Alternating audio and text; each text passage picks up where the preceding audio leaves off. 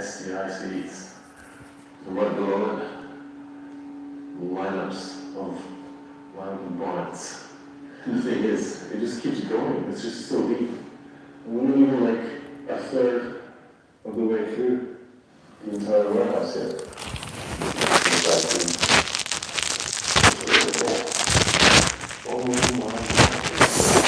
And the cool thing is, like, all of the sensors basically light up the path as you walk through. Keep going. And go.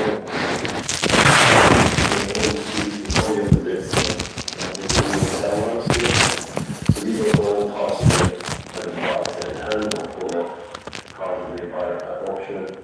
recondition them, package them up, and add them to the system so people can just go in their final stuff as standard ER34 tail ones. Everything is QR coded.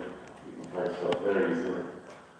Yeah, if you check out the Trusty Capital website, you will understand just how much you can find. Everything I'm walking through right here will be fully cataloged right down to these STI seats. Pretty much back up towards the packaging area where everything is prepped, ready to be shipped out. But wait, there's one more line here. It just keeps going. And they really do start with everything. What are these out of? This would be an Aristo JZS 161, so you know Aristo seats, the old school Lexus GS. But of course in Japan, came with a 2J, and this is just bumpers all across the path that lights up. I'm going to show you all that is available here. Crazy.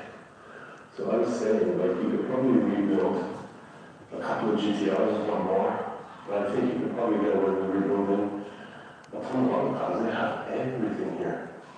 And we're still kind of touching the wheel section that continues on that side. But before that, it's the engines that I wanted to take a look at. So all engines that you see here laid out on pallets right across this whole scaffolding section are pretty much as they will be shipped out.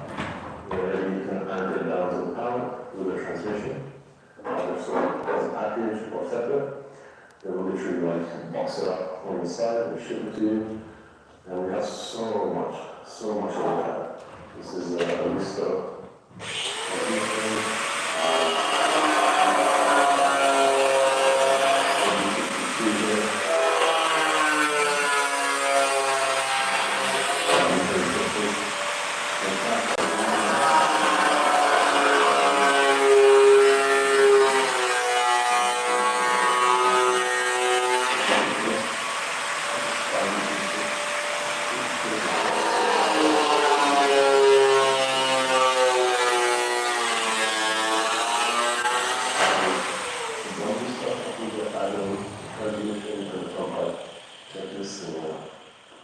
Another fully built engine, crazy 2J with a massive T51R high. This is probably good for 1200 horsepower related to it. Already strapped down to the paddle. It has an old catch can system to the whole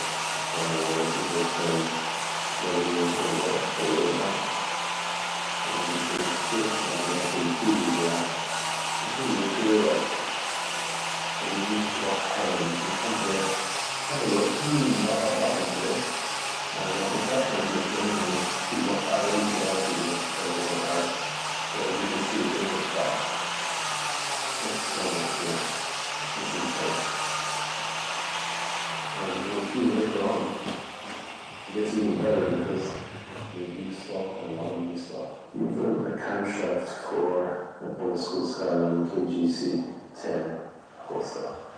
So really a lot of everything and nothing short of paradise.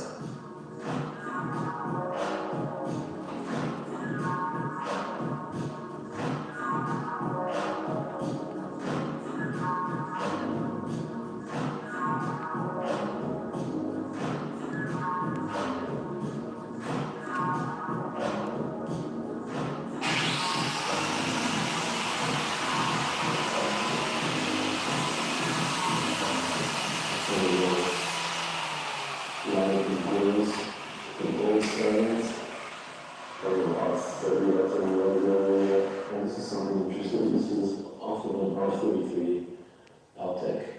I can't recall if 132s had this like insert in kind of behind the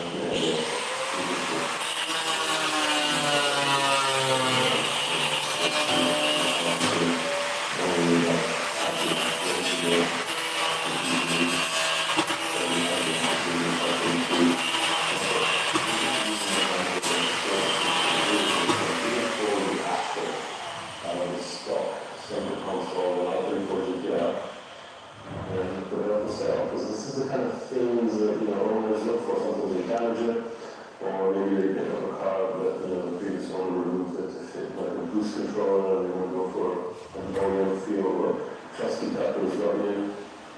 And stock, everything. Everything.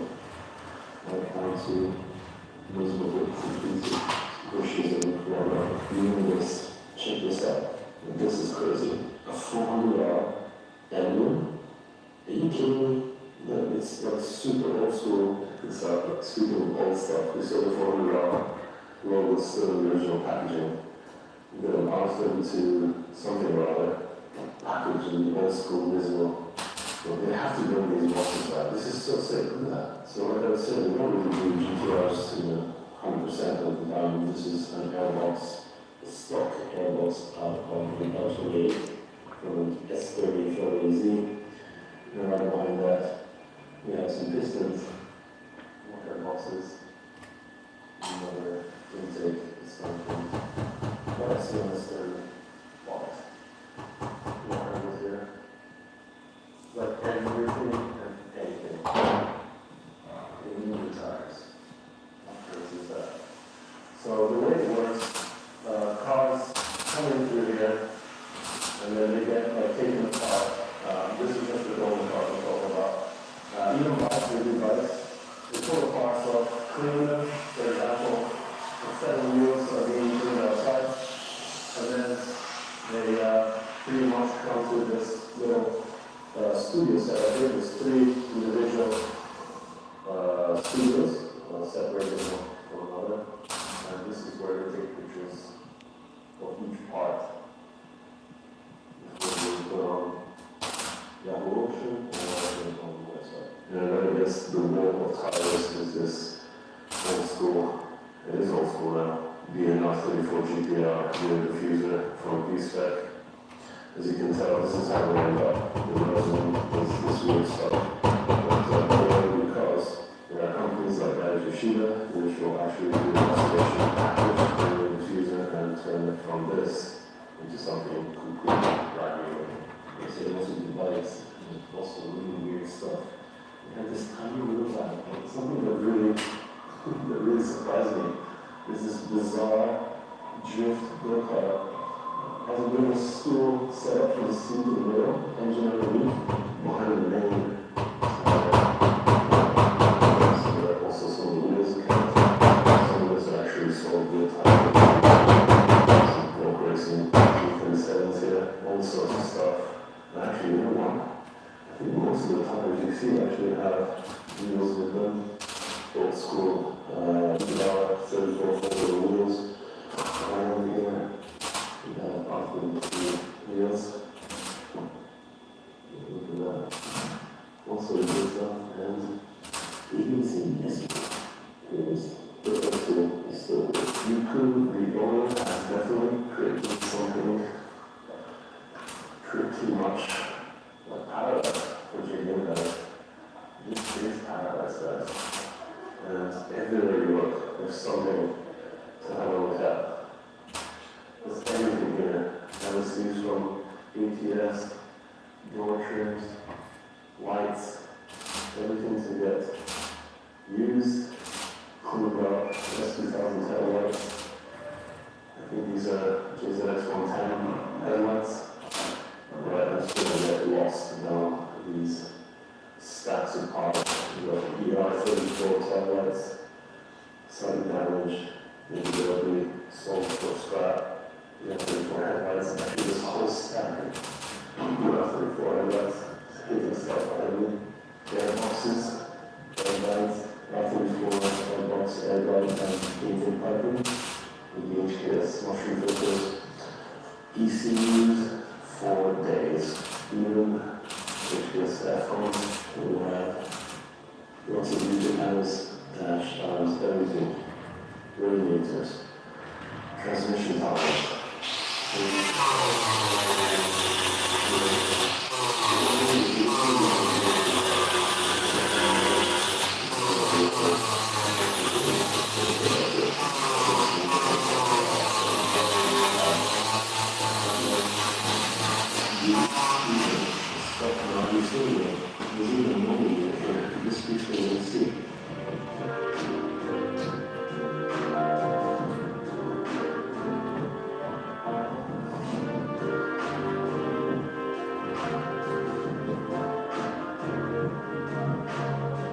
Nismo さんのパーツはもうすでに手をかけてまして、当然なかなか入ってこないんですけど、結構前にそのものが入稿してきたりとかして、それで使いとして持っているというのはあります。そうですね、通常ですね、車は、一般のユーザーから仕入れたりとか、最近はそうなったんですけど、オークションといって、業者のオークションから仕入れたりもしてたものを、自社で解体をして、解体したパーツをきちんと洗浄して、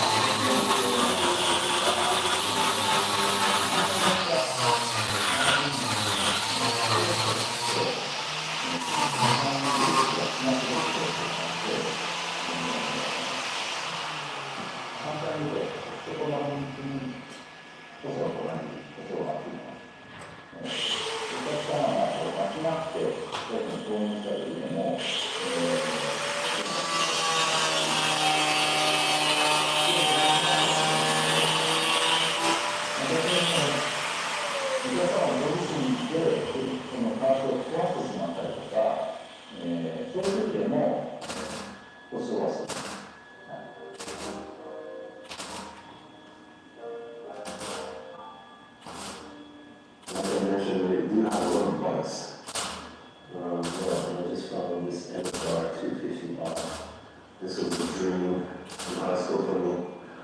So sick, and you get to see these two-stroke beautiful machines from the early 90s. And it only has 1,400 kilometers dedicated. Right, so we are in the second half of the warehouse here, and this is where stuff gets crazy. It's really crazy. Right, so let's take it to the right side. So this is where cars are basically recently being sold in the domestic market, get it worked on. Basically, a customer can specify to get stuff fixed at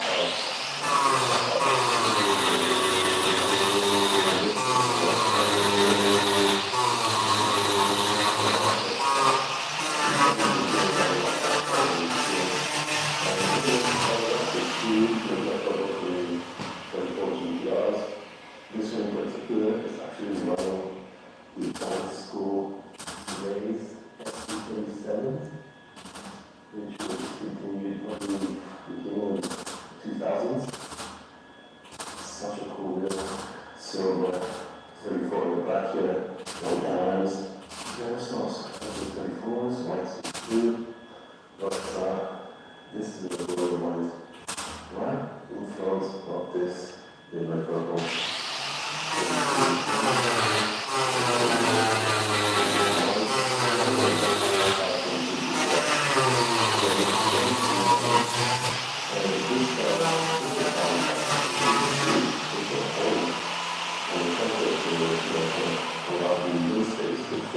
Because this is a factory building that the previous owner requested. Look at this. This 32 has traveled only 359 kilometers. It is absolutely brand spanking new, and it smells just sitting there. It's like completely perfect. Like, I don't know where they find these cars.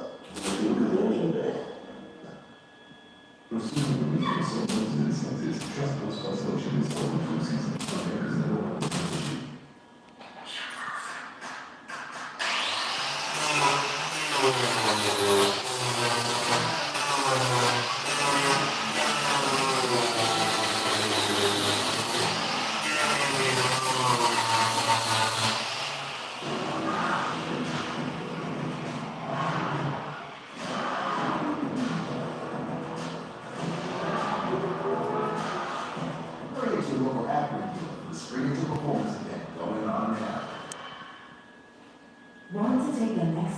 interior del el interior can Plus, our team can help connect you with additional support programs. We all have a life.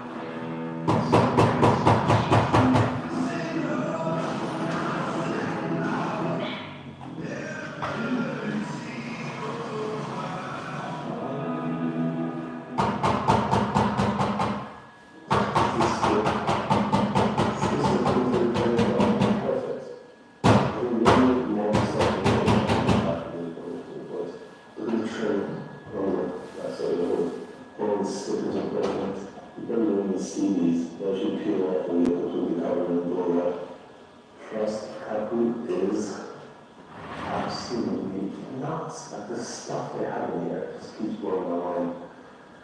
And when I found that, let's keep going. I can't possibly explain how cool the my Level 3 34 is. So these were kind of a limited edition, one of 100 and something units, I forget, 100, 300, that came at the end of the core key generation. They came with the same wheels. That's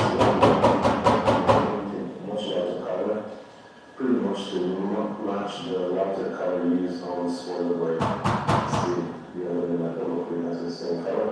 Both cars are on aftermarket wheels, so you can see the lighter color BBS. So sick. I love that.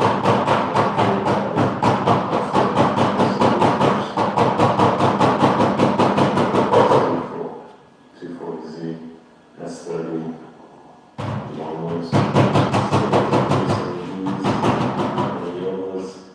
all this stuff. So the thing with this 300 kilometer R32 is that it was registered and shackled up until Heisei year 9, which was massive.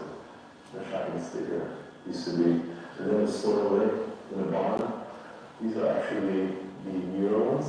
They actually just got a little bit smaller than these over the last couple of years. So always a good way to kind of age the size of the shackling sticker on front glass.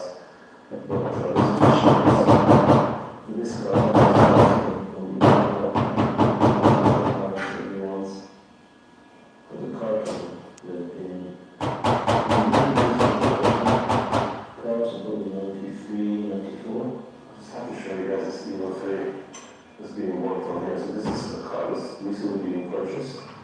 And we're adding a stuff to it.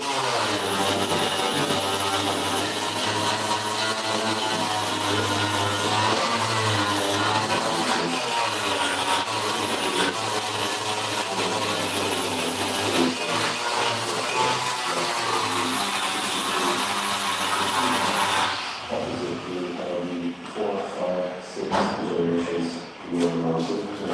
This one in garage G-force sitting.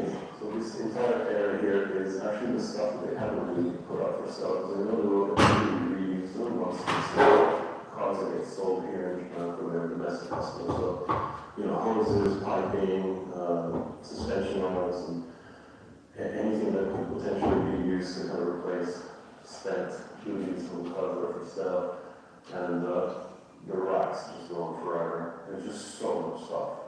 Look at these door cards. Door cards of every car, every generation, Corollas, and a few more cars that are being worked on. You even have dashboards here in these boxes. Got a sick Evo wiring being worked on here. So it's got a Monster Sport sticker on there. And as you can see, you just saw the Evo 3. The Fuji 63 has mechanical wheels on that side, transmission over here, whereas before it used to be 180. I said before that they brought out the full 2025 production of Europe's parts. So we have some boxes stuck away, but what's underneath? Oh my gosh. We have our B26 N1 box. We have transmission symbols from Nismo, so this would be the get track 6-speed kit that Nismo does for the 32 and 33. More transmissions in here,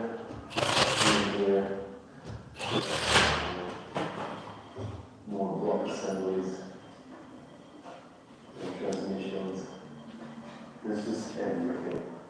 It's just insane. It's absolute insanity. It's like literally combining Nismo and a Nissan dealership with everything you would ever need for RV powered GTRs.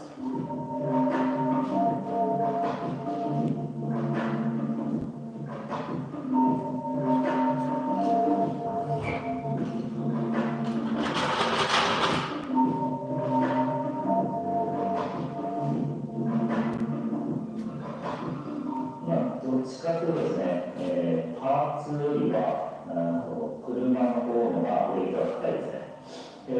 なぜかって言ったら、34GTR とか、昔は本当に、300万円とかっていうのが、全然万だったら2000万とか3000万とか、もう金額が高騰してる。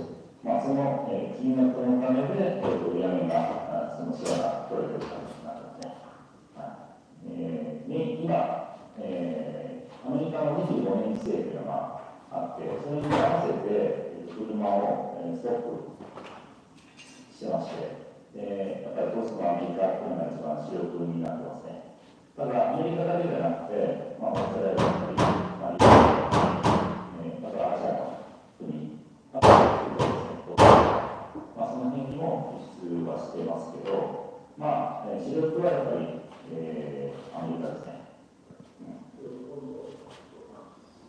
そうですね。トラックは海外のファーストの販売をしてましたから、車を売っているイメージがあるんですけど、今は国内の方に、スポーツカーを売っているケースは非常に多いですね。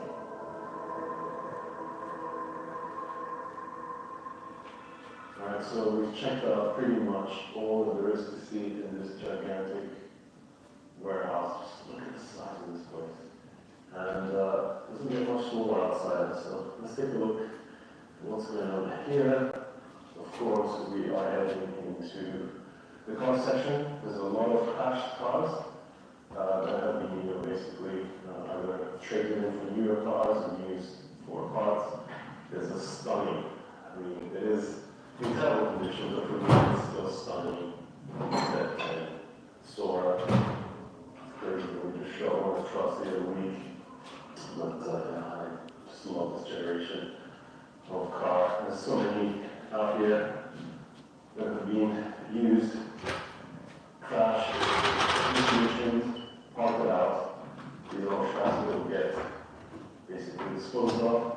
And then we are mixed with brand new stuff. This is a brand new T-Spec 2023 or 2024 R35 GTR with what, 300 kilometers on the clock? So this is ready to be sold, either in Japan or abroad. Basically, whoever sees it first on the website, actually another one, exactly outside the front of the building. But honestly, it's this here that we need to get a closer look at.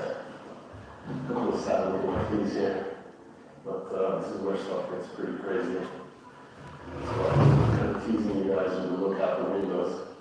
And the reason for that is that the owner has been stockpiling the R34 4-doors and 2-doors for the last 4 or 5 years, knowing that these would be the cars that slowly would start getting picked up by people that didn't have, GTR budgets. And the result is literally a field full all sorts of stuff. It's not just the R34s now. I see a bit of everything, Z33s, Subaru, R33 4-doors, and 10-doors. Smart in there. This is crazy. You probably hear it in the background, but that's basically all the sounds coming from the scuba circuit, which is just behind here.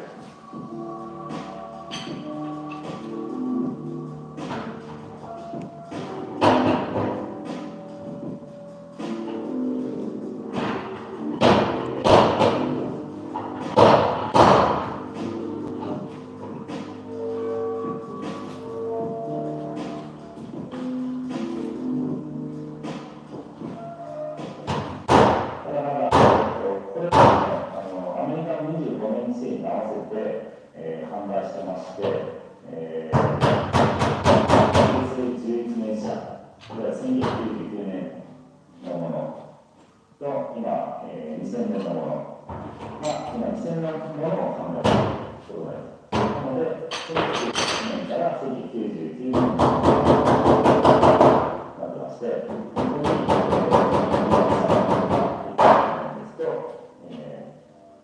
2001年まで。なので、2000年と2001年しかないので、少なくなっているということですね。そうですね、3年ぐらいすると、きれいに販売済みになると思います。はい。So we came down because I just had to have a little closer look at this line. It's just phenomenal how many cars are here, and they're all the R34 four-doors. And you can kind of understand why the owner would pick up the entire year production Euros body kits. He obviously has the option to offer that pretty much to every car that gets sold to the US or other countries. Of course, we're up until 2000, year 2000. 98 onwards, these customers in 1998 would be eligible up to the year 2000, depending on the month, obviously.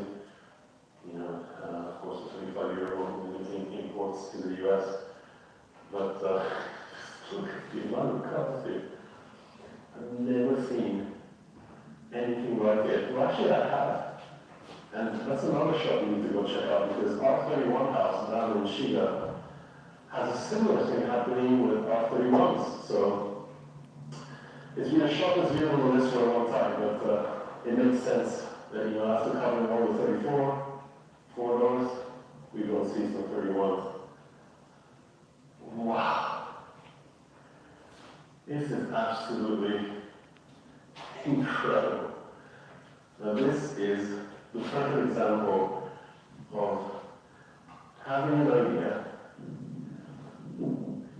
and sticking to it. Because, you know, when you decide 3-4 years before the potential sale of cars that will eventually be sold, and, you know, have no issue selling.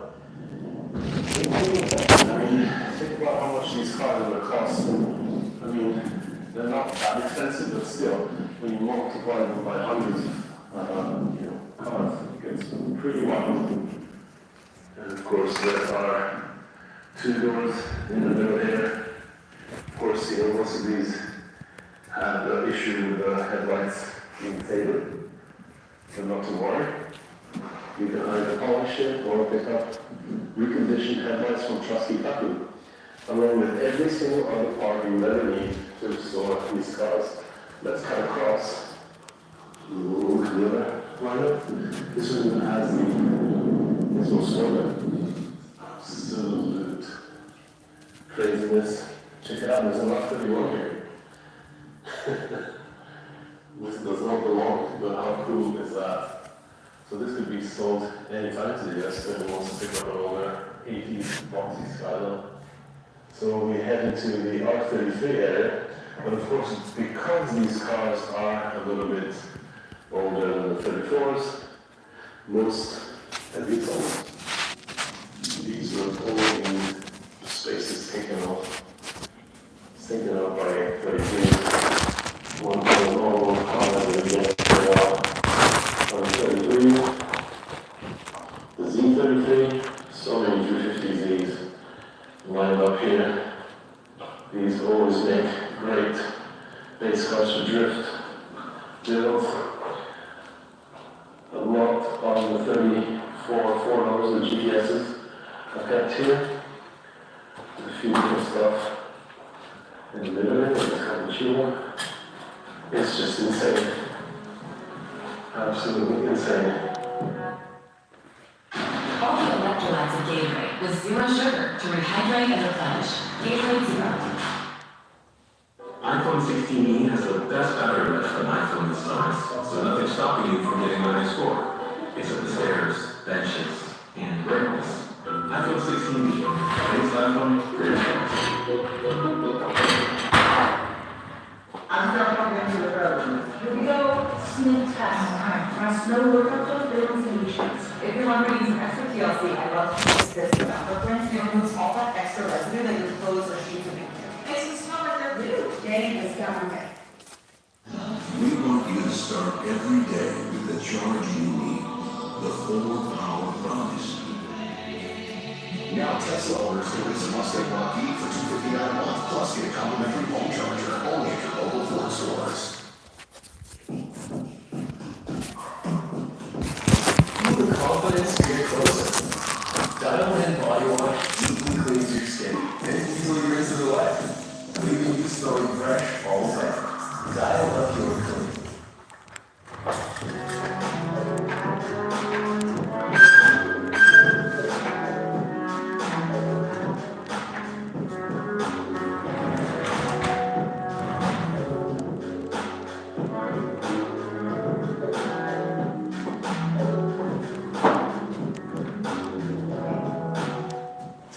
The trusty Kakubini, located not so far from the USS Ocean up here in Saitama, Ibaraki area. It's quite easy for them to go pick up cars, having delivered. It's just the area basically to do car business up here in the Kanto area of Japan. Of course, the 33 line just continues. I think you guys get the point. But over on this side, we can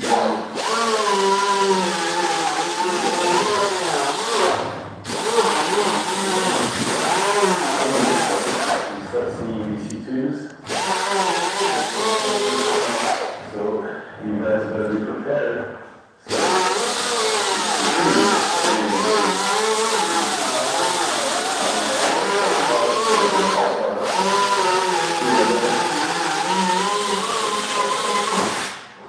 This one's for there.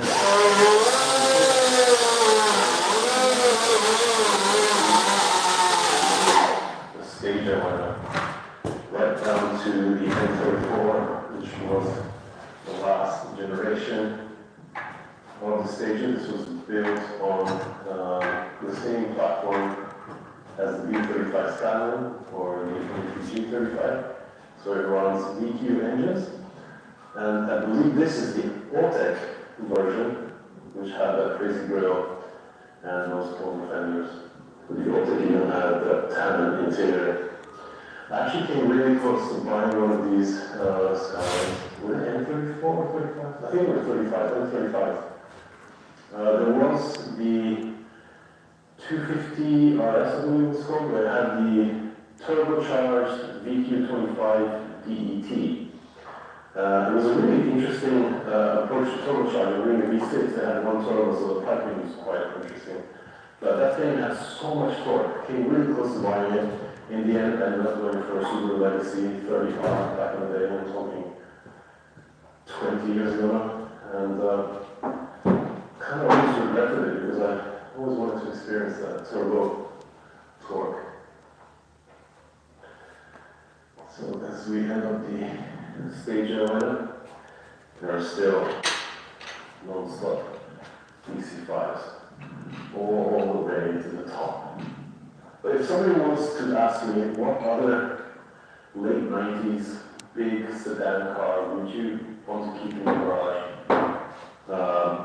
from the JDM selection of cars that came out at the time, I would definitely have to say the Aristo. This is actually the Corky version of the Aristo. The first one was actually designed by Jaro in 92, 93 it came out, and I don't really see too many of those, maybe one or two down here, but yeah, this is the Zenki version with the 2-headlight conversion, which was sold in the US as Lexus GS, except here it came with 2J NA or turbo. The V300 had a turbo.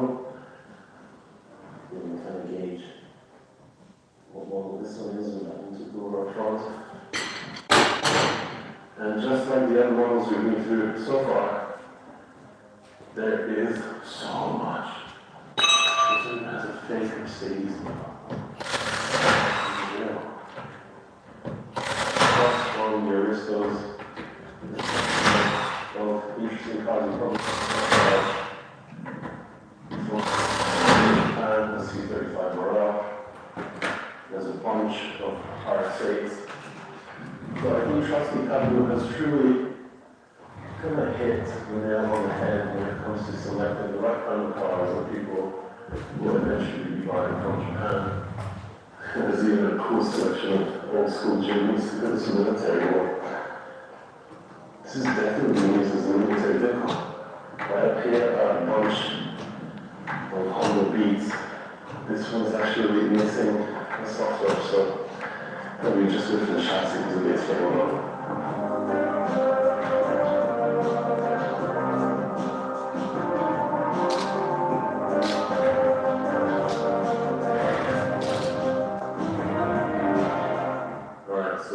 We're taking a look at the side of the warehouse here where they actually keep the stock and the really clean stuff. We've got a really interesting AW11 MR2 supercharged down here. And then further up here, past the Evo wagon, is the CK9 type car. This thing only has 3,000 kilometers on it. It's insane. I don't know where they find these cars sitting right next to R32 GTR, lifted G23 Genie, and one of the most popular car for exports back in the 90s, of course, was the Nissan Figaro. One of those funky march-based, I guess, styling exercises that Nissan did, or with the E1. And the stock continues. There's a legacy here, S15. They even have a brand new GR Corolla with that catchy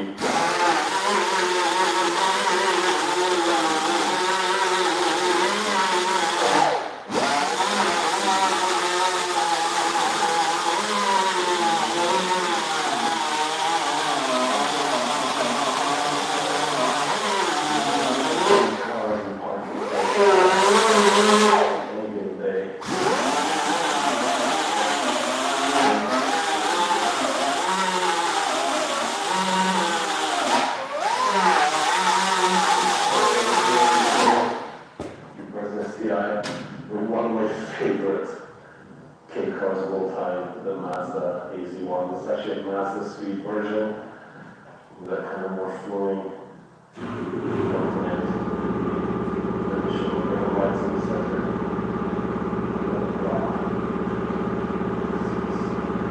When I move on back at the front of the whole shop here, and there's the other T-Spec conventions.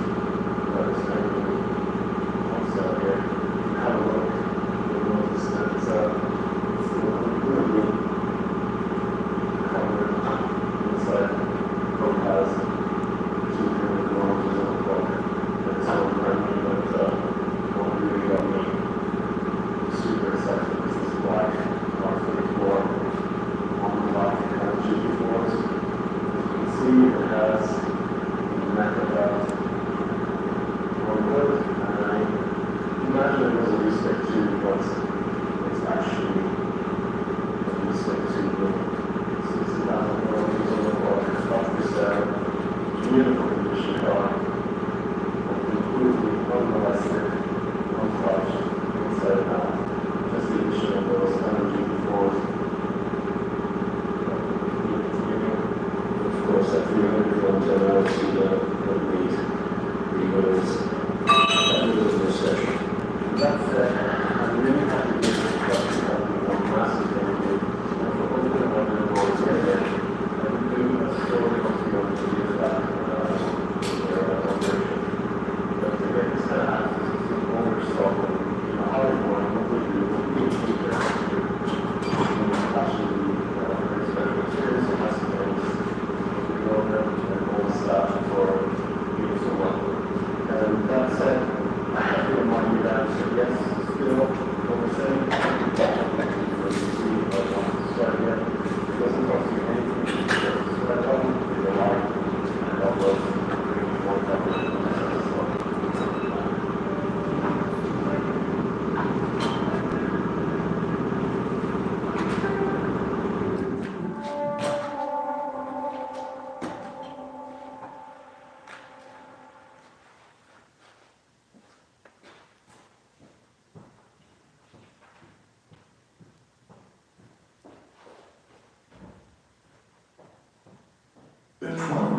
protein per serving. Quaker's your ace in the hole. Quaker, bring out the good. Mamy dati już nie zgodę. Sedan better message. You have a very disconcerting gaze. That one of the last. How did you feel that?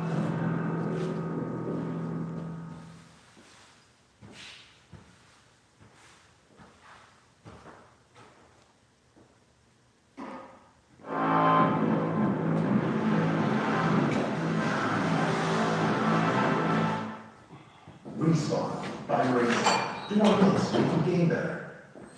Wait. A few months back, I picked up this stolen Hellcat from the South, rebuilt it, and then ripped it right back apart. I ripped out all the wiring from it, used it to complete my manual swap demon project, and now we're, well, gonna steal even more from it. We came in this morning,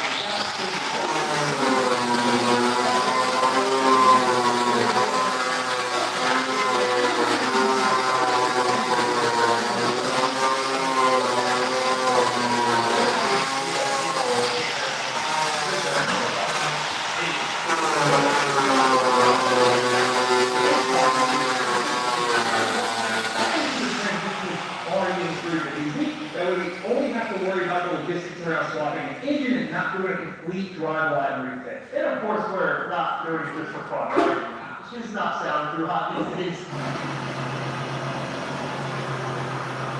The whole point of being here is that one would, I suppose, argue that a Hellcat engine swap is practical or not. I'm positive there's a hundred problems we're going to run into, most of which will probably be all about that engine is massive compared to this one. I suppose there's only one way to find out.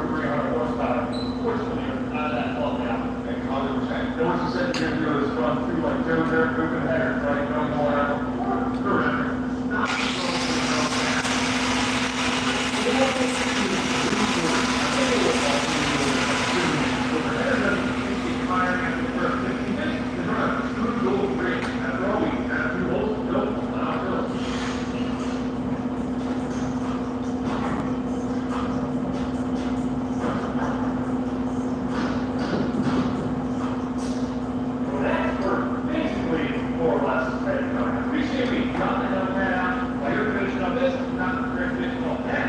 Then we can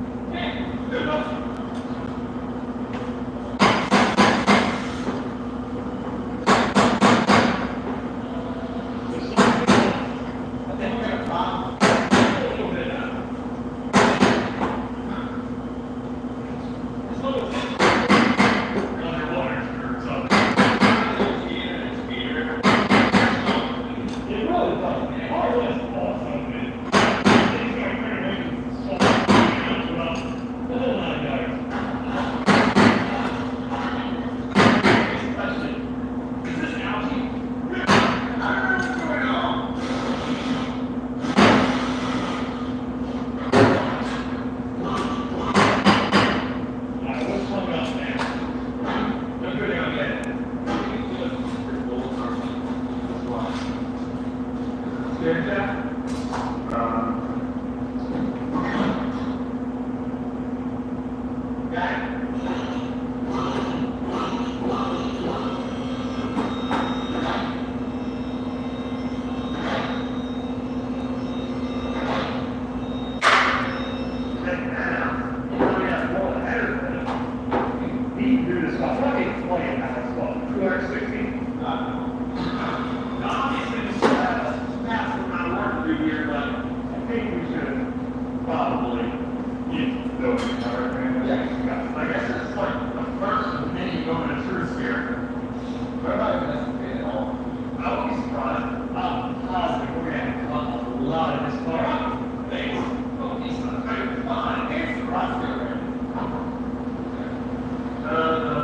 Supercharger pulleys in the radiator, so we need to go back a bit. So we're going to start out over the engine. The steering shaft, that is going to hit the valve cover.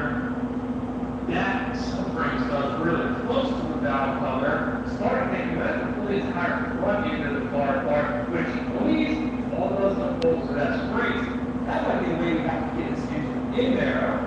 It's going to go in like this. It's certainly not going to be easy, but hey, Seven out of 7 horsepower, that's all I'm at. We got a lot of work to do.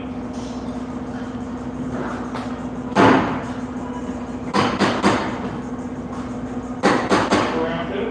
I think that's okay. Here we go. Please, make it hot.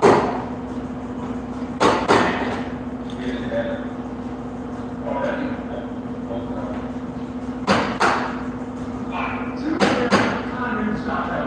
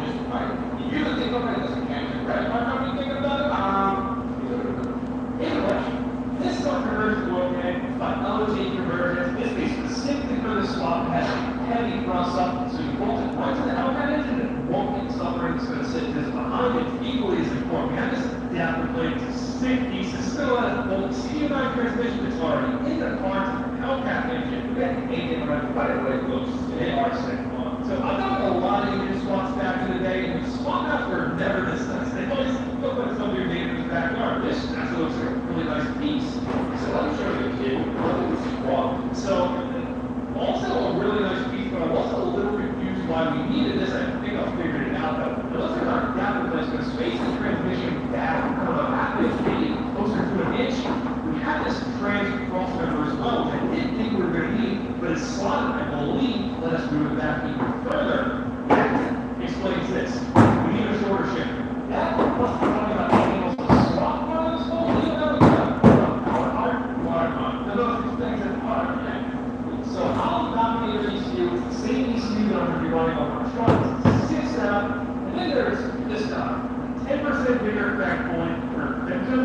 that how it works? Now, watch my team and truck wheels here, you know, how dominated we see without waiting for controlling the variable, without time, which means it's got to be deleted. Fortunately, it's a super simple process. You should either remove it or grab the key in here and install the piece of a lot and take away the key in your abilities. So, well, there, well, that's really all there is to it. It's one of those things that sounds a little more intimidating than it actually is, especially when you do like this, it's super easy to find. But this next step, this one never feels quite right, no matter how many times you go.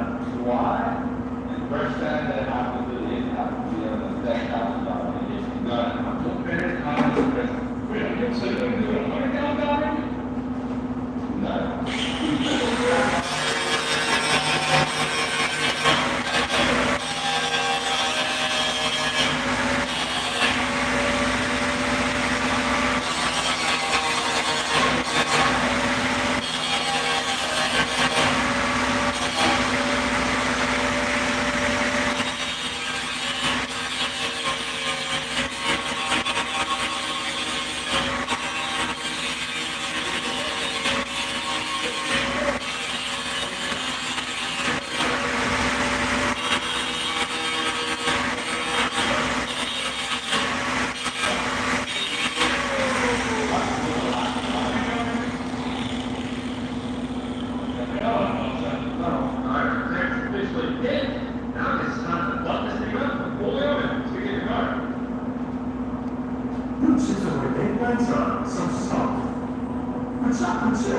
Some not good.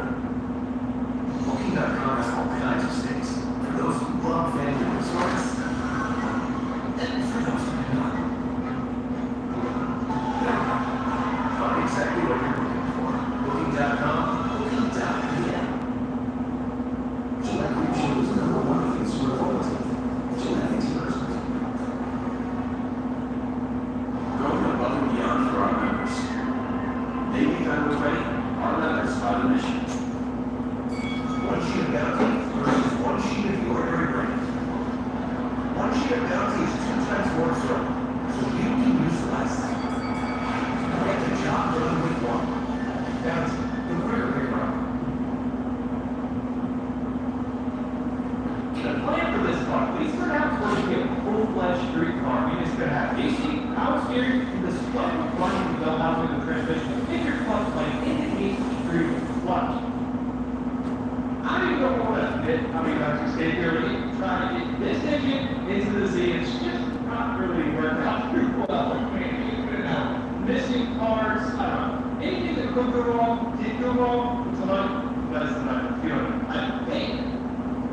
I think we have all the parts here now. We tried to fit the oil pan previously, and where there was we call a bit of issue, small cut. Small cut.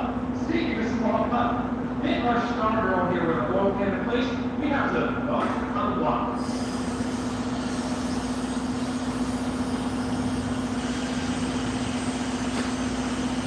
Alright, kind of looks like you know what you're doing there, almost. Yeah, you with this gas tank, I really want to take care of it.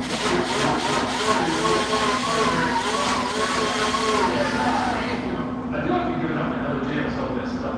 Yeah, I've heard this stuff is that you see it over there is even better, the blue thing. Now, I guess the only question here is, alright, that's this part. Does the starter actually fit? Well, I don't know what I was thinking, really, thinking like it. Oh, yeah, I'm going to be waiting on You saw these engines. You saw me work with these engines. And somehow you thought this was going to be an easy spot? Well, that was saying, motor's easy to fit, it ain't cheap. That's the old saying. Yep, and that's a legit thing, trust me. It's another thing, because we're, at least we know things. That's weird. We'll just figure this out as we go. Our swamp Lando has a ton of bearing in it, part of anti-power conversion transmission. That does mean, though, we gotta get this because this won't see unless we do.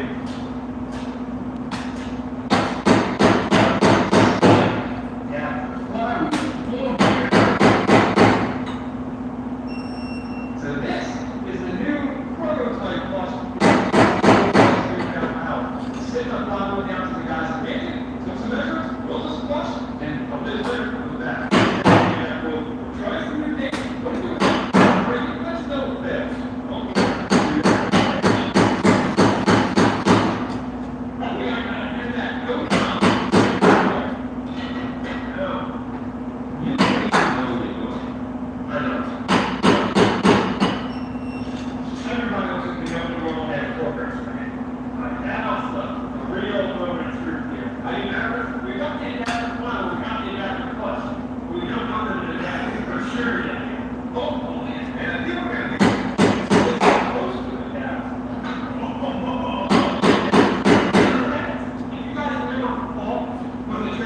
put no club, engine, this will stop that, this one. Once we fine-tune, double, triple, quadruple check everything about this transmission swap, the one thing we haven't been able to answer, no one's really been able to give us a good answer to, is if we're going to use a stop throw out there. Diameter of the throw out there, that's why we measured that, but we weren't sure enough. Well, now we got a single more scope in here, not that much, looks right to me, which means about now. This time, on the file.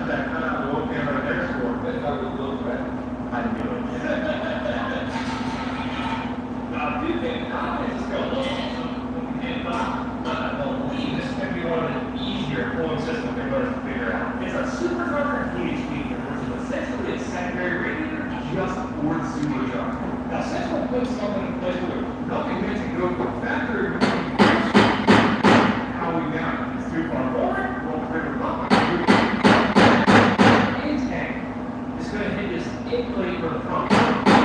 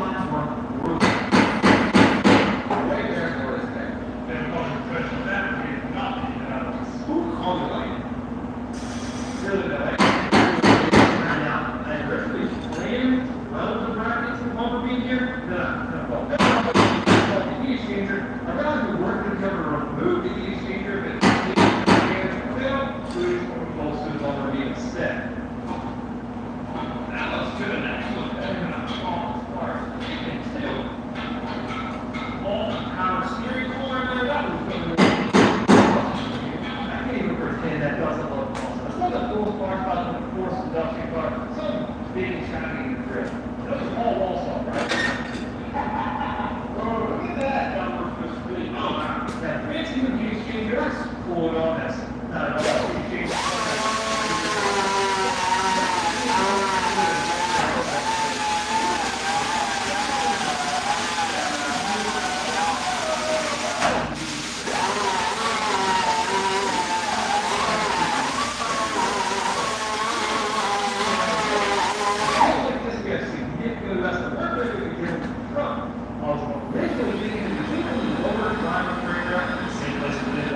Same place they run on the podcast.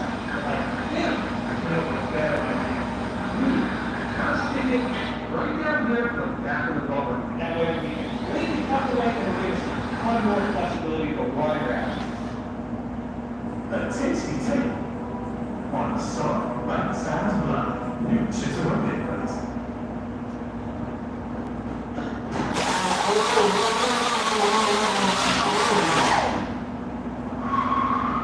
Listen, Jim, I need to learn more from you. Why? Feels so right, it almost feels wrong. I did getaway sales. For 72 months on select Hyundai vehicles. I love moving.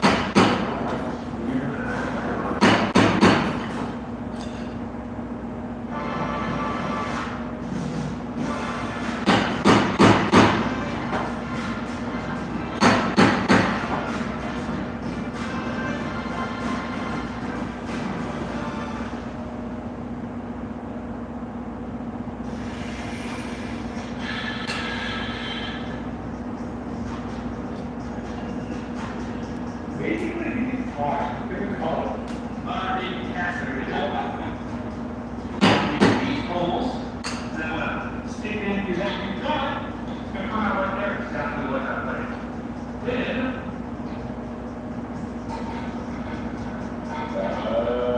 straight into the pump. Everything there, one of the major, this guy, maybe a little familiar, so he's used it pretty much. Factory outpad expansion, and we're going to use the bleed and build the system. So we're going to get a full register inside the supercharger, right there. Supercharger, this needs to be as high or higher than they are. Like for us, there's an unused thread hole with that one up, which gives the now this.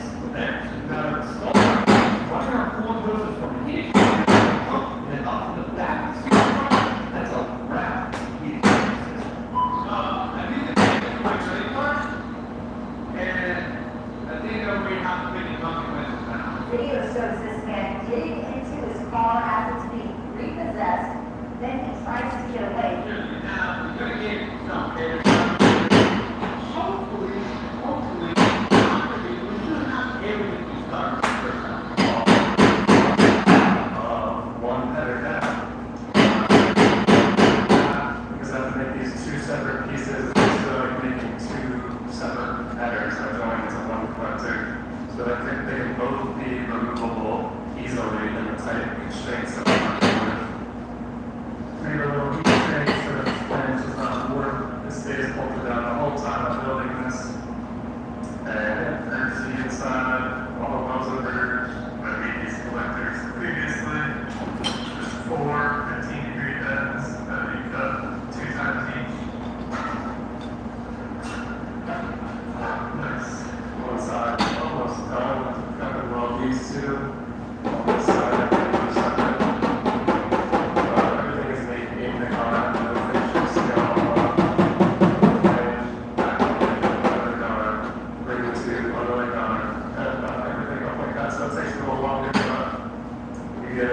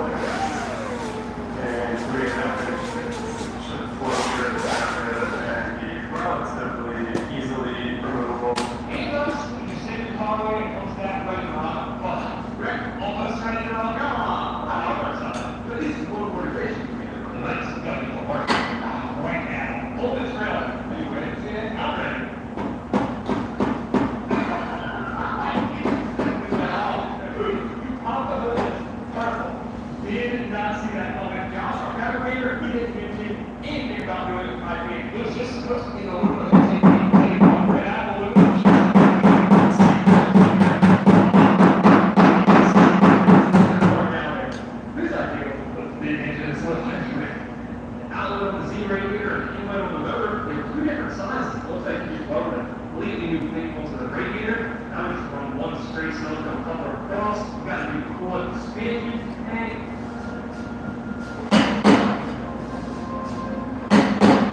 Oh, yeah, look at that. Hey, look. Hey, there's a little bit here goes to the outlet with Hellcat engine. What else do we have? The exhaust. Check this out. JDN time. It kind of does look like a traditional, like,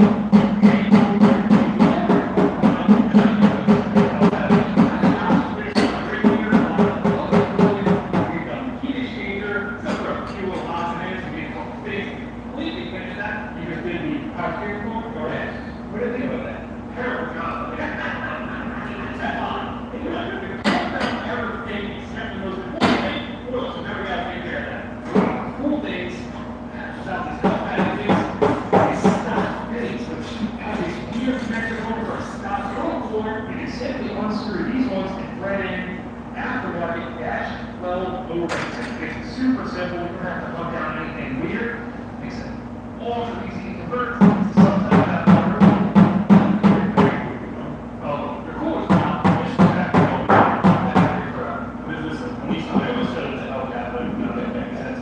So the core is essentially super simple, super lightweight unit. Right to go.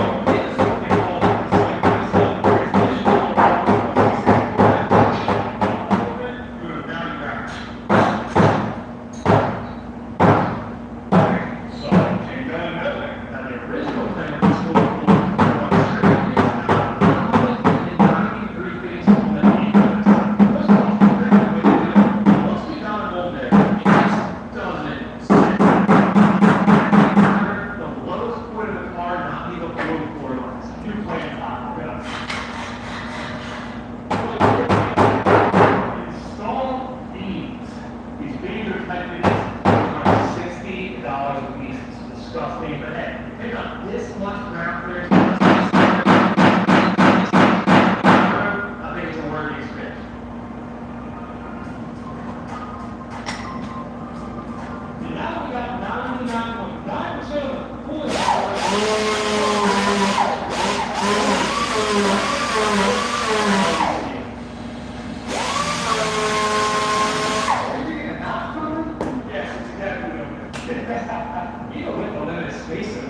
called really nice and neat. Like, hey, keyword things at the moment, we're going to run all our factory dashboards. Not only is not even over here doing this, other overall hollow wire, we can even reinstall our stock ECU. I'm not sure what exactly this controls at this point, but there is still one connector on the body harness that plugs into it, so I'll screw these probably do. Now we've got the ECU out of the way. It's not even close to the destination. This is definitely 110% going to give you that problems installing our gas. This is our Hellcat gas pedal. So I got very different than the 360 pedal models. It's just drive-by-wire. This pedal's metal, mounted on a huge metal mounting bracket. This was a one-piece pedal bracket simply. It's all plastic. That aside, angles are really similar. It had, I don't know, it's a 45-degree quadrant. So I think, if you start taking this one apart, you might find they're not as different as we originally thought. Actually, they give it. Use the metal bracket off the seat belt and help me help you with this chassis.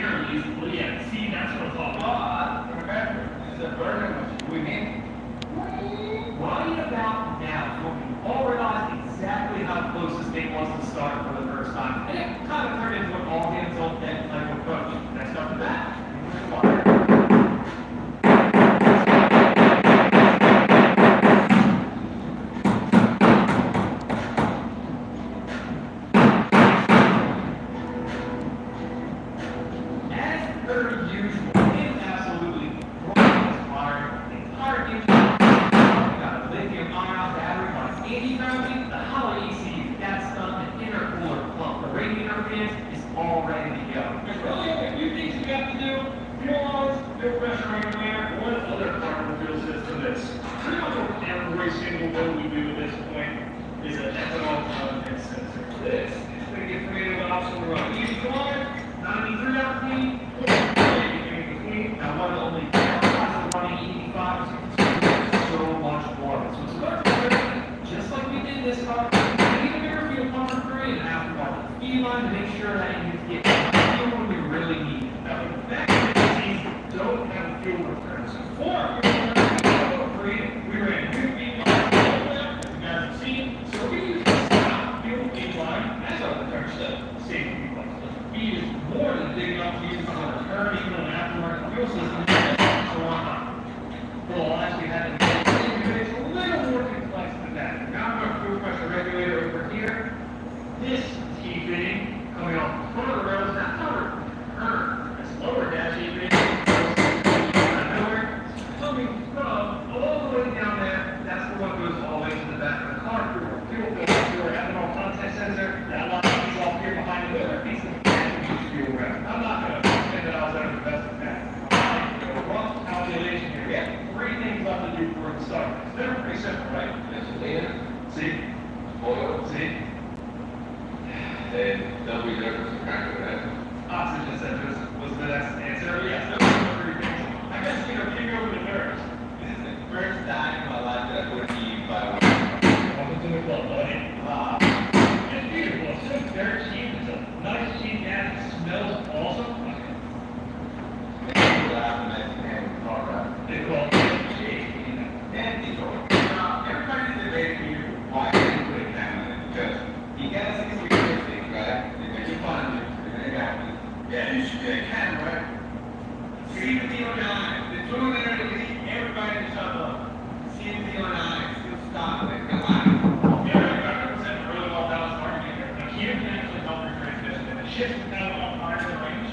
Less slow and water. You could be beneficial. You could see your transmission by looking at camera. Right, Paul? That's the sound argument. It is. That's the sound argument.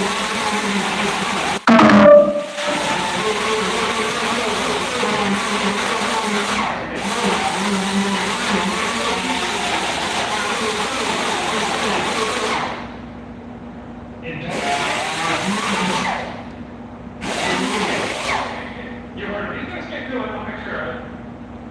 Oh! Technically supposed to still just It's supposed to go inside. yes, put that inside. Goes inside. There's one lesson I learned on these as well. With a massive opening like that, you can fill these things too fast and start pouring out of here. I have my valve cover flip, the breathers on the backside. Mine start pouring out of the breather as well, so just use a small hole or kind of regulate it as well, I guess. One thing we have to check before we start it, we haven't powered this fuel system at all.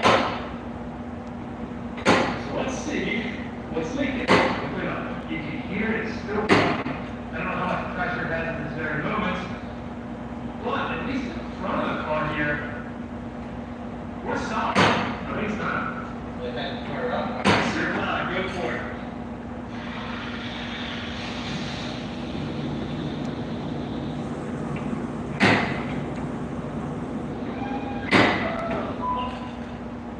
The question is, which came first? It's who gets to take home that adorable little Reese's egg.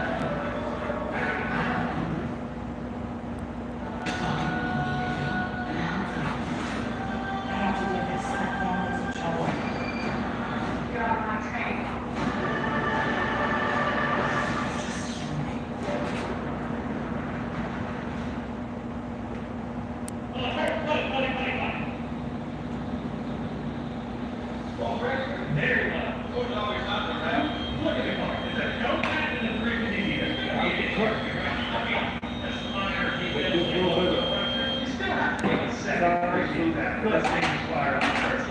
It runs. If you If you shoot somewhere, let it run. You built the house back pretty safe. Oh, we got Walter. I was trying to get into the ring in the way. Congrats on the new build, buddy. Come on, congrats. Don't leave me hanging. These oil pressure sensors are in kind of weird location. To get to it, you gotta pull the alternator off. You did it. The sensor on the left, this is the one that was in the car. Plugged into the Holly wires. This is the specific part number that calls for the Holly manual. They're different. Well, like, look, this crazy. I'm thinking maybe this one was a different kind of reading. The Holly didn't know what to do. I'm going that way now. That's up right here. I don't like that. So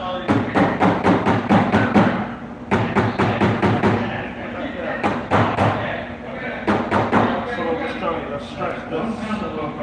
S2000, every time they're trying to stretch, trying to, what do you call it?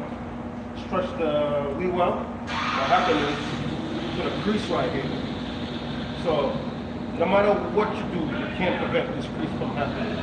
Because they have like a little lip right here, and it's so tight.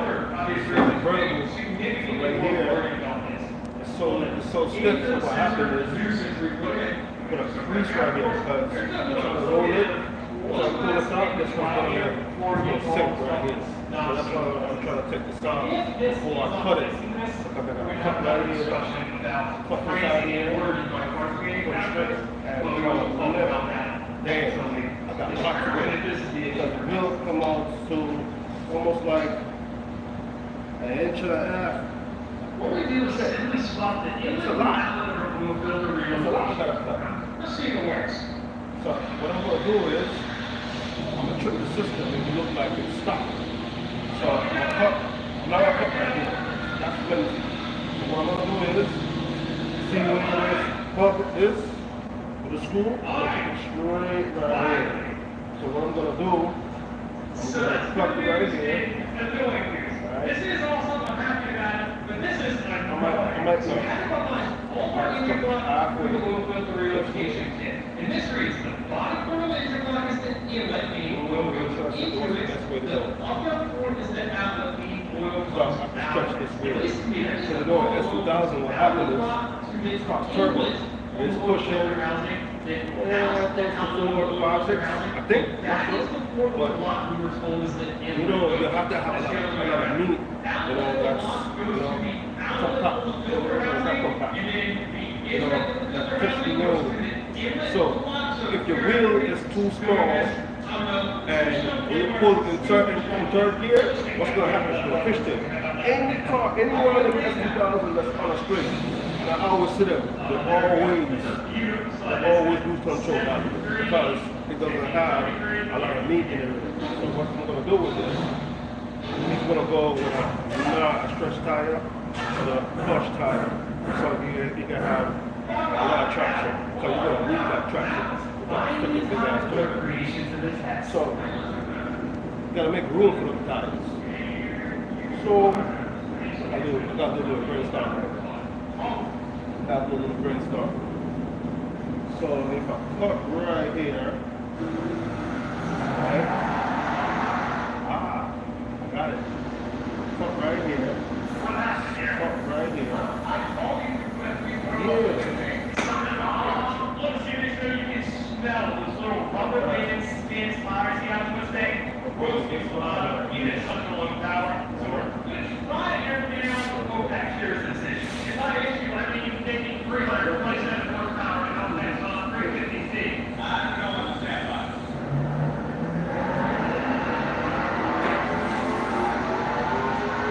Turns out, little down there, that's what us make a lot of horsepower. That's better. No one never attempted this, really, to make this car have big tires and everything. Any tire, I can make it fit.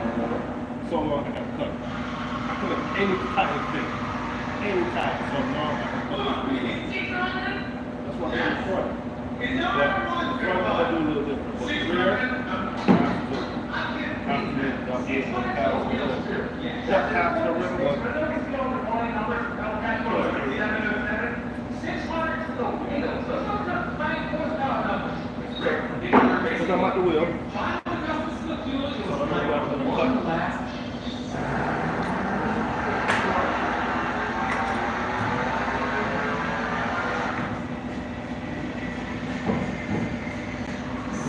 I know this ride was kind of long.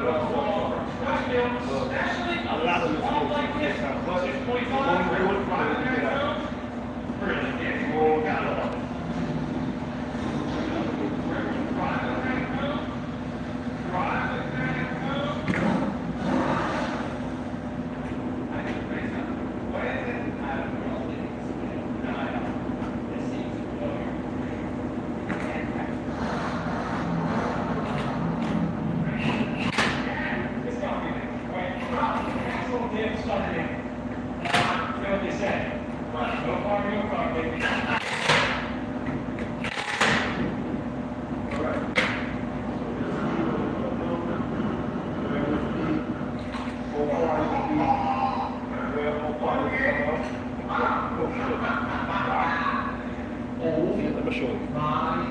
So, see that? So far that wheel is out. I gotta put it at least right here. This gotta come right here. Because what happens is it's gonna, it's gonna compress in. Yeah, I know. So long. Let's get to it. Let's get it done. Let's get it done. Let's get it done. Let's get it done. Let's get it done. Let's get it done. Let's get done. Let's get it done.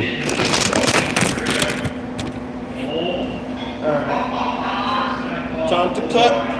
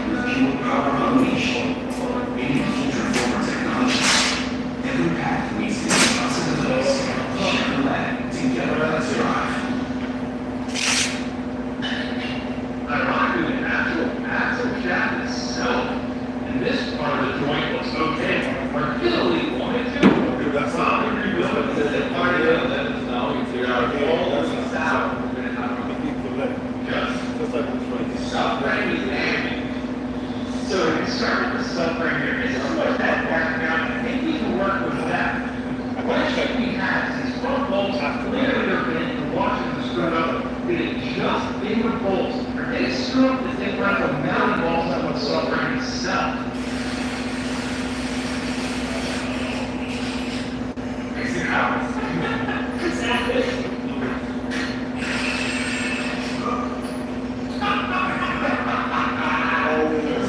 Wow.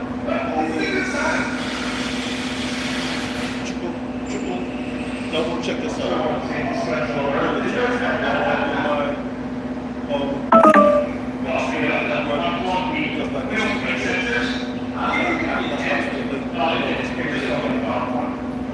There's one skill actually the differential itself, this thing came up okay, which is ironic because this is the one part here that we didn't intend on reusing in the first place. We had to wait for a good time to change this thing out anyway, because this is the original moving differential. I mean, on my page, I was looking for the right opportunity to swap it and add here to all this. This is the chaos that you had to create just to solve. You know, you could have done it with the start minutes.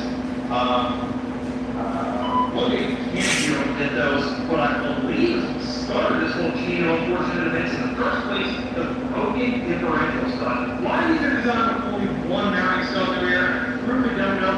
You have something worse than remedy that though. You know what? Hopefully this doesn't happen again. It's almost like when they designed these cars, they didn't hesitate to take a couple common bearings. When you stick a couple guy in it 20 years later. I suppose you know that from careful, that's right. Not at all.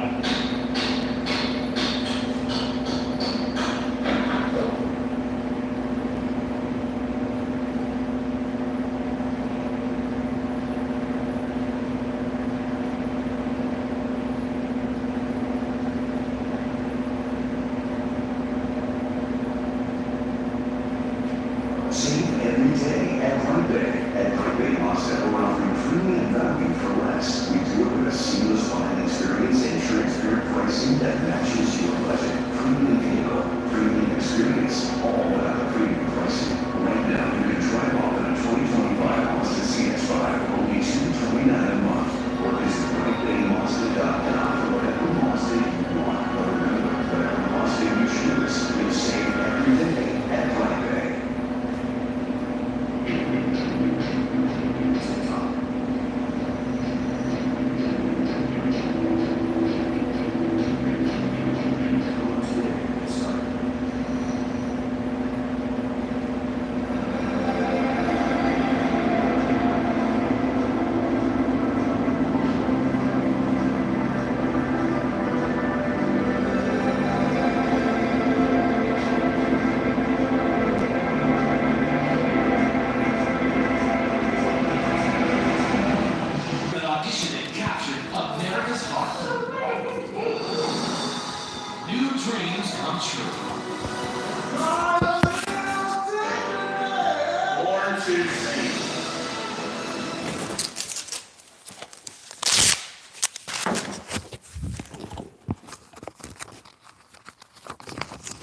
Tropical fan, are we?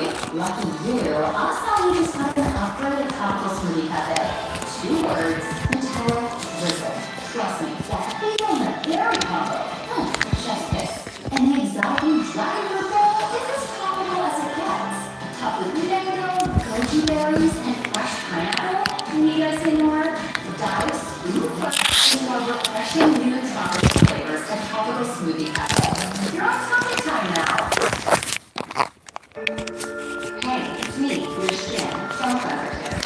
But take my moisture. I'm creating a balance cream with CeraVe. CeraVe cleansers, developed with dermatologists, help me maintain my moisture balance. With hyaluronic acid, known to attract moisture. Essential ceramides to help restore my natural barrier. With CeraVe, cleansing can be treating, not just taking. So we can be a healthy feeling clean. CeraVe clean. CeraVe cleansers, the #1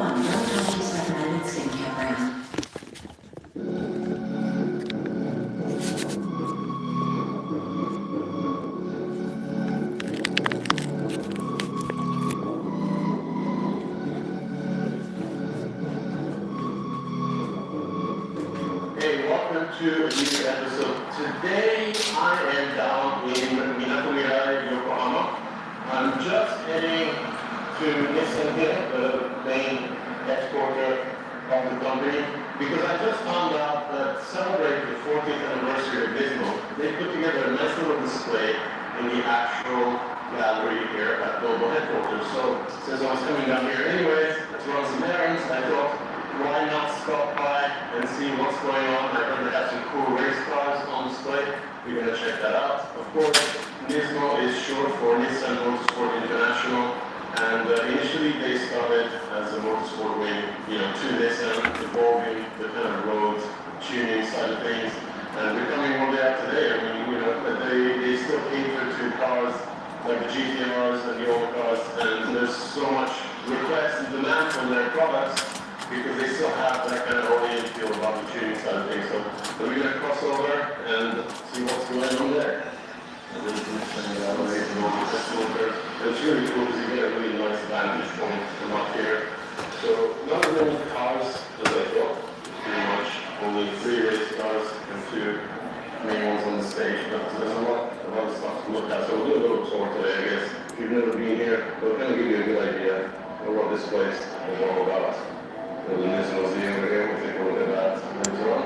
And over there in the lounge area, that's got some really interesting stuff down here at Sonic R32 Group A GTR. The car that is pretty much the most recognizable race R32 out there. This thing is nothing short of a true legend. Team info with the owner, Yoshino-san, behind the wheel, and Suzuki-san as a co-pilot, or rather second driver, sorry. Just always such a treat to kind of indulge in these classics. Of course, we get to see these cars every year in Japan at the Nismo Festival in December, which I'll be covering this year, of course. And these cars are usually taken out on track with their original drivers, who still offer it. Of course, Yoshino-san's getting older with age, but what a legend. And of course, every car that gets displayed here at the gallery gets its own little plaque, which kind of goes through all the history of the car and all the data that you ever want to know. So I'll leave that there for you guys.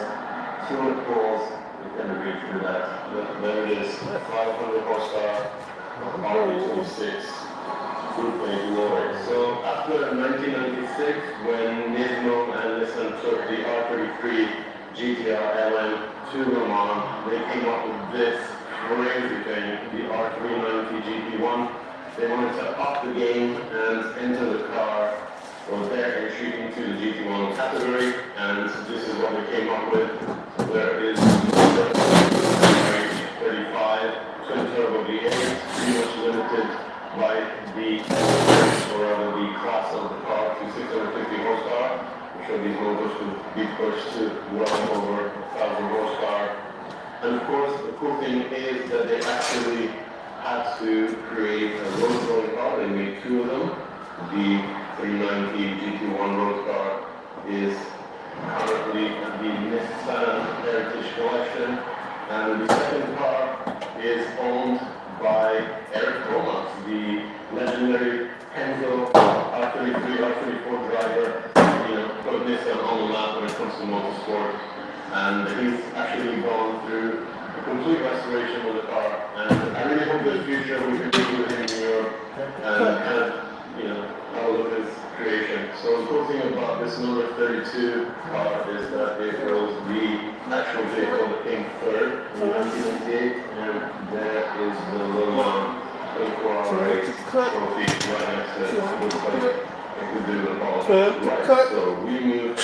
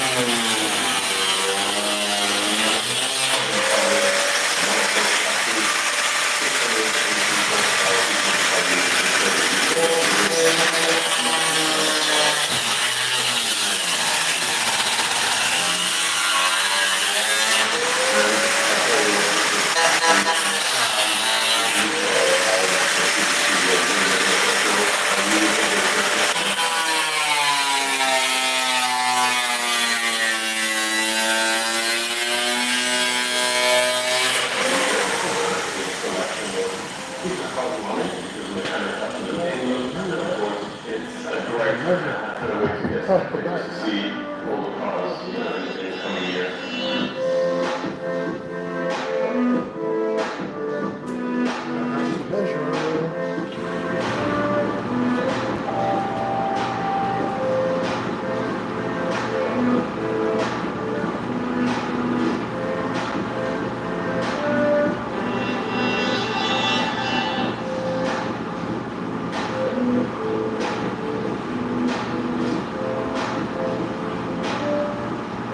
So we continue on to slightly more modern stuff, also as I really like this stuff. This is the Nissan Formula E Gen 3 race car. This is the latest generation of the car that pushes power all the way to about 470 horsepower kilowatts. And I actually got to see these cars race for the very first time at the Formula E race in Ohio earlier in the year.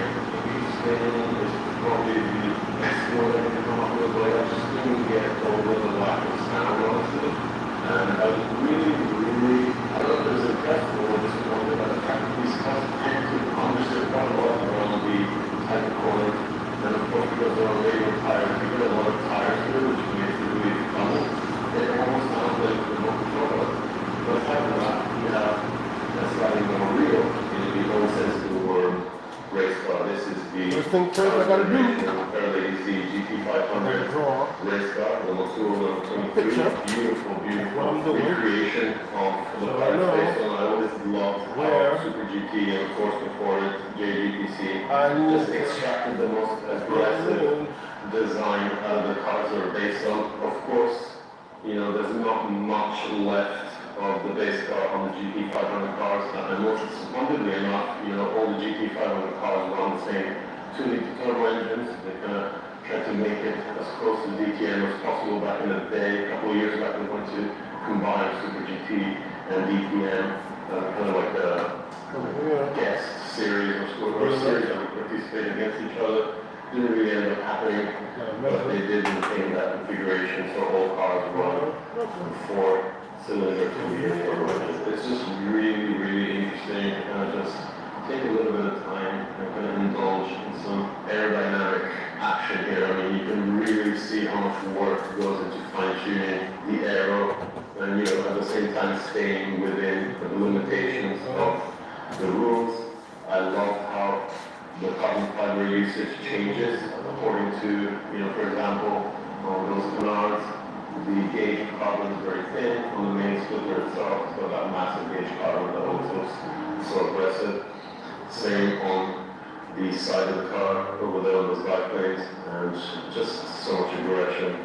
And of course, seeing the actual fenders come up pretty much on top of the hood line just makes these cars super, super aggressive. Right, so that's it. That's the Nismo display right behind me to celebrate the 40th anniversary of the motorsport/tuning of Nissan. I will move over and check out a little bit of the rest of what's on display today at the gallery, starting off with the fairly easy Nismo. This car is already on sale in the US. The only other market I believe this is going. I'm not sure if these cars are actually on sale in Australia, possibly.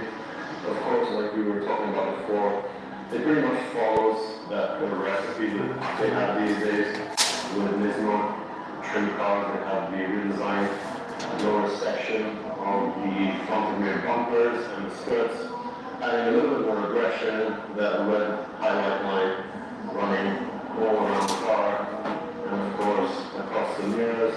The fairly easy, they did put a little bit more effort into it. It's got Recaro Nismo seats, and curiously enough, it actually is only available with the automatic transmission. And I hear it's because they can't really guarantee that the manual is going to handle the slightly higher torque that this Nismo tuned engine has. Has a little bit more torque, a little bit more power, and an aftermarket or other retuned exhaust system for a little bit better sound. Sits on Nismo specific wheels. These are forged items made, of course, by Rev Engineering. They have the Nismo logo on there. Runs at, I believe, the same Dunlop XP Sportmax as the R35 GTR runs. But aside from that, no other change to the brake order. And that, it's slightly lower. of course, we can specify it in this kind of flat gray.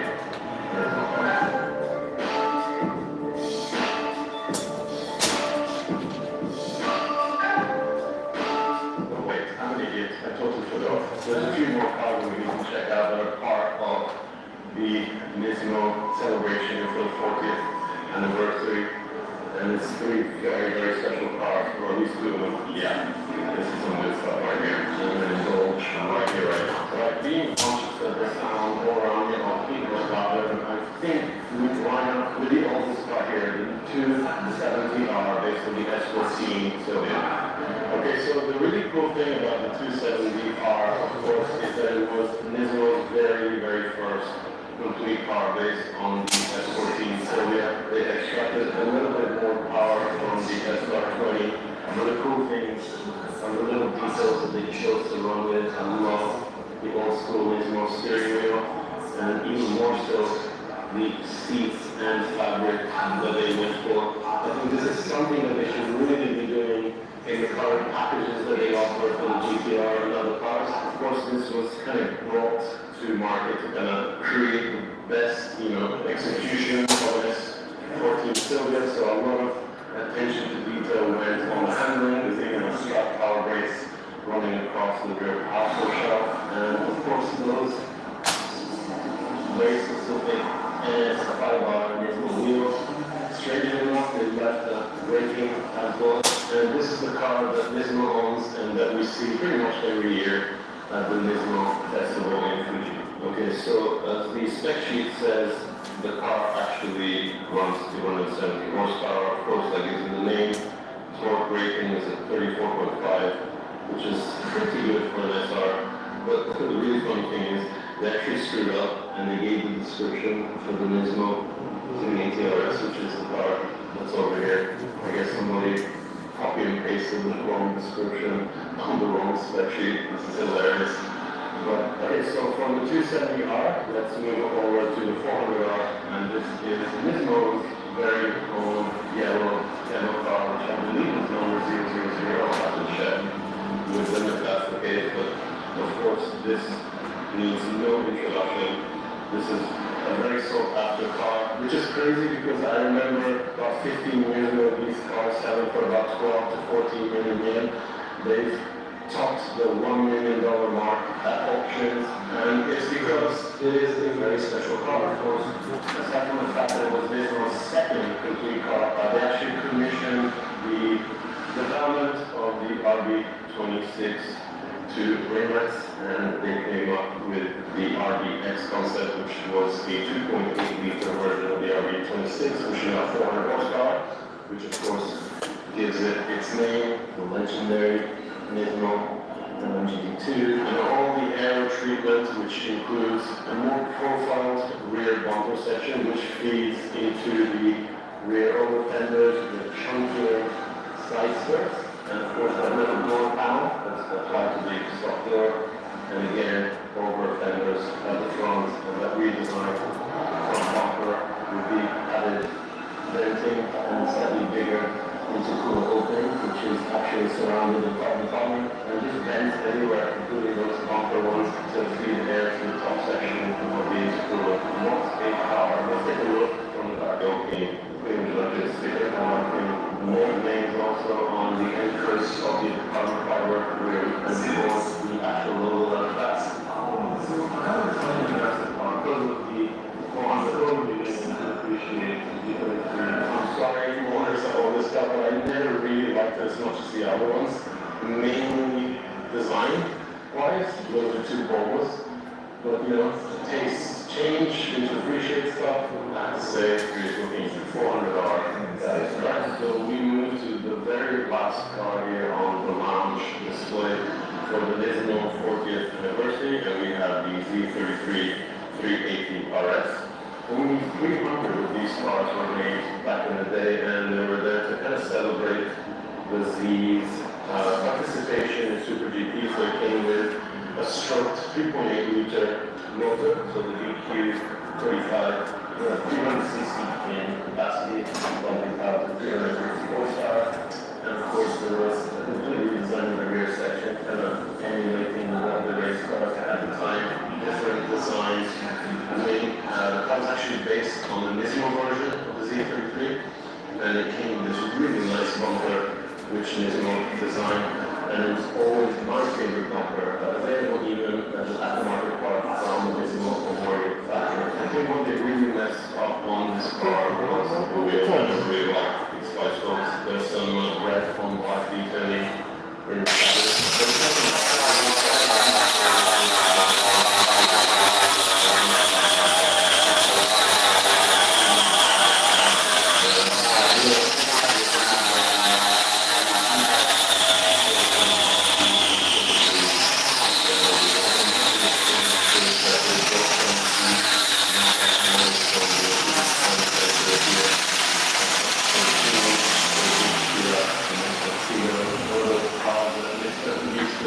Design in the early 90s where they still have the bold, really stuff. There's so many cars that I think defined Nissan in the early 90s as a manufacturer that really took chances when it came to design and creating something really, really funky. This wall here kind of highlights the complete Nissan history, which you can actually see in one-to-one scale at the Heritage Collection. If you recall, we visited that last year, and you're right here with one of the biggest mistakes they've ever made. What were they thinking? What creating the idea? Anyway.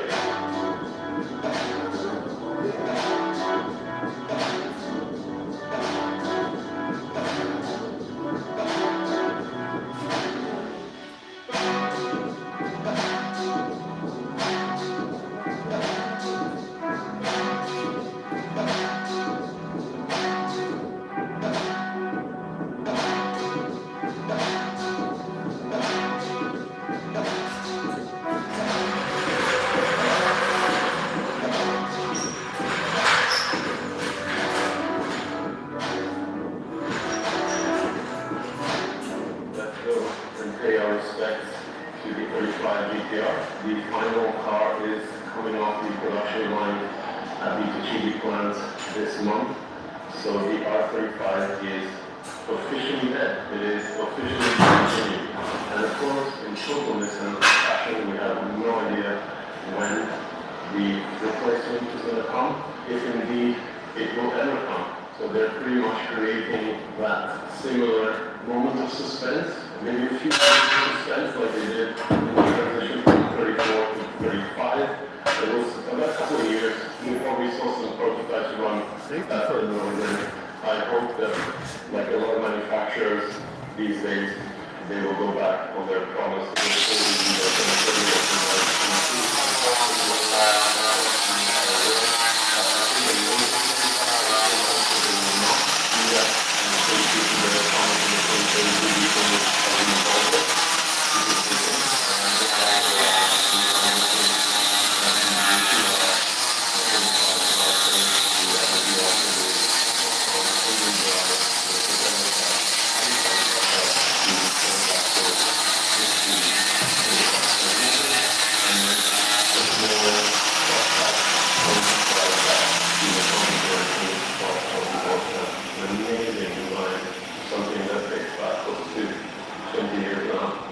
Nissan can really push the envelope and create an amazing sports car, close to a hypercar even. And I really hope that they will, take this know-how and energy and ability and apply it to creating something really special with what comes next with the GTR. The very only sports car that Nissan is currently offering for sale here in Japan and some select other markets. In case you're wondering, this particular version ST comes in at 6.6 million yen, but the full range of prices goes from 5.3 million yen to 9.2, which would make that the Nismo version that we were looking at earlier.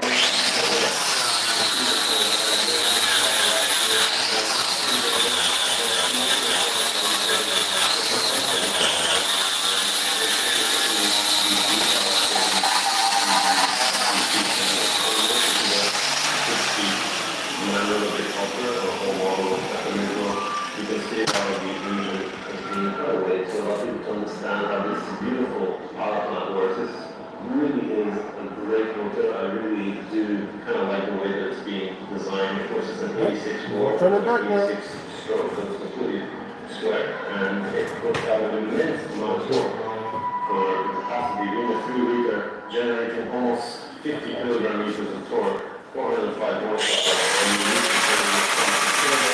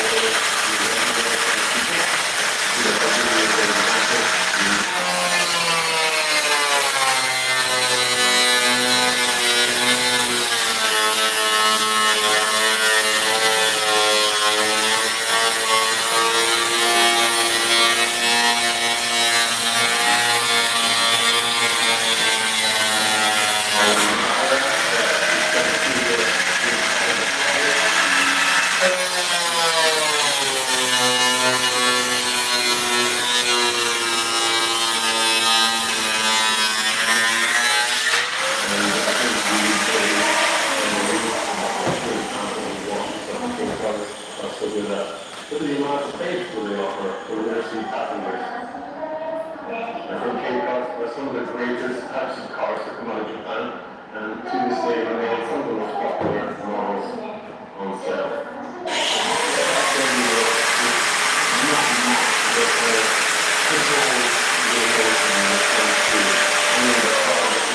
You won't use every day, but absolutely special. And I think that's something Nissan always did so well.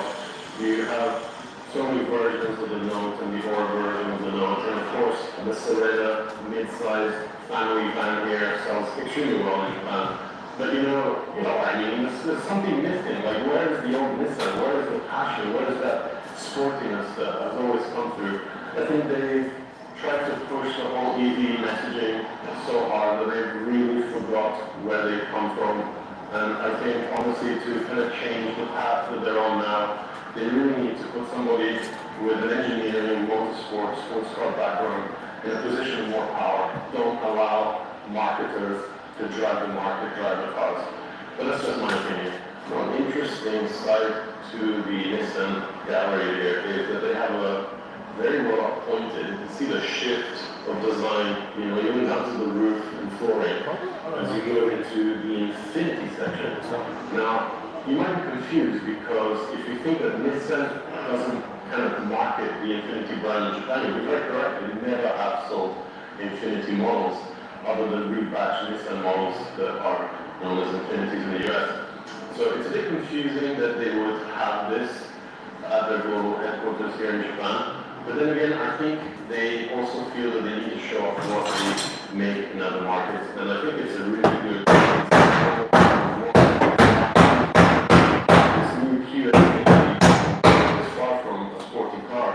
it is a beautifully designed full-size SUV that would kind of go against massive cars, the BMW X7 or the Land Cruiser. All models are actually on sale here in Japan. So why not sell this here in Japan? I'm sure the marketing department will have a ton of excuses and guidelines that why these cars will make no sense in Japan. But the LC300 Land Cruiser had a 2-year waiting list when I tried to get one here a couple of years back. Now they're not even offered because they have to prioritize other markets like the Middle East.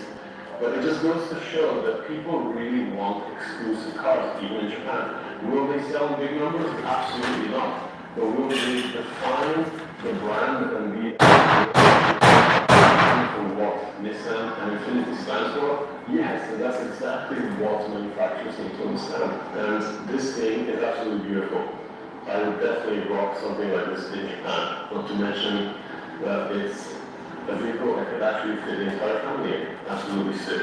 And the whole marketing around it, the luxury feel of it, right down to the Fuji audio system that the car runs, and that is on display here.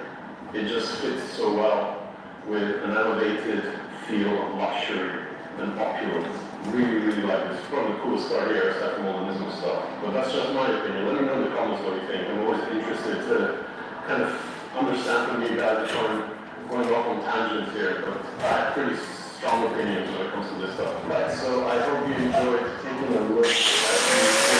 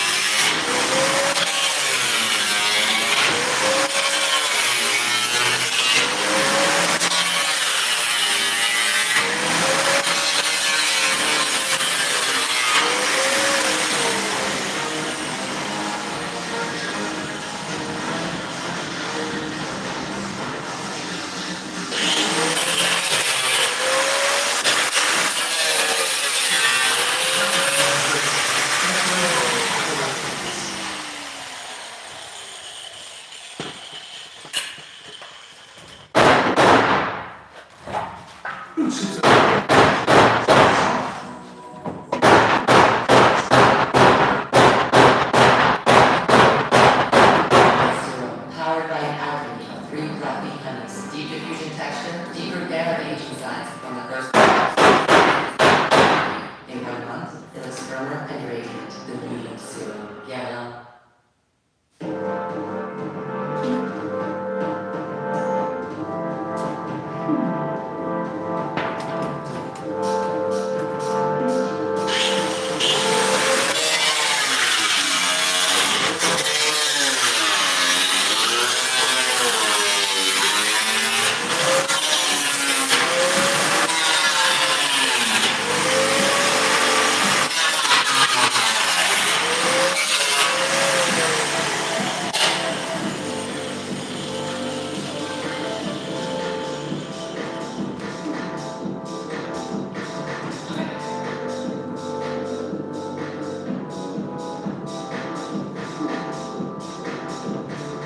Hey, welcome to a new video. Today I'm down in Fuji Speedway. And as you can see, I'm surrounded by Nissan race cars.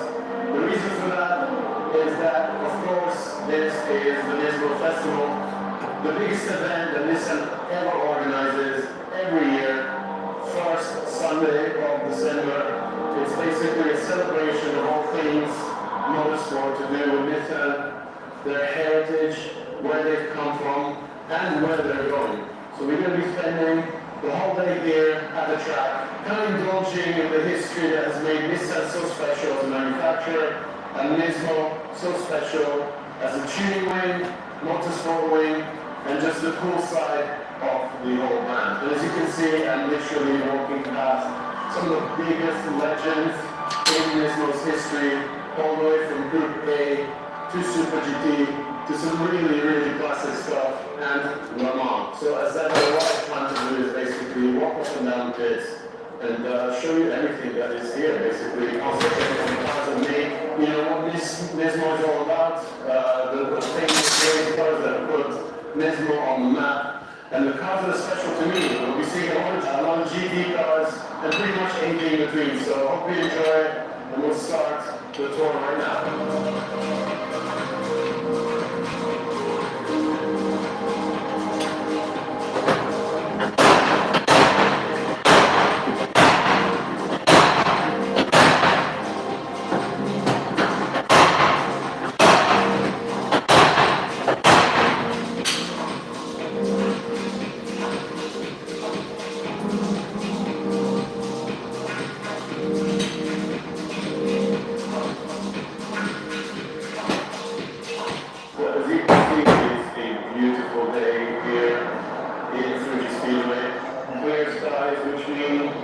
over there, Fuji started awaits, but before we get out on track, I really need to start concentrating on some cars here, and we'll start all the way at the bottom over there with the Celsonic Group A R32 GTR, driven by the Shiro, of course.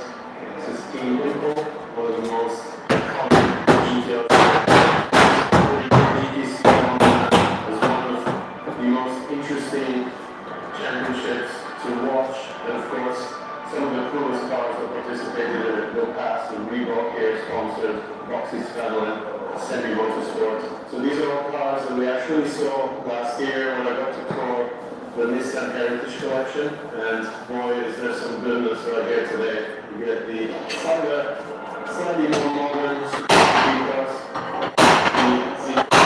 This is the car that replaced the transitioned the R34 RV powered cars over to the V powered GT. And then of course we came along, we have all the GT3 race cars, and in here the R33 wide body that participated in Le Mans back in the day. The most special skylines ever, and that livery is just majorly iconic. This thing is absolutely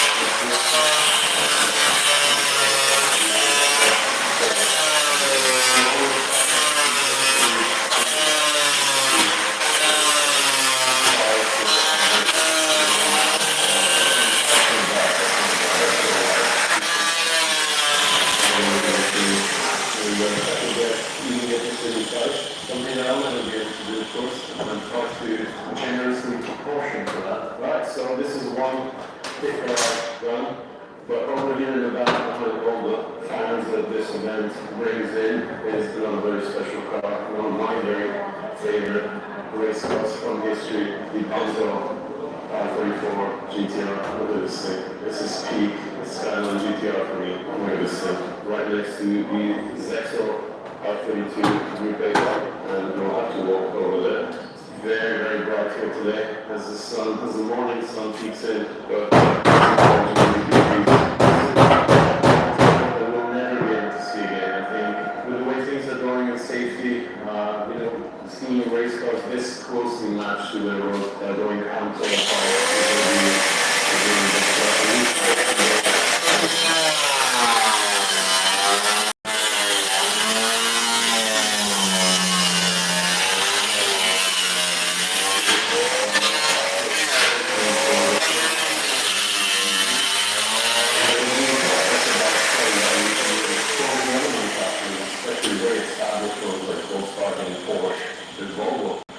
doing a full U-turn, saying that they're not going to really concentrate full efforts on going EV, but actually will be offering ICE models for the coming years. And I think Nissan is one manufacturer that still really hasn't done that. And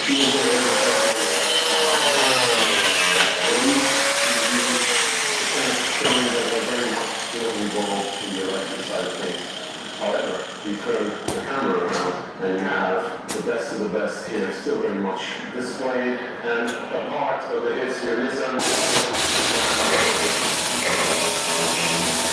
So this is an NA-V8 engine, and we transition over to all the Group N style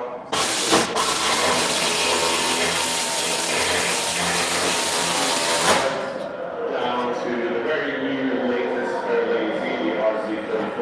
You can see here.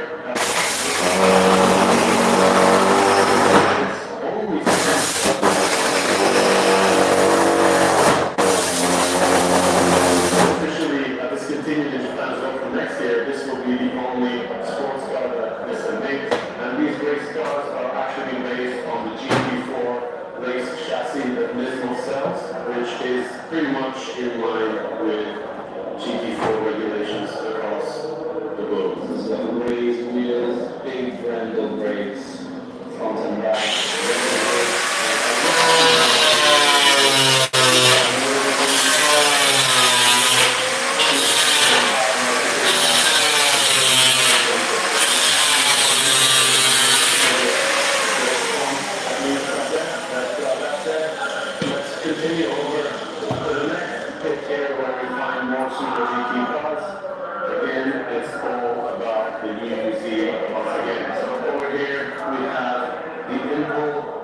GT4 race car along with something which is a little bit higher class. Of course, this is the current GT500 Super GT race car.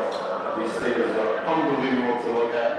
I just love all the aero, intelligent, carbon fiber, wheels, a work of art. These are actually from India. You can see the AG racing brake package there, with the massive carbon fiber on the rotors, the venting, the air guides around the fender section, pretty amazing. You can see where the connection for the air ducts, the down exhaust, on the passenger door.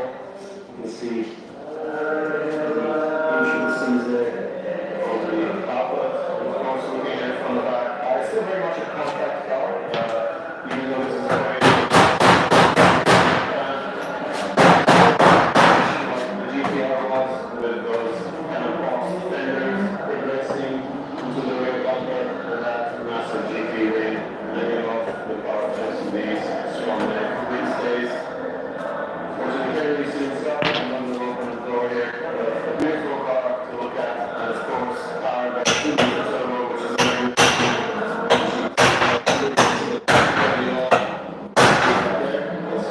series, and we have the system over here. This one is actually sitting on raised wheels.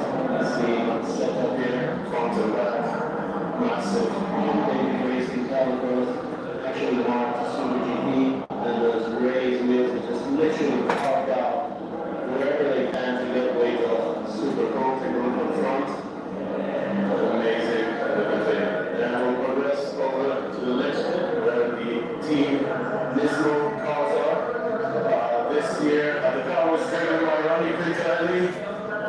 Famous Italian driver has been a Super GT for 23 years, or close to 20 at least, and he's actually just retired. So this will be pretty important.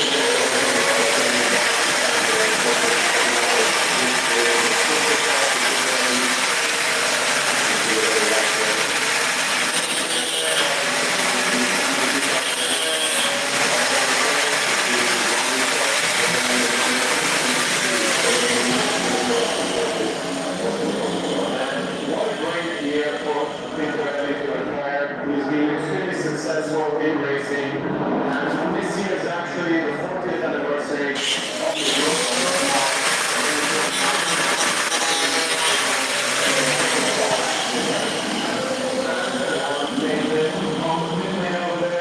All the little sunnies are lining up for their first battle of the day. We're actually going to be doing two. One now in the morning and a later one in the afternoon. It's all privateer teams that literally build these cars for this event, so as you can imagine, they really don't hang about. It's all like full-on go-to-go racing. I noticed there's significantly less interesting race cars this year. They're really pushing the Nismo, kind of like factory cars. We have the Aria here, the Aura Note, the Z, the Starway.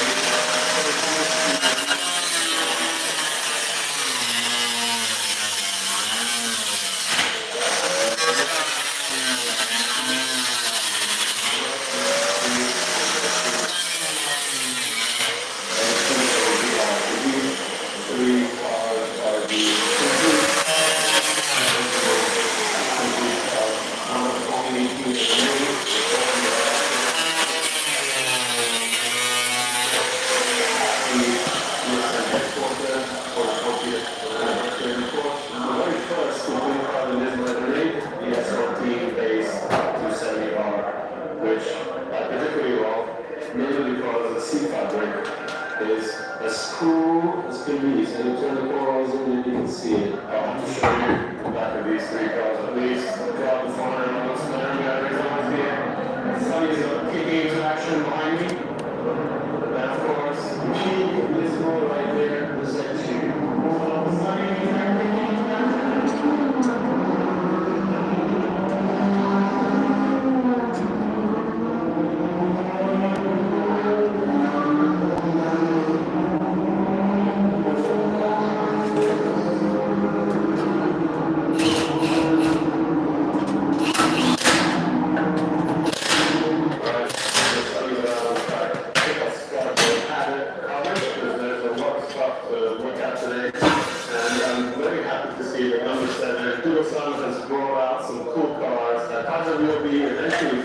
starting off with this incredible S30 build from Dubai.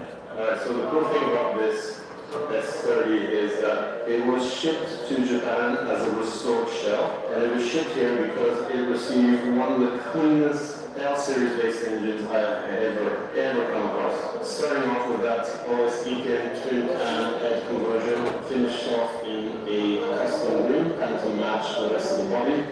Look at these manifolds, absolutely incredible, really big diameter. And then of course on this side, fuel injection, control by Motec. You can see even right down to the sun, the OS-Ekin parts over there. So this thing kicks out 430 horsepower, all managed by a Motec ECU. And the best thing is, it looks like a classic Z outside. Definitely a future car for the channel. Like I said, we have brands, garage storage, R32 GTR. This thing runs a monstrosity of an engine setup. This HKS T51R is bolted onto the fully built RB26. I apologize for the shadows, but the sun is not this morning. And what makes this car really cool, of course, is the amount of carbon.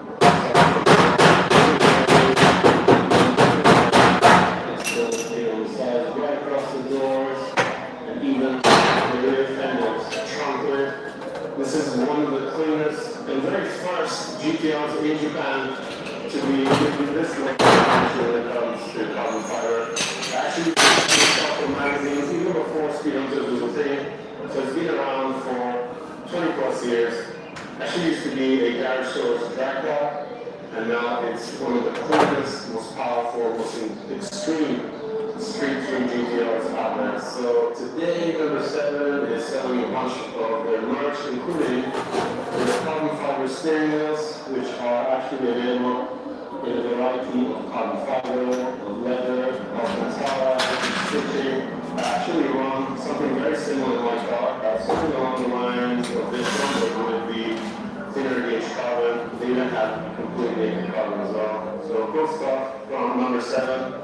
A shop that really collaborates closely with Rocket Bunny down in Kyoto. We're going to move on to Nismo next. As ever, Nismo has this gigantic tent with all their demo cars on display here, like the full lineup of Clubman race spec GTR. So pretty much exactly what we saw at the house meeting, CRS 32. Moving on to the CRS R33 over here. The lineup of engines. Grabbing a lot of attention here. Of course, the R4 center stage here, with the top of the line. The element of the RB26 from Nismo.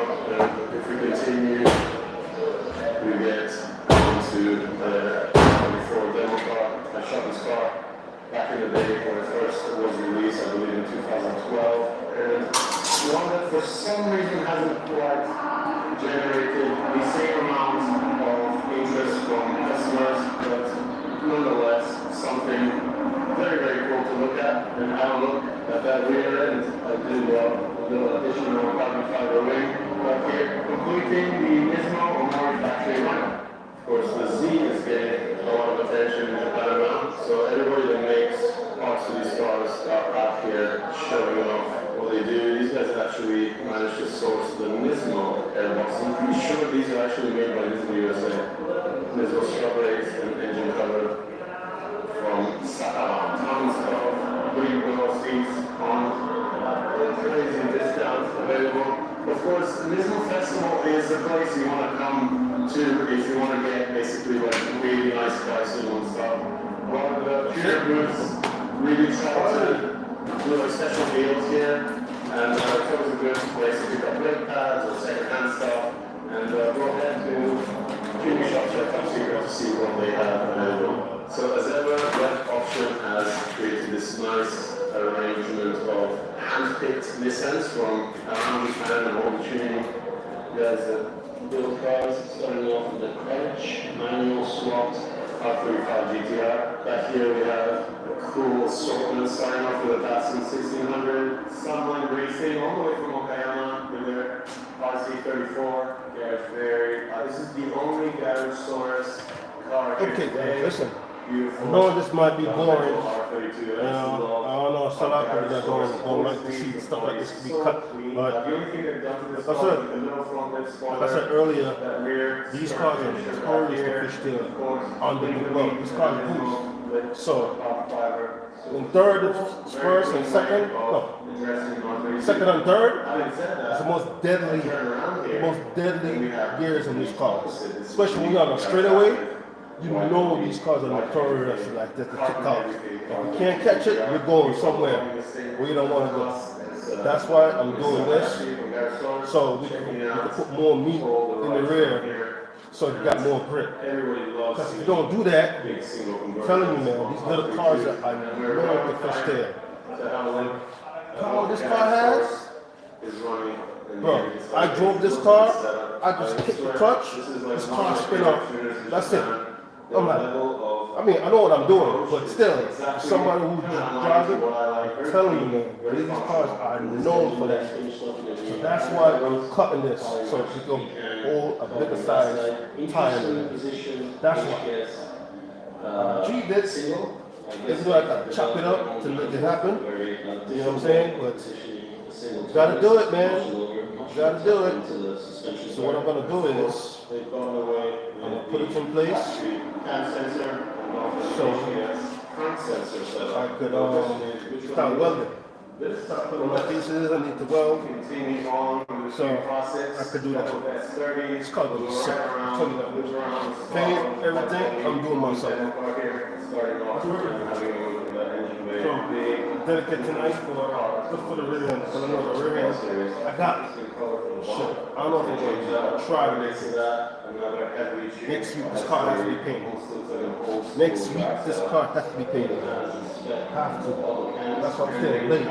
Sacrifice some time, bro. Hell with sleep, man. You gotta do what you gotta do, man. Probably my bed right now, sleeping, dreaming.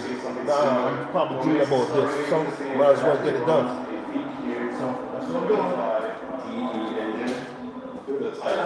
But something I always get sporting, some inspired wheels, very clean quality work, and a very unique shape of skyline to be seen. Of course, Global Auto is always present at these events. They bring out their top cars, including one of their CRS builds, and the two prized pieces in their collection, the 400R and the Gotta do it, man. that they've had for Gotta do it. a decade now. I need some metal. Holding on to them because of course prices just keep going up. Right, so from Global Auto we have Blitz.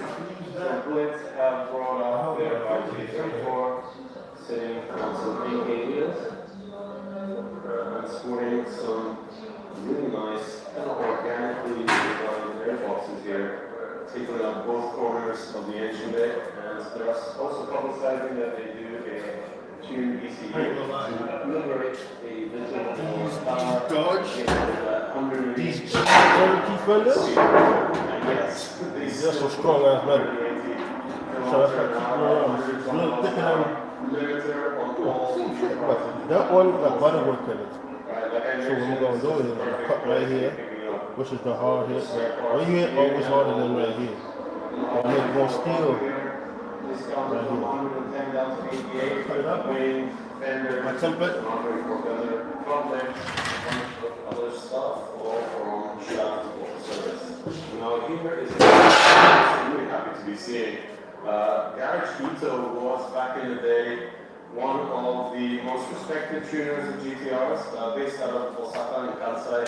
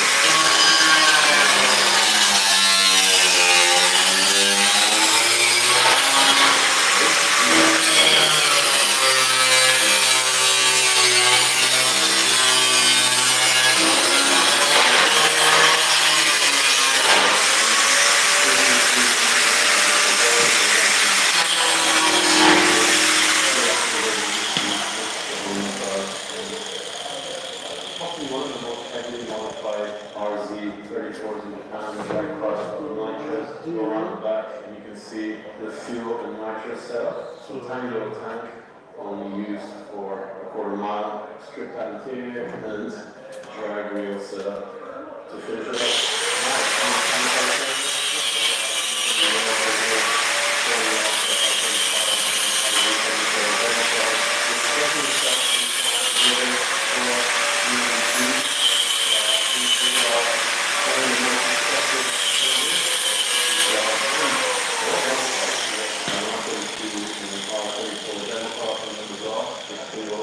On this one. Of course, they used to be known as HKS Kansai, but they split from that contract with HKS and kind of wanted to do something a little bit more varied and use parts from other manufacturers as well.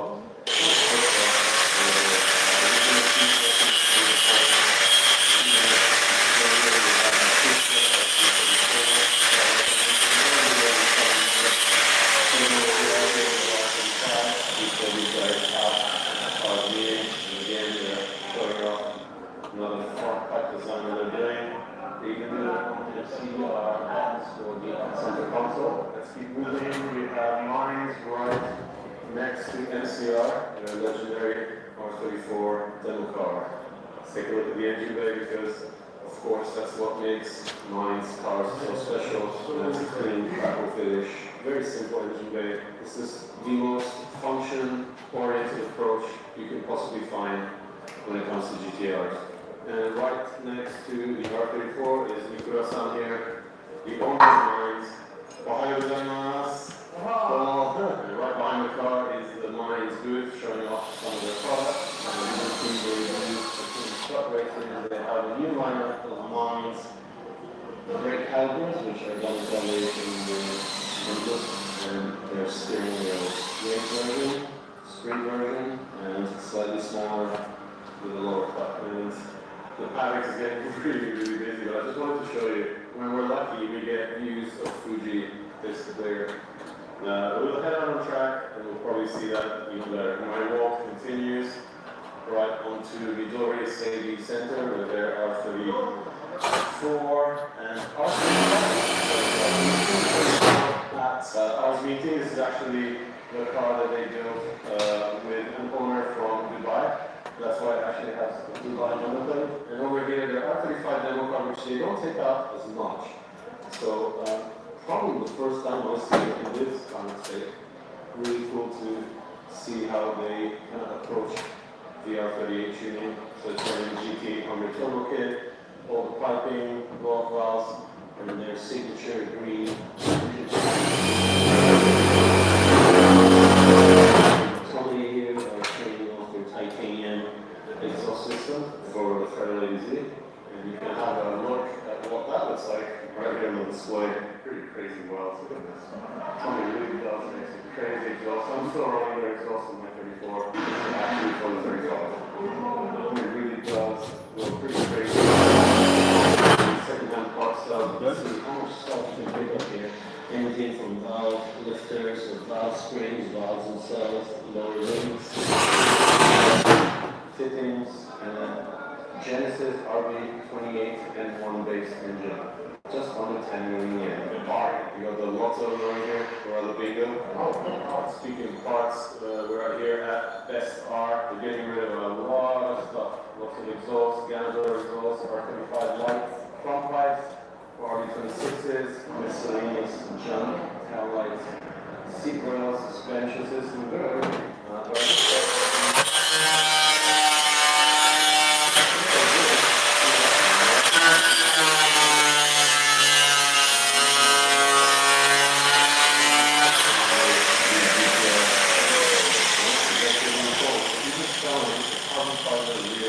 Nismo, I have to kind of mention this. So this is April. We've been kind of drooling over their race cars from back in the day, Group A days with the blue Calsonic GTR. But this is what tuning brands very handy. had to become in Japan. So we have an import version of Serena and an import version of a base K-Line. So, you know, with the lack of sports cars coming from Nissan, yes, they do have the new Z, which of course they have a demo car here. But you know, April used to be synonymous with motorsport and performance.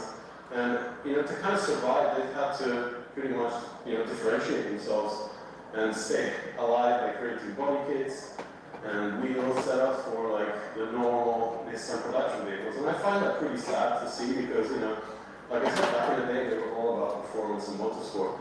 But with the lack of sports cars coming from manufacturers like Nissan, what else can you expect to happen? One cool display that I always enjoy coming to look at here, and Nismo Special, is the Nissan Automotive University. They always come up with really funky projects. I think this is based around a K-12 March, but it has the Fairlady 2000 front end, and for some reason, a gigantic C-West carbon fiber GT wing with a script rear roof shots. I guess it's based on a cabrio version and a pair of Recaro bucket seats. Take a look at the back. That 2000 Fairlady look still carried over all the way back here, and an interesting name. And it sits right next to the Nissan Murano that's been given the RZ face, RZ34 Z face. And you saw this last year, it's been around for a few years, and we transitioned over to Yokohama. They have both wheels and tires covered in their booth. Their lineup always vast and very much performance oriented. They do love the Oni 2s, and of course the Abban GT is probably their top selling rim right next to their lineup of Abban tires. And the top performance ones here, we get out of the way. We have the Yoga AB09, the A052, and of course the A050. And to celebrate their link with Motorsport, they brought out the old GTR GT500 race car. So good to see Vantec here as well. They brought out one of their Datsun Sunnies, as well as one of their Vantec logistics trucks. Of course, Vantec's main business is logistics, and they have a very interesting display. I'm not really sure what's happening. There's a bunch of like mannequins mimicking children crossing the street, and then a big truck just about to hit them. So I'm assuming that it's because this truck is equipped with kind of like a camera for automatic braking. I know that, but they're publicizing something very strange.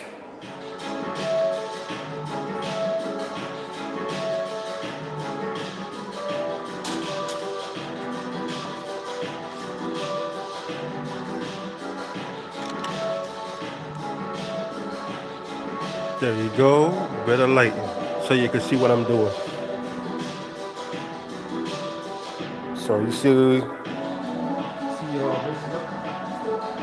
right here. We're gonna be able to go in. I came up to the first corner here. There's clearance right here. Could come up more. Some of the cars out. I want to. Walking down the straight here. Think I should. Can see it's Come on, much. So that is the JRM FIA GT. Yeah, that'd be crazy. That would be Sounds freaking very crazy. unlike.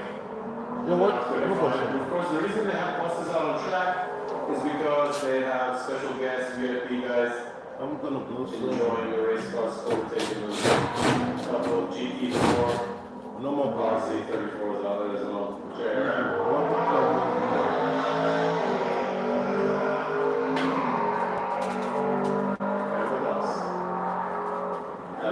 We have 2003 LN.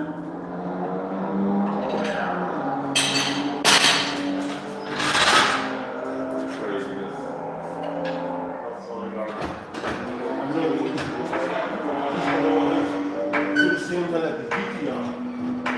Oh, baby. And I just have to show you I guys know him, man. the amount of cars that are filling up the car parks here. Absolutely crazy. So we see it. This is amazing. A ton. And of course, because you get to see stuff like this.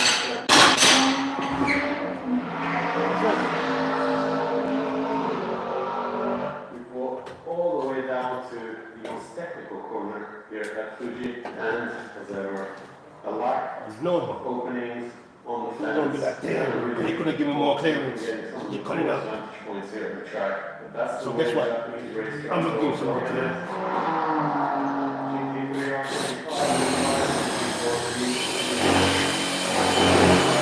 Like coming down all the way from the first corner. So let's pan all the way around.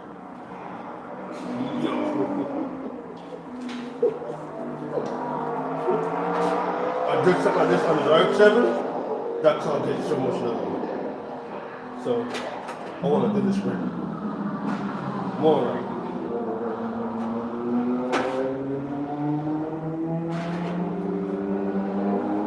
Alright, so I managed to make it to the inside of the hairpin.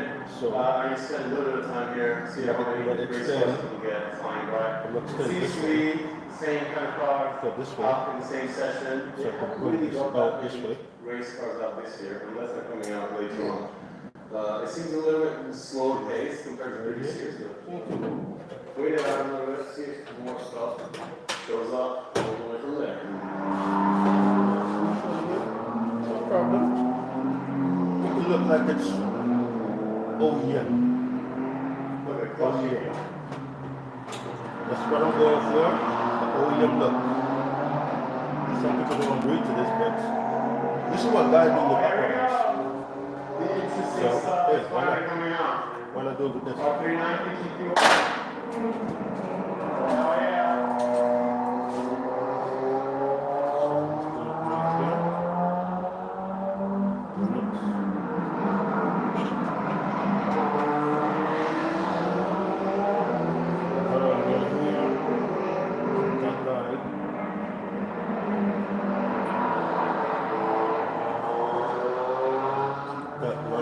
Just wait for it driving a little bit harder.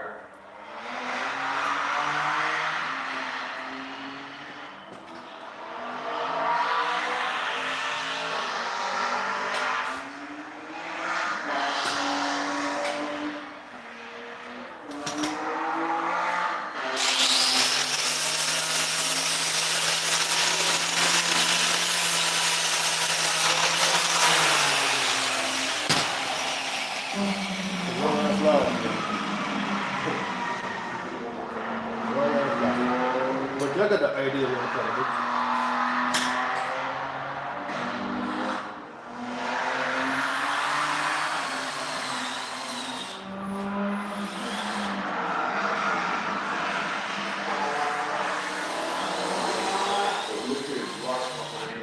What time I go live?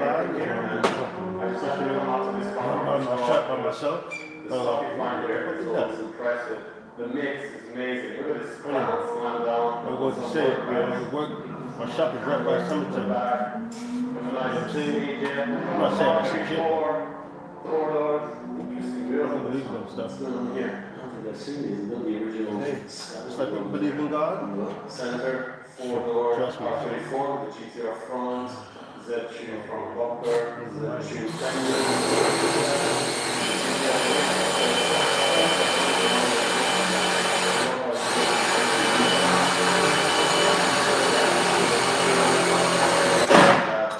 E30 M3, super sick to the wing wall here, which are going to air brake. Further up here, sick. Datsun truck, Datsun 050. There you go. Some three spokes right behind that. Chevy van, a couple of Nismo cars here. We have a Note, Nismo S, and then an R34 going full out with the Nismo. Even has a Nismo carbon fiber diffuser attached onto that Z-tune bumper, Z-tune column, fenders. Interesting wheel stays on this one, and some Nismo Force 9s. One of those was a stick, they look like GT Force to me. What do we have here? V-Spec 2, old school BBSRs, no spoilers, lots of dust. So I'm going to be in there, and then get track shift on, so it is a legit GTR, but it's a very interesting approach. Okay, so when doing car parts, you can't do this. This is the main parking area down from the pallet. Nismo organizes a bunch of Nismo only models. So we have the R35 Yes. Nismos across here. Now it's going to We change. have the brand So I new have to make it. So I can't do that. Nismo edition that has been recently released Sorry, in Japan. It's a Japan only model. So they brought a bunch of owners together and they divided Everything's going to change by like color. Over on this side we have all the Nismo GTRs, including 2024, and of course we get to the really cool stuff. The older stuff always wins in my book. We have one 270 Nismo. We sold Nismo's continues over on this side with the 400 RB, and then we get into slightly more interesting stuff. I don't know how to put it. EV cars with Nismo branding, and then the hybrid stuff like the Notes, the Leafs, and the Z's. All of this car park is built to the brim with Nismo only cars. Nismo more all the way down here.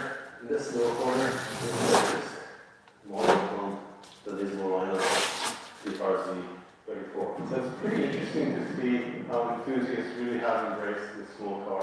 You know, so many of them around. Probably Nismo's most popular model in Japan, and then the Plus Killer. I mean, all all of these Nismo models together.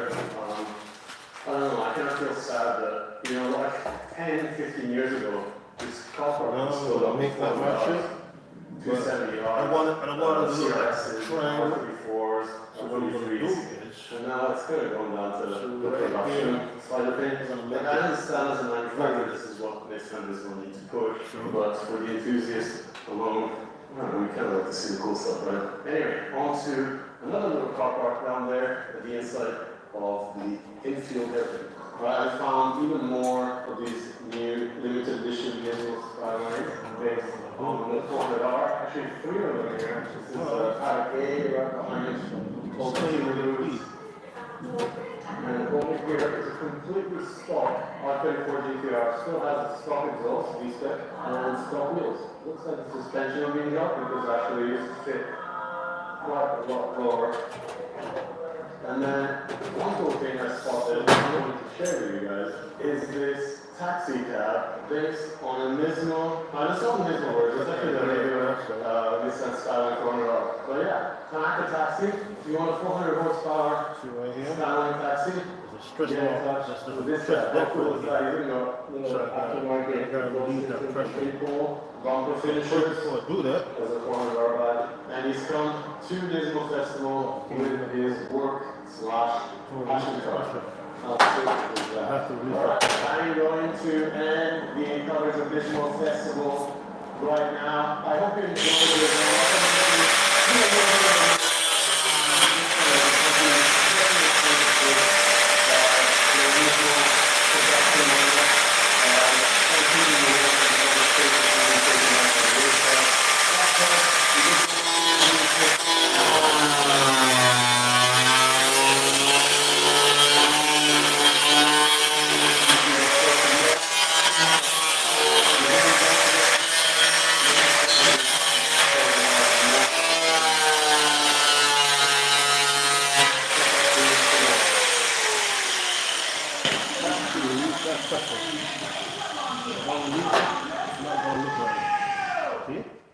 Silence your oil change anyway, and I'll leave this oil change. With no appointment needed.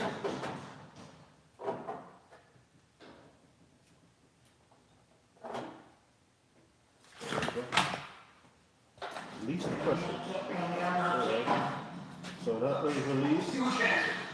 Everybody's loving that grub deal Prime, huh? So this is not Carpool. Amazon Prime member, you can get $0 delivery fees on Grubhub. Eligible orders only. Terms and additional fees apply. Yeah, be prepared. Ready or roll it up. Okay. All right. That was all right. That's a good one. Let's see if we can do it loud.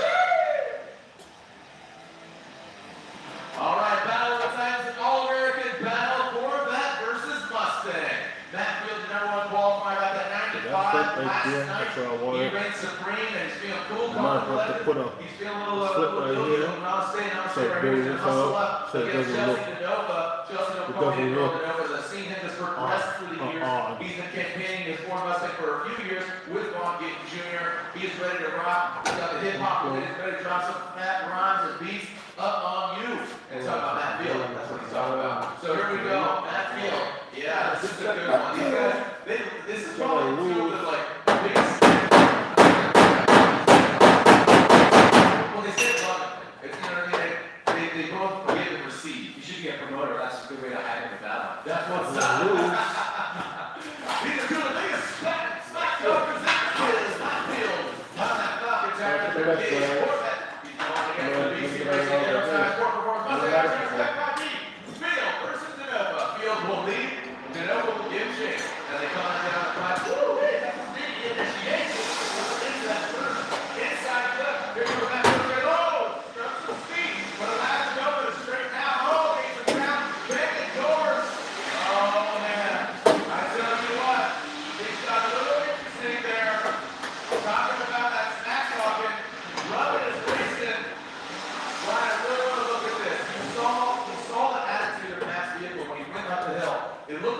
some speed, Chelsea just lunged back into it. So let's take another look at this, another perspective with that United States Air Force. It's a replay. Let's get through the replay first, and we'll talk about the momentum zone. In the chase, you know that the lead drivers are once they get that inside clip, they need to be back on the throttle. Matt Field is on the throttle there as Nova transitions with them at the same time. Super close here, keeping the aggression right to Matt Field's door and then surges forward. And this is where things come unglued for Chelsea Nova. Let's take a look at Matt Field. He unwinds the angle and he may have sped up there because of that, and then was a bit too close and had to make that adjustment. So the judges have their work cut out for him there. It looks like he was all on the right in the lead position. Nova quickly gets back start from this end. But this is the more 30. This is too light. I can't start from right here. So this has got more strength to it. It's got more strength. So what we're going to do is we'll start from the front and work my way to the back. I shake the metal as I go.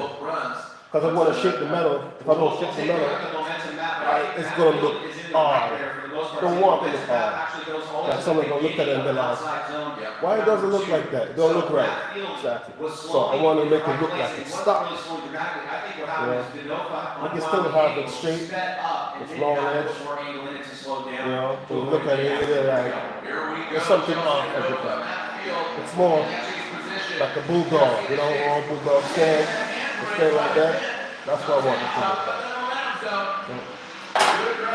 Put my little taxi in there. Look at that absolute sideways positioning of that BC Racing vehicle, going for gold, literally. Holy cow, where'd they go? You see them now, you felt all American metal.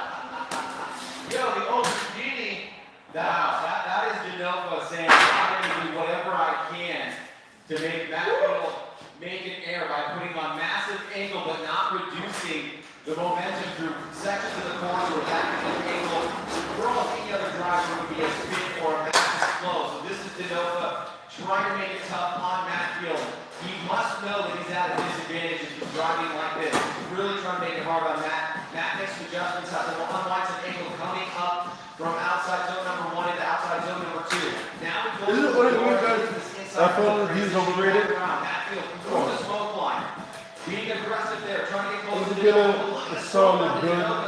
Now everybody got like 1,000 horsepower. 1,800 horsepower. It's like there's no fun in it no more. That's why people go to grassroots. That's my opinion. Really tough top 16 battle. Look at that angle through that final inside curve along with the transition. That's what I want to do. Everything that he has within his power to give Matt Field a tough time. Scores are in, slide left for Field, right for Genova.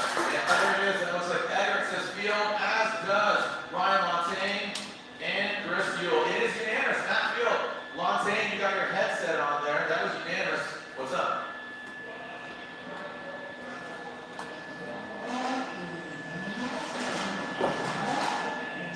Everywhere that we asked them to. We always say we're going to try a reverse entry initiation.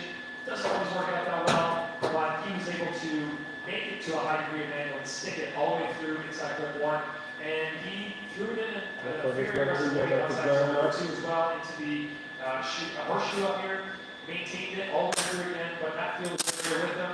Why would you go to Matt Field? Well, Chelsea straight in his chase position coming up the hill towards outside zone 1 and 2. And you can see when it gripped up right there, it shot him straight up towards Matt. And then came up stalling, straight up a couple times there, and off in a pretty big way. So unfortunately, Chelsea had that issue that held back, but incredible run from Chelsea in his lead. Yeah, and he knew he had to kind of like throw it down, just break his wrist in his arm wrestling competition in order to get the win.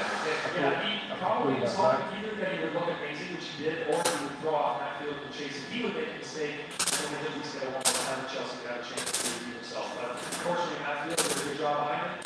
Wasn't able to match the angle he had in that situation. He's not Yeah, but did a great job with the contested the transitions and the line. Right on. Thank you, Ryan Lontagne.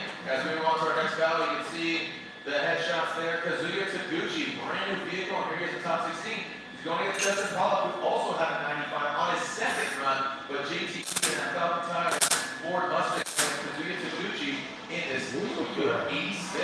Kazuya out front, Pollock in a chase position. Kazuya initiating, Justin Pollock, making that first run left. Kazuya Taguchi, out of that, really driven up the hill into those big runoff stretch. Now that second outside zone, not as good as we saw, and we started this out. Let's get this camera metal, looks good. And Chelsea Winston saw it, but good call it. That's on there. So really getting the angle, give himself that room where he kind of wants to grow, right? So he gave him room and then just much more. Great job by JTP. Well, after a very scary moment yesterday in qualifying, JTP looks like he's on a bit of a tear here. He got experienced mechanical feedback, scored a 95, but he was stuck outside of the top 24. Now we're here against Kazuya Taguchi. He's trying to do some more work. Taguchi out front. This is that second outside zone. Pollock takes advantage of the tire line to gain proximity as they leave the keyhole. Now coming down the hill here. More pressure by Justin Pollock. Backs off for a second and back in the pocket there. And Kazuya Taguchi doing a great job of home in the lead position, getting himself in the right places on the course and maxing out that angle.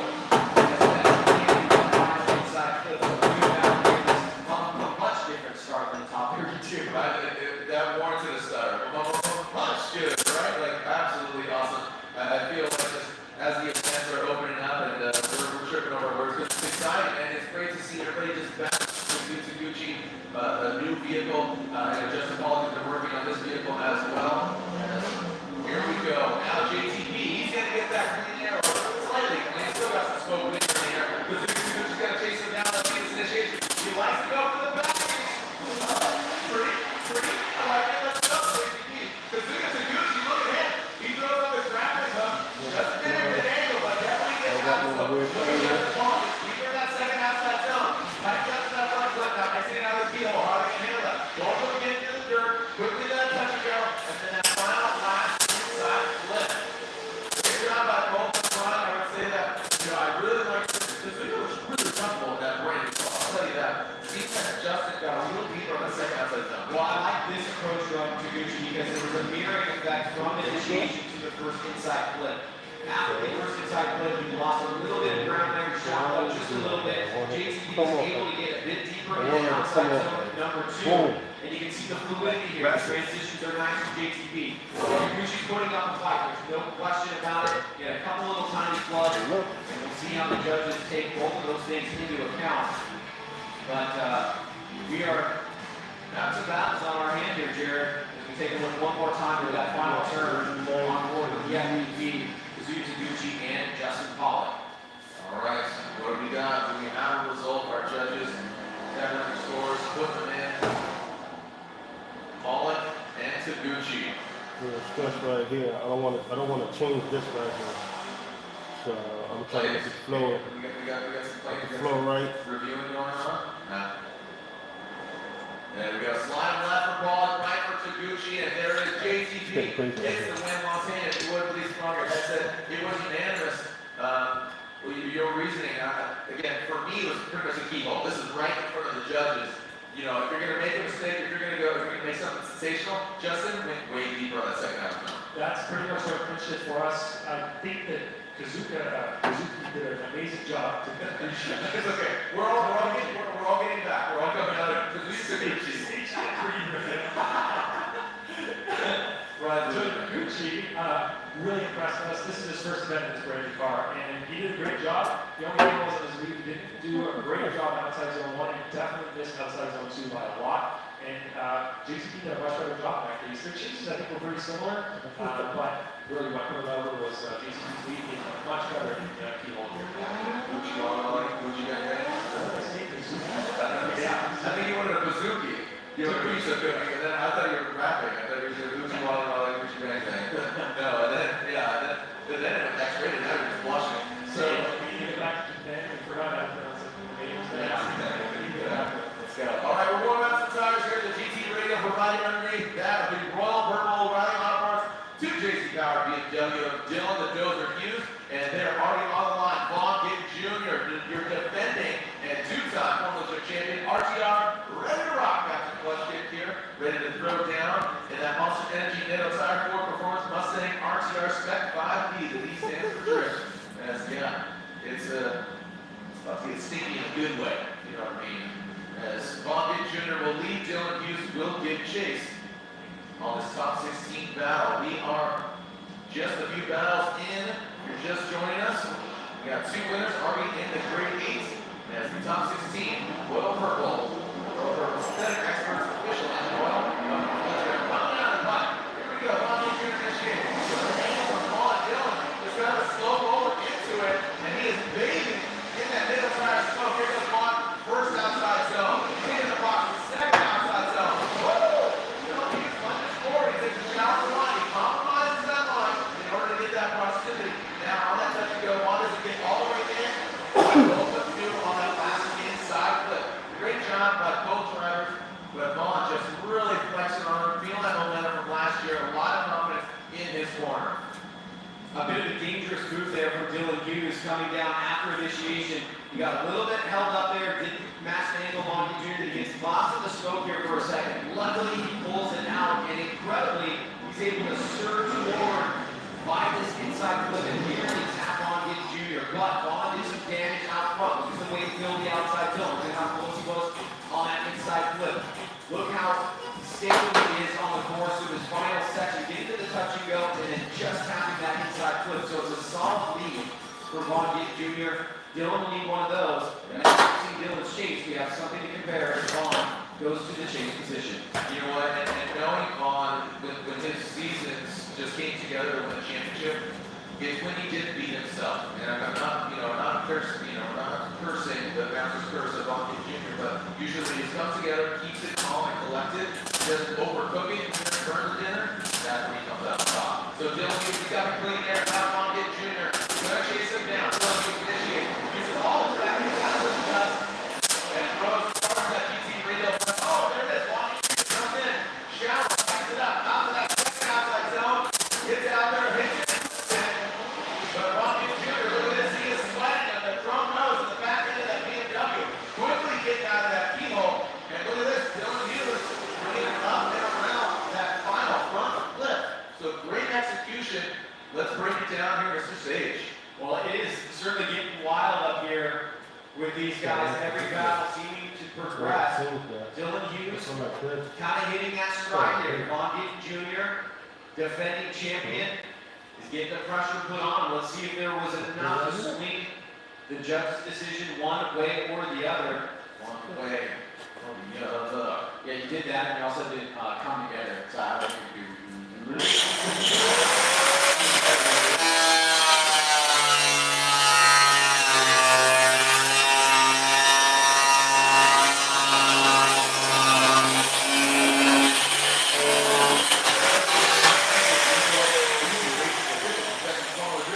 Go for gold. Look at this overhead view. Here it is, coming at you. What do you got, Ryan? Well, let's take a look at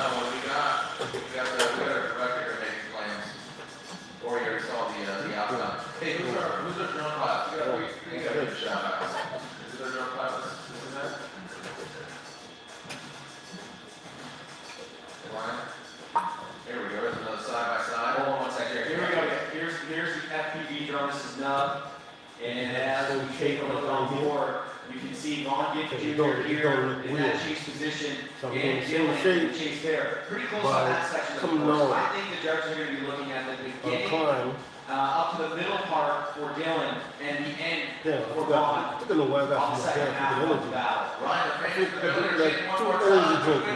Them shit, man. Fucking like fucking killing me. That's my eyes fucking jumping. Gets the win. That's not good. Vaughn But hey, gets the win. It is I'll unanimous. take The it. fans were exploding with OMT. Get me Not done. the case. Long saying, throwing your headset there, bud. Talk to me. What do you got? Vaughn gets Junior unanimous. It came down to Dylan's areas of compromise compared to Gittens' areas of compromise in the chase. It looked like Dylan made more compromises in some key areas outside zone 1 and 2. He wasn't really following the line that Vaughn was laying down as well. Vaughn did a better job in his chase, thinking what Dylan was doing throughout the majority of the course without making any compromises. Let's talk about the word cheat. Yes, please. Why do we say cheat? The way I'm gonna do that And is then what I Vaughn take. did a little bit better on this lead as well in a couple of key areas. Dylan did an amazing job on outside zone 2. I have to say that was pretty quickly there, got really deep. But you know, look at Dylan's chase through the keyhole, his angle, and his line from it. He's off pretty good. So you would say close on the leads, but in the chase was more apparent. Yeah, the chase was what we were over. Copy that. All right, Vaughn gets Junior. Captain Clutch Kick. Ryan Turk from New Hampshire comes wrestling Switzerland his first time in Formula 2016. He says his dreams are coming true. Well, Mr. Meyer, you got served a healthy dose of Ryan Turk. See if you can get Turks here as the Type S underglow lights are on. Here we go. The Type S, the official lighting of Formula Drift. Ryan Turk up front, Meyer out back. Ryan Turk initiates that down. That's one race for Bruno. That's that big angle from him. Whoa, buddy, that's more rally going on the drift car. Overcooks it. Ryan Turk goes wild on initiation. Gets out to that second outer zone. That's Heath Meyer. Wow, look at this. Heath Meyer could have an advantage here. Ryan overcooked it. You can see the little brown cloud being kicked up. Not a sign of a good time. It's gonna be whether or not Turk had an unchaseable lead. That's what the judges are gonna be looking at here. Even after so many years as a veteran, Ryan Turk does overcook it into that first inside flip, and then he has to wrap it back around. Now, he unwinds the angle in a very interesting way here. So you can kind of hit.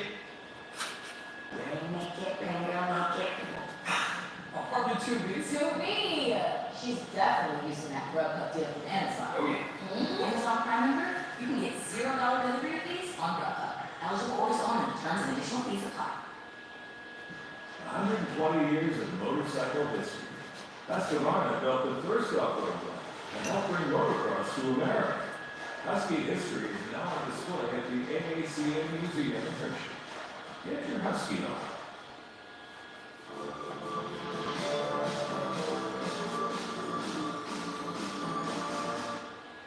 I come from the mobile gives for all. New iPhone 16 built for intelligence. Oh, wait, don't run out. The T-Mobile is the iPhone 16 Network Intelligence on us on our most popular plans. Clorox Sentinel cleans like Clorox. Smells like grapefruit. This little piece right here. Right there, straight Gonna out. do my middle. Has to reinitiate. I don't that works. Close to that. That really disrupted the chase drivers. I don't want nothing flat. For chasing between Anything inside flat, number there's nothing one in. and the area where we have the downhill. You gotta do a lot of body work. I want to do less body work. Like skin. Confirm, is that incomplete or are we still, is that still being debated? All right, we're gonna keep it.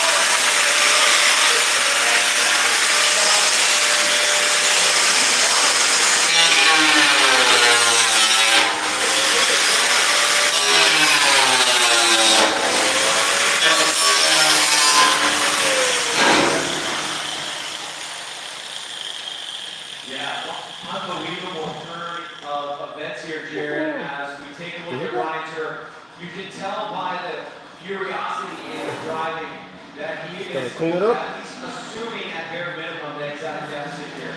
Tapping his fire going uphill, tapping it again. Keep holding his pretty well here, and being able to get around the track, but not worrying about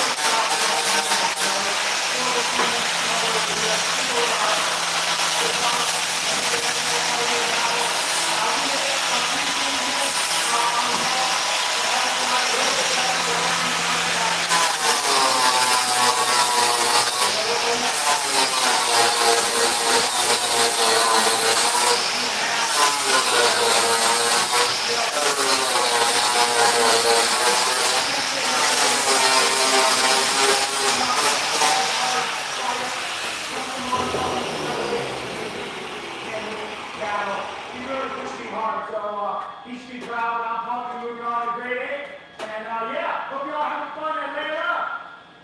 London Junior, thanks. Jared? Thank you so much, Lorette Nickel, and yeah, Longin Jr. He'll be going against now this FD, first time comer, top 16 Deep Meyer. Here we go, Frederick Oswald.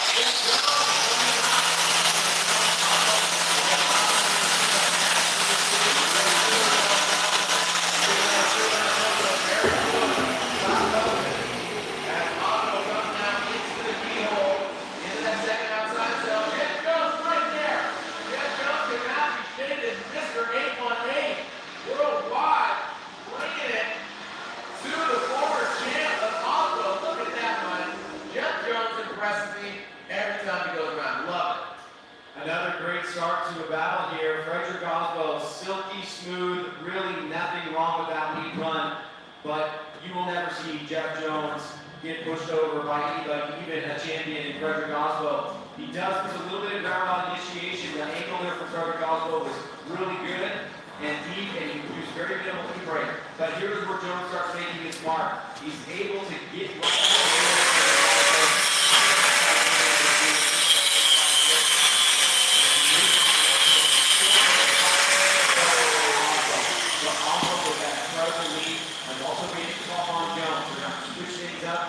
see who has the better overall performance in their lead in the chase runs.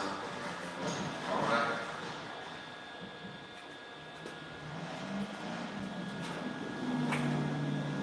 All right. Jeff Jones on 5. We are hearing from the race official Pat saying Jeff Jones is calling a competition timeout. So Jeff Jones calls his competition timeout. There's a 5-minute allotment.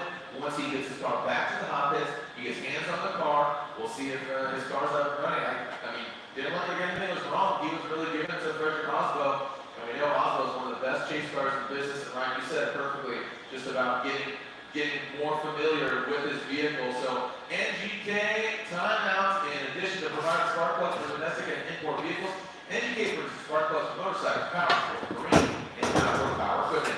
NGK also offers complementary ignition products, including ignition coils, resistor caps, plug wires, and high-performance cables.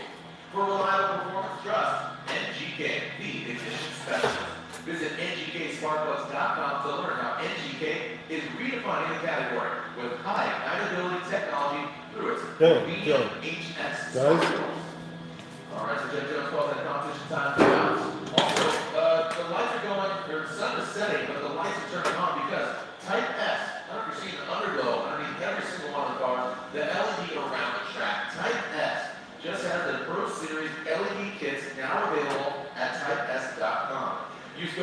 FD ATL10 for 10% off site-wide. Promotion ends May 24th, max 1 per customer. So again, types.com, FD ATL for 10% off. Want more power, need better reliability? Hit up BC for the good stuff. Cams, cranks, rods, stroker kits. I mean, you know the name. Brian Crowder has your high-performance needs covered, and for a limited time, get 10% off. Go to runbc.com using promo code Let's Go Racing. So, if you need some parts, cams, cranks, rods, stroker kits, you know where to go. BrianCrowder.com and runbc.com. All right, Lorraine Nichols just checked in with Jeff. Lorraine, what's up? Hey, Jared.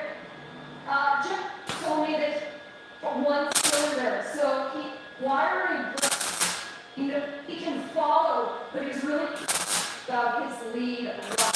So the guy's working right now again on one cylinder, and team working hard to get it back together.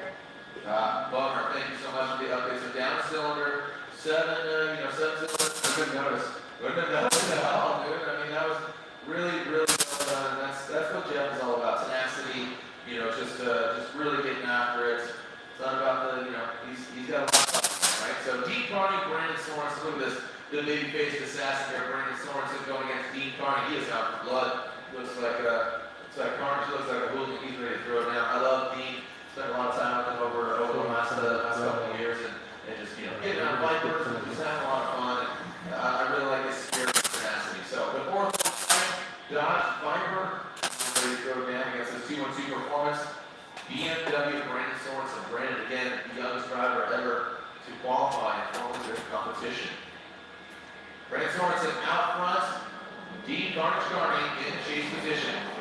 Coming down the hill, the orbital lights on the back bumper of the BMW. Look at this. Looks like Dean Carney. Oh, Brandon going off.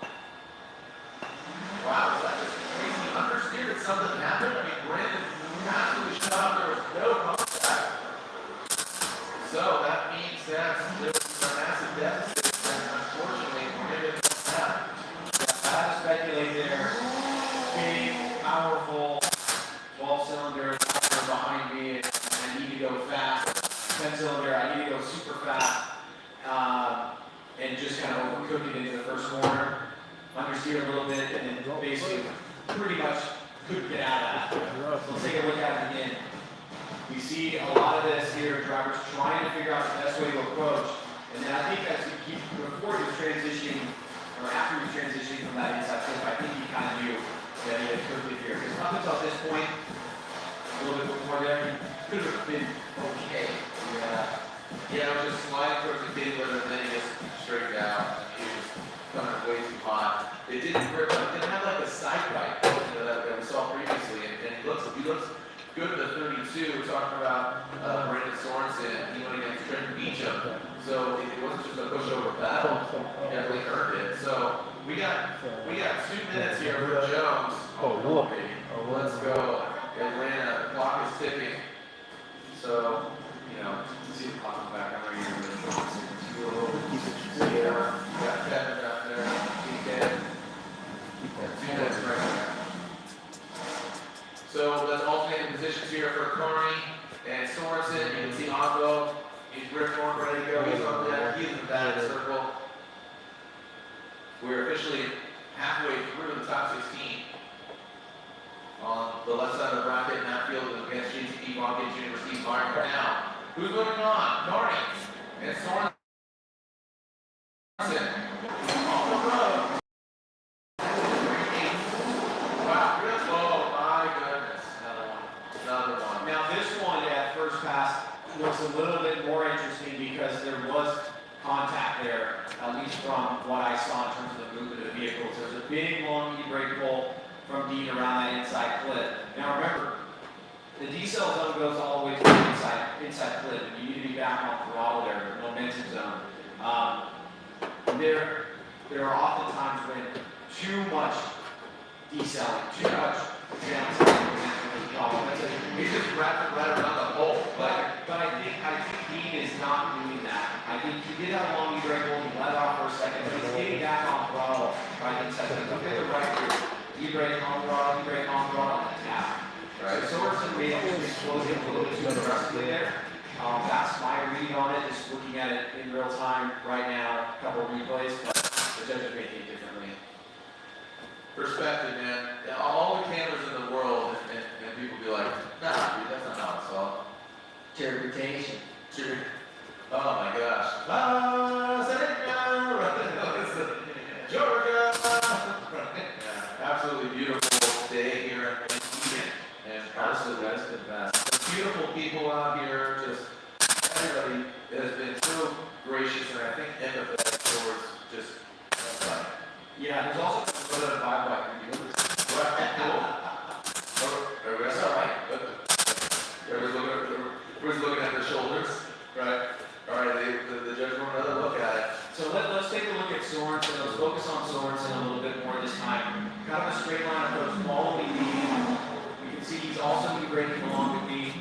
I think Dean is kind of okay here after watching it for the third time. It looks like he did e-brake pull for a long period of time. Then he gets off, a little bit of a e-brake again, right at inside clip number 1. And then back on throttle. Now look at the Dean's right here. E-brake. He's going to let it off. He's going to unwind it right about there. And I think he does another little tap right there. And then he's back on throttle. And it looks like Sorensen was just coming in. I mean, I wouldn't fault Sorensen for that. Like, oh, you did a bad job. Just this is a crazy entry here. And you really need to have a fine-tooth comb approach with each competitor because the differences in initiation, whether it's an Osmo using one side of the course going to the next, straight line approach, long e-brake roll, like there's just so many things that you have to adjust to because we don't constrain the drivers on their initiation approach. And you got to think how much Dean has had here afterwards when compared to Brandon. He's got proper angle, and Brandon he was just starting to get on throttle. And I can see the judge saying maybe Dean was getting on throttle a little bit late. You don't see the apparent smoke until after the inside flip, but his wheels were definitely moving. And you can probably say he was getting on throttle there. But yeah, this is tough.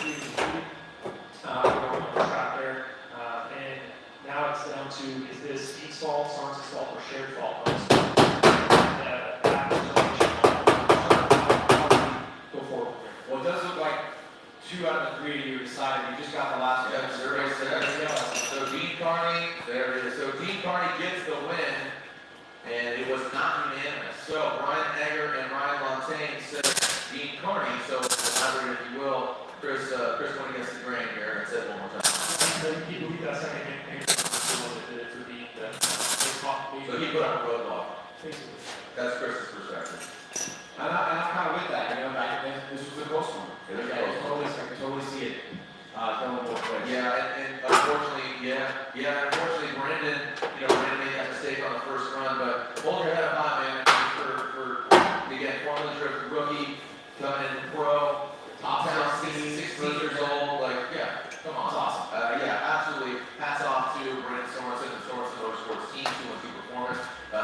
Carney. We'll move on. Right? Absolutely amazing event so far. And we are already more than halfway through the top 16. Jeff Jones made it. Look at that. Jones, the relentless 1818, is in the building. So now, who is Dean Carney going to be going against? Will it be the Rockstar Toyota Supra Frederick Oswald or the 818 Edelbrock Nissan Z of Jeff Jones? All right, so the carnage moves on. All right, so we have 5 vehicles already in. As I said, Steel versus JTP, Gitt versus Heath Meyer. And this was a really good run here with Oswald.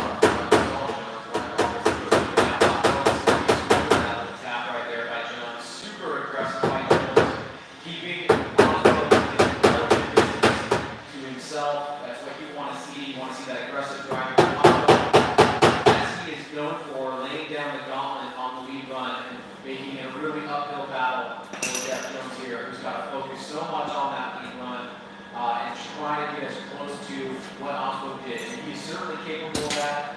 He had a good day yesterday, but Oswald is also...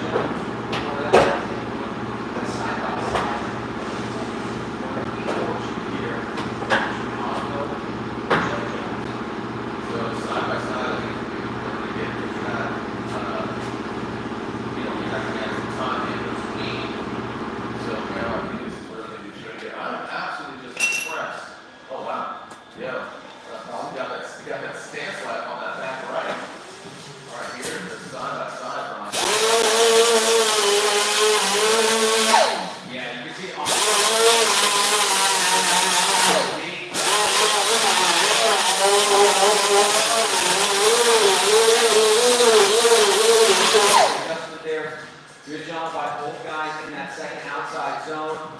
Jones super tight on Oswald inside plus one. This is where Oswald takes advantage of Jones shooting wide. And then Jones is able to push out ahead again. So a good battle here. Nothing left on the track between these two guys. I don't remember it looking like that. No, I don't know how that happened. Is he on the airways? I know. All right, so here we go. Slide left for Oswald, right for Jones. And we got Jeff Jones getting the win. Is that correct? Is that correct? Jeff Jones getting the win. So Jeff Jones takes down Frederick Oswald. Look at this. Montaigne down unanimous. Look at Jones. So Montaigne going. Sir, want to make sure? Okay. So looking at what happened with Jeff Jones, did a great job on the lead run. You can see Oswald, he's knocking around outside zone for one, I'm not sure where exactly, but you can definitely see his car was affected by something. He had a couple of corrections coming up to outside zone 1, the car straightened up a bit, and it really happened leaving the keyhole here going downhill. You can see his car, and he straightened up before his transition going inside clip number 3 before the finish line. That definitely affected his car. We don't know what happened exactly, but like you said, you can see it at the top of the hill there, the right rear, something was broken. Jeff Jones has did a better job with his chase too. He's been making Oswald's line, really good proximity. So Jeff Jones did a great job on his own, but he was given a little bit of a gift there by having Oswald's suspension brake. He might have hit the rumble strip or something. Yeah, but that was his back and left. It was his right rear. Back and right. Yeah, so we don't know exactly what would have affected it. Maybe it's something from previous stressed suspension arm or something, but good job for Here we go, we're back to the action. Odie Bonchis going against that. Travis Reeder. Whoa, look at that. Reeder. Good jump to the formation. Absolutely frazzled by that. Reeder. Oh, we're going to sit down. Again, Ryan, this seems like a different Odie Bonchis in 2021. Travis Reeder did give us a good job. Odie Bonchis loud and proud. Just nasty with it. Look at that. Odie Bonchis just seems absolutely possessed. And you pointed it out earlier, Ryan. Yeah, so important, Jared, to get a good start on that first inside clip. And Odie Bonchis was able to do that pretty consistently. He rolls into a nice station, nothing over. Reeder's coming up super hot, drops the 2 right tires and onto the grass there and really comes unstuck for a second. A really good line out front. He's consistent, even a little bit wide on that inside clip, which allowed Reeder to catch up. But we are seeing that those mistakes, those little tiny mistakes that are made, the millimeter here or there on that approach to the, it looks like Reeder might be broken.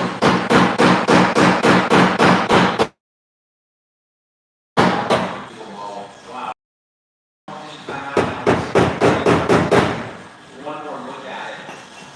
But it looks like on the approach, Reeder just got himself into a little bit of trouble behind Odie. And we've seen that driver just going a little bit too hard in the chase position, trying to anticipate where that lead driver is going to go. I mean, this would be a lot easier to deliver a straight line entry. It would be super predictable, right? We would lose a lot of the passion and fun of these guys. Yeah, of the way that they want to initiate. It also makes, I think, the spotter's job that much more important, right? Let's do some scouting reports on how Odie's initiating, how Oswald's initiating, how Reeder's initiating, and that becomes part of the game. So, it will be a competition timeout for Travis Reeder. Jeff Jones, obviously, a big celebration right now, who is hanging out with Brett. Guys, look at the smile on this man's face. He was telling her, you got it fixed. Jeff Jones said,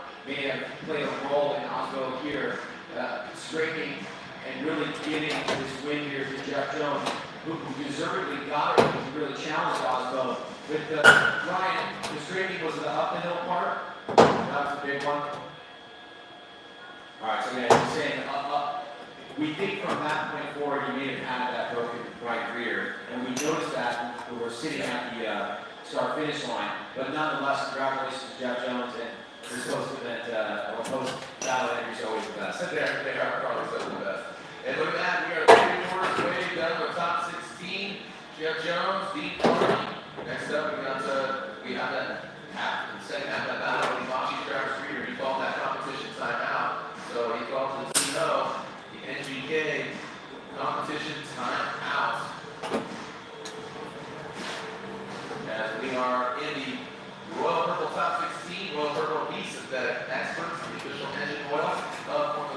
another look of Reader and Odie. And Odie making it look easy. Gets to about the half point of that second outside zone. Wraps it around. Just pulls strongly out of the keyhole. And Reader to see a little bit frazzled, a little scrambled. Just from the here's the initiation. Go across the nose, throws it in. See Reader. Goes off, and there's that right, that left. So it's right got into the kitty litter, but just out. I think it's in BMW. Hey, there we go. Yeah, really tricky situation there. So tough, especially that smoke plays such a role in that area as well. Yeah, not a full send, you get a baby send. Little baby send. All right, when we come back, we have 2 more battles left in top 16. We'll find out and tell who's going to win here at Big Point. It's the one and only Road to Banana Point Hills. Welcome to the Red Bull Slam. No, bro. No, bro. Oh, man. Yeah, we got some. Oh, no yawning in the yellow hoodie either. The yellow hoodie and the black hat. I see you yawning, bro. There's no yawning and drifting. You guys having fun? Make some noise in Atlanta. That was man, you guys and gals, look at this, man. Absolutely. Oh, anybody going to any other future Formula rounds? Going to any Formula rounds? Going to E-Town? On down to Florida. Come on down to Florida. Yeah, 2 weeks. Come on down to Florida. I know dude that flew in this morning at 2 a.m. from Florida with the taxi garage boys. They're $79. They got tickets last night. Flew out this morning. So there's the cost round trip. That's what they would say is keeping it real. Yeah, that is the realest as they come. Here we go. Next up, here it is. A lot of anticipation, but Castro is no pushover. Jonathan Castro, Adam LZ.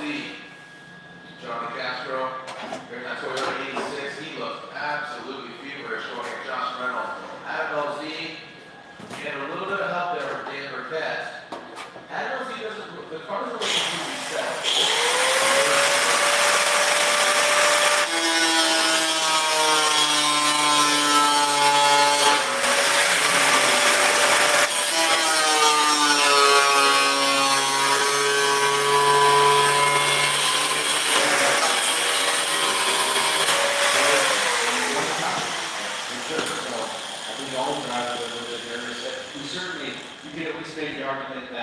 Beginning of top 32 express that in a certain kind of way.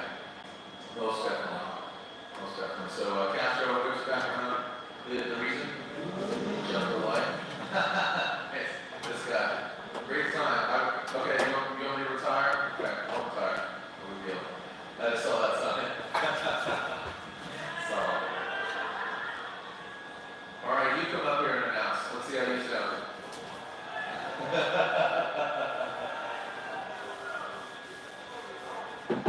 You won't.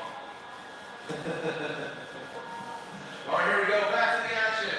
Jonathan Castro, Adam LZ. Jonathan Castro will lead. LZ give a chase. We got a clean start. Castro comes in across the nose with LZ's S15. Now that's to the LZ. Great composure there. No nervousness whatsoever as Castro now comes in that first outside zone. And the second of the keyhole. Both of them go in that second outside zone. Oh man, LZ being absolutely soaked in smoke.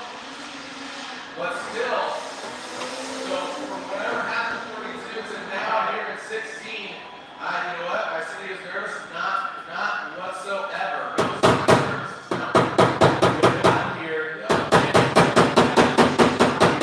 trying to make a prediction and then make those adjustments for what he was trying to do. Castro getting on the throttle well before that first inside clip. Good adjustment there. Surging as Castro goes into that zone. Good move by LZ to follow the line. You can see he went out there to that second outside zone with Jonathan Castro. Big angle by Castro right before that transition coming down the hill. Nice job on the touch and go. And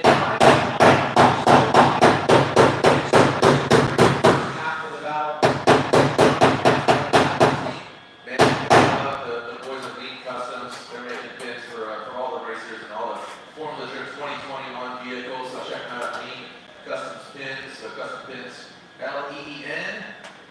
Absolutely legendary. Neat customs, check them out. L-E-E-N customs. All right, let's switch it up now. Adam LZ will lead, Castro will give chase. See, the line is just barely through the smoke. Yeah, smoked it out. Through that first chicane, no cones were hit. There it is. Better view. Camera. And now Adam LZ into that first run. Massive angle there. Brought the back. Hit that front clip. Castro gets thrown offline. LZ with an S15 with that second outside zone. Castro is going to shower line. Adam LZ showing why he's 2020 rookie of the year. And one more clip.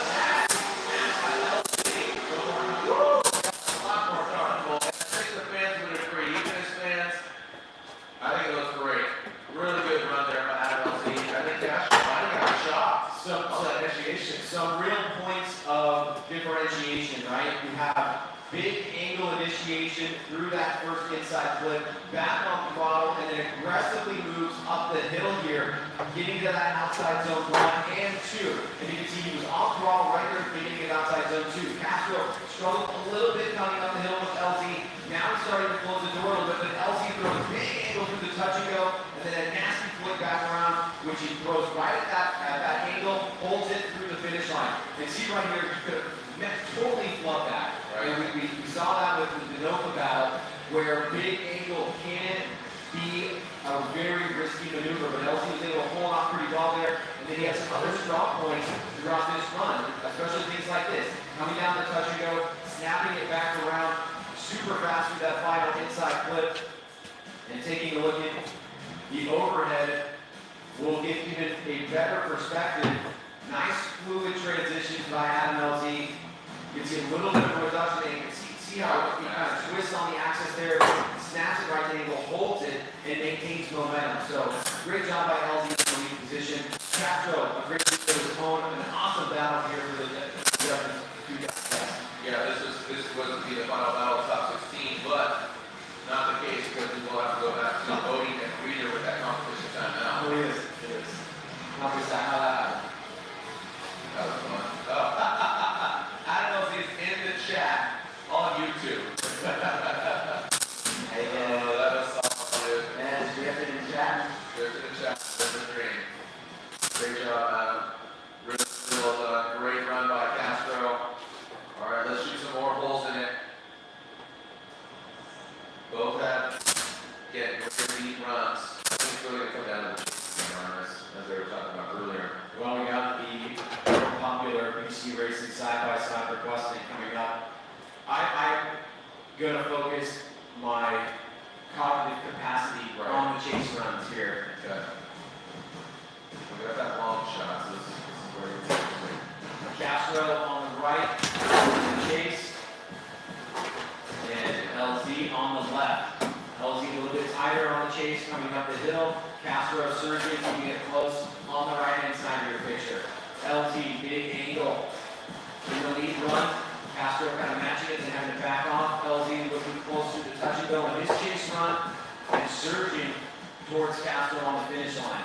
Man, these guys are laying it down. All right. So looks like Eggers is at LZ. Right on that, LZ gets the win. LZ unanimously gets the win. We'll get Montaigne with his headphones here, with his ear cups on, and Ryan Montaigne here on. What's up? Yes. We're good. Yeah.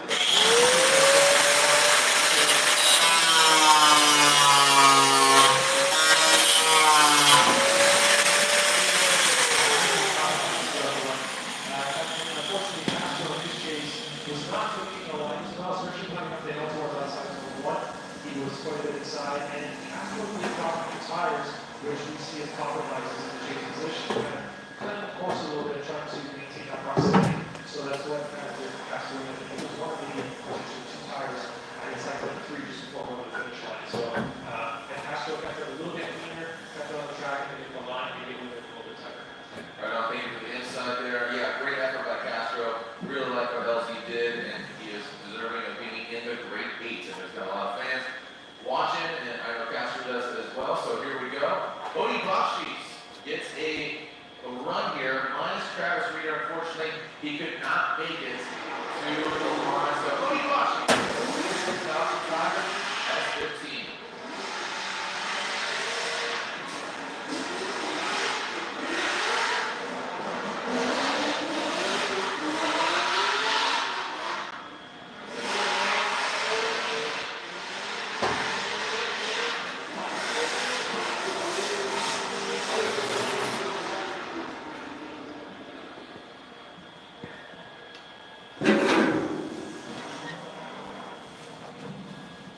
All right, so here it is. We have our grade 8.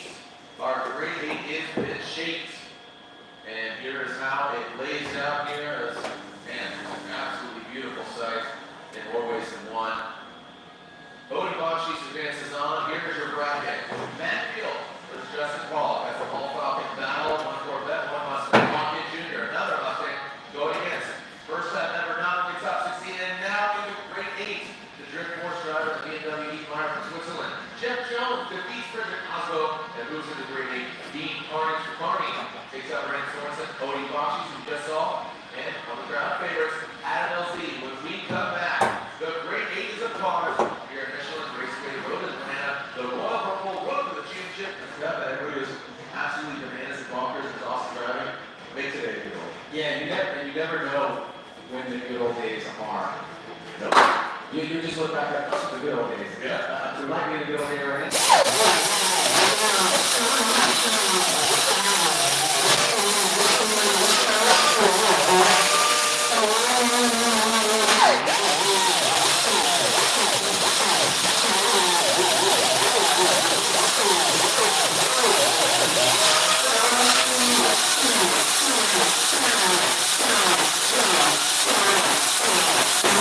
Justin Pollock, GTP, and that Falcon Tires National Performance Ford Mustang. Absolute rocket. So this should be a fun one. Both these guys, you know, they go for the back.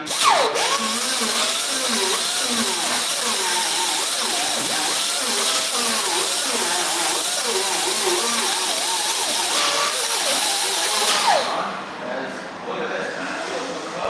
Massive angle from Justin Pollock. He uses the hook. And now up the hill and then stepping outside the zone goes Matthew. GTP takes a bit of a route from London. And a pickup there from Justin Pollock. Now comes back down the hill into the traffic go. Now Justin Pollock looks maybe out of sorts. I don't know what's going on here. So the question is, did Matfield kind of get the way out, right? Because he was a lead car. Matfield's a lead car. Lead driver, I remember this last time after St. Louis with Oswald.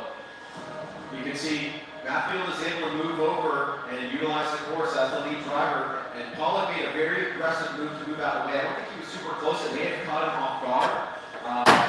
But it put him in a situation where he was basically playing catch up until this point here. He surges forward to the inside, gets pinched off a little bit, goes out onto the grass, and then watch right here. He's going to have a little understeer for a second.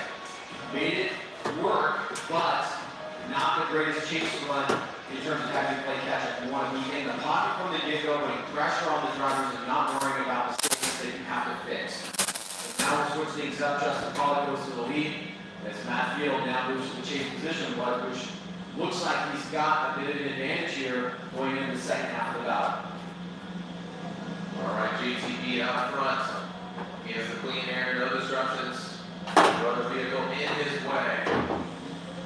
Let's see how it fares out front. The winner going against either Fontaine Jr. or E. Meyer.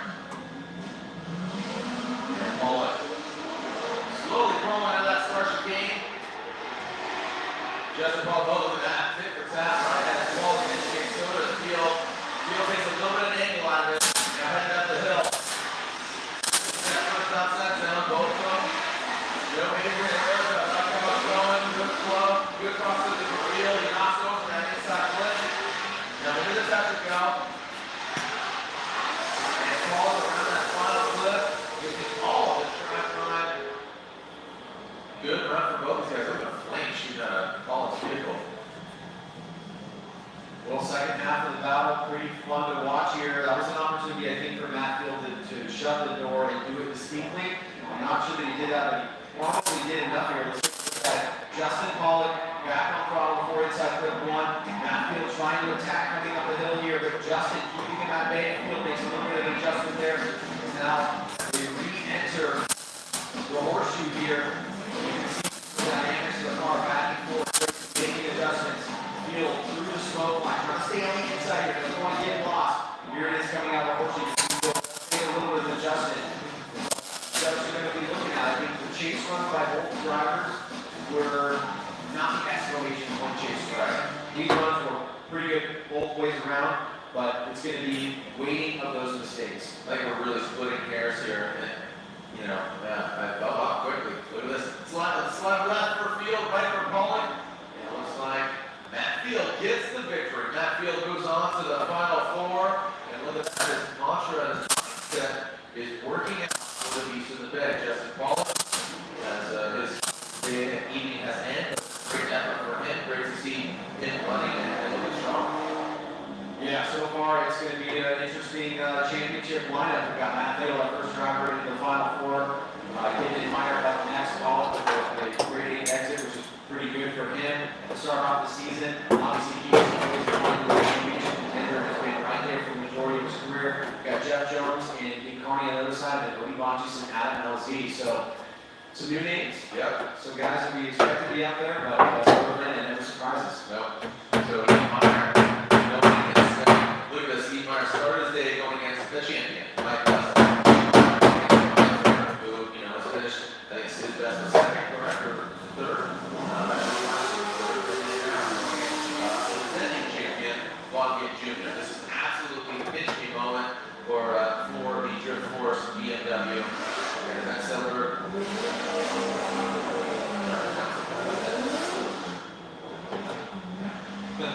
From Switzerland. Yeah, exactly.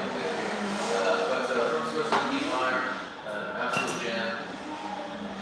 And Reynolds have a great addition to the great vehicle. Speaking of the Drift Cave has prepared the vehicles.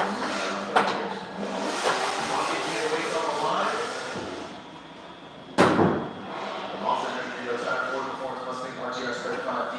Okay, here's your possibility for an upset here. Oh yeah. Oh yeah, so what you can do, absolutely. If you want to drive Rocket Junior's car, you can in torque drift. Junior is in torque drift, so you download the game, play it for free. So check it out on Android, PC, iOS. Go tell your friends. It's awesome. Drive on Get Junior's car. We are in the Link ECU top 8 with great 8. Link ECU, the official engine management unit of Formula Drift. Red lights are illuminating, and here we go. Let's set it. Lockett Jr., Heath Meyer. Never doing battle against each other as Lockett Jr. goes towards the middle course and instead of he's going past the right of way. That's the Mailer and Lockett Jr. lifting that front left tire. Oh man, Heath Meyer getting crisp and smoke. Into that second outside zone. Oh, he got contact. Lockett Jr. stays in it. Woo! Make some noise, Atlanta. Wow, we got rubber on rubber contact, but Houston, we do not have a problem. He takes one of those cones as a souvenir all the way home. Right, let's take a look at that again. In the horseshoe, the Broncos, the Mustangs were bucking. That was a murderous run there by Vaughn Gittin. You can see the squat of the Mustang. He's back on throttle with massive angle through inside clip number 1. Then going up the hill. Let's take a look at this contact here. With Vaughn, he doesn't even seem like he gets phased by it. And I thought maybe he had a broken part, and maybe he does on the right front. But absolutely drives out of it like there's no issue at all.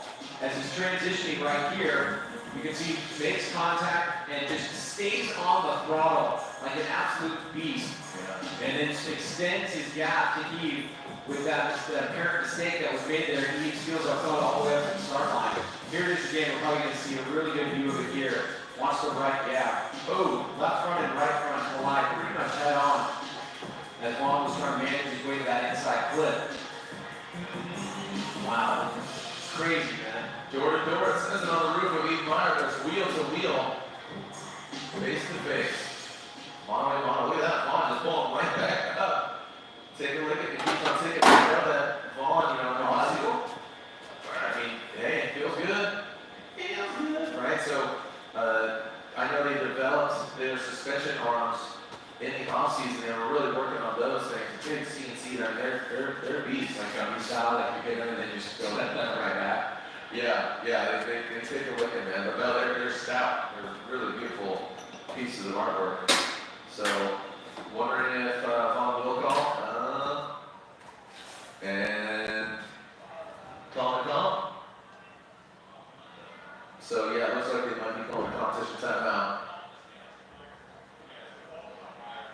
Okay, cool. So no comp timeout was called because fault was deemed towards Meyer. So Vaughn is allowed to look at his vehicle without utilizing competition timeout. So here's a look at the bracket. Matt Field is already in.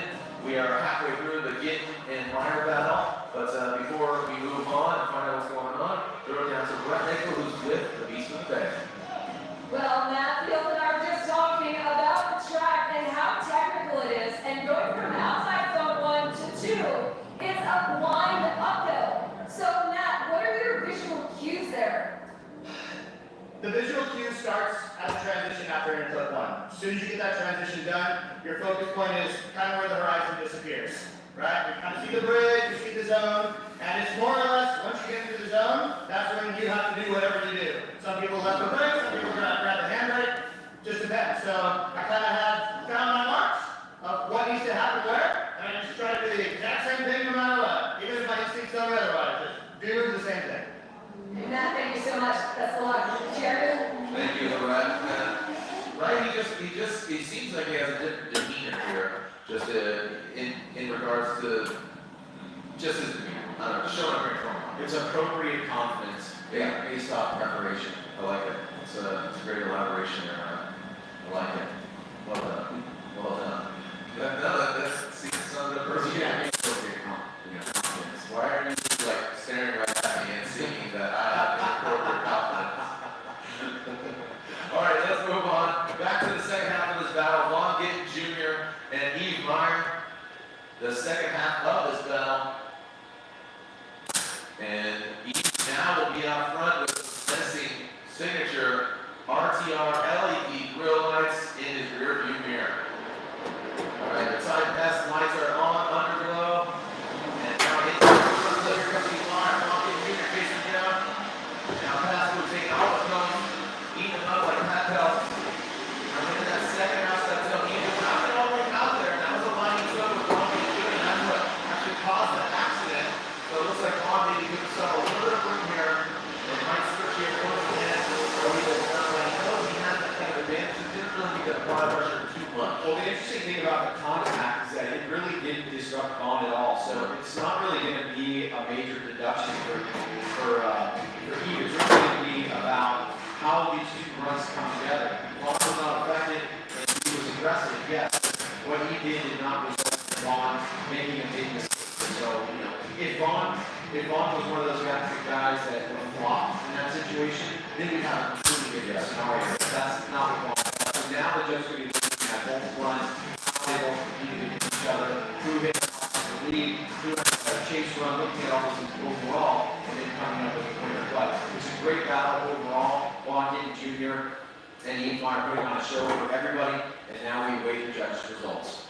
I have to assume the needle is going to go the way of Gittin. But a great effort by Yves Meyer from Switzerland. Let's make it official. Slide left for Gittin. And there it is. Vaughn Gittin Jr., defending a two-time Formula 2 champion, gets the win and is moving on to the Final Four. Yves Meyer from Switzerland is knocked out. How we doing out there in Atlanta? Make some noise. Still stout crowd there. My God. Something about confidence? Or something about appropriate confidence? That is appropriate confidence. Hey, my friend wants to make sure you guys are still there. Are you guys still out there? Make some noise! I saw you, young man. You with the shaggy haircut on the fence. You gotta make some noise, bro. Yeah, I'm looking at you. Yeah, you just stood there, man. I need you to get nice. This guy got his area and oh, there you go. You got some guard. Yeah, just calm down, bro. Home with the DC shirt. Who else we got out there? Hey, happy Mother's Day to all the moms out there. Moms, grandmas. Happy Mother's Day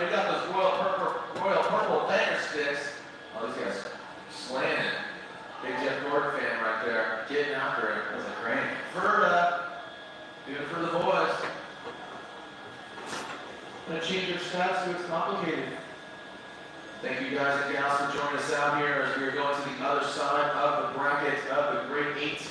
We are in the Link ECU grade 8. And we are overhead looking at Dean Carney, Jeff Jones. He's on the line, dude. Look at this. He said, I went to Moscow. We're getting ready to, again, you do know this, right? And if he wins, he takes his aircraft supercharger off the car and takes it on the podium with him.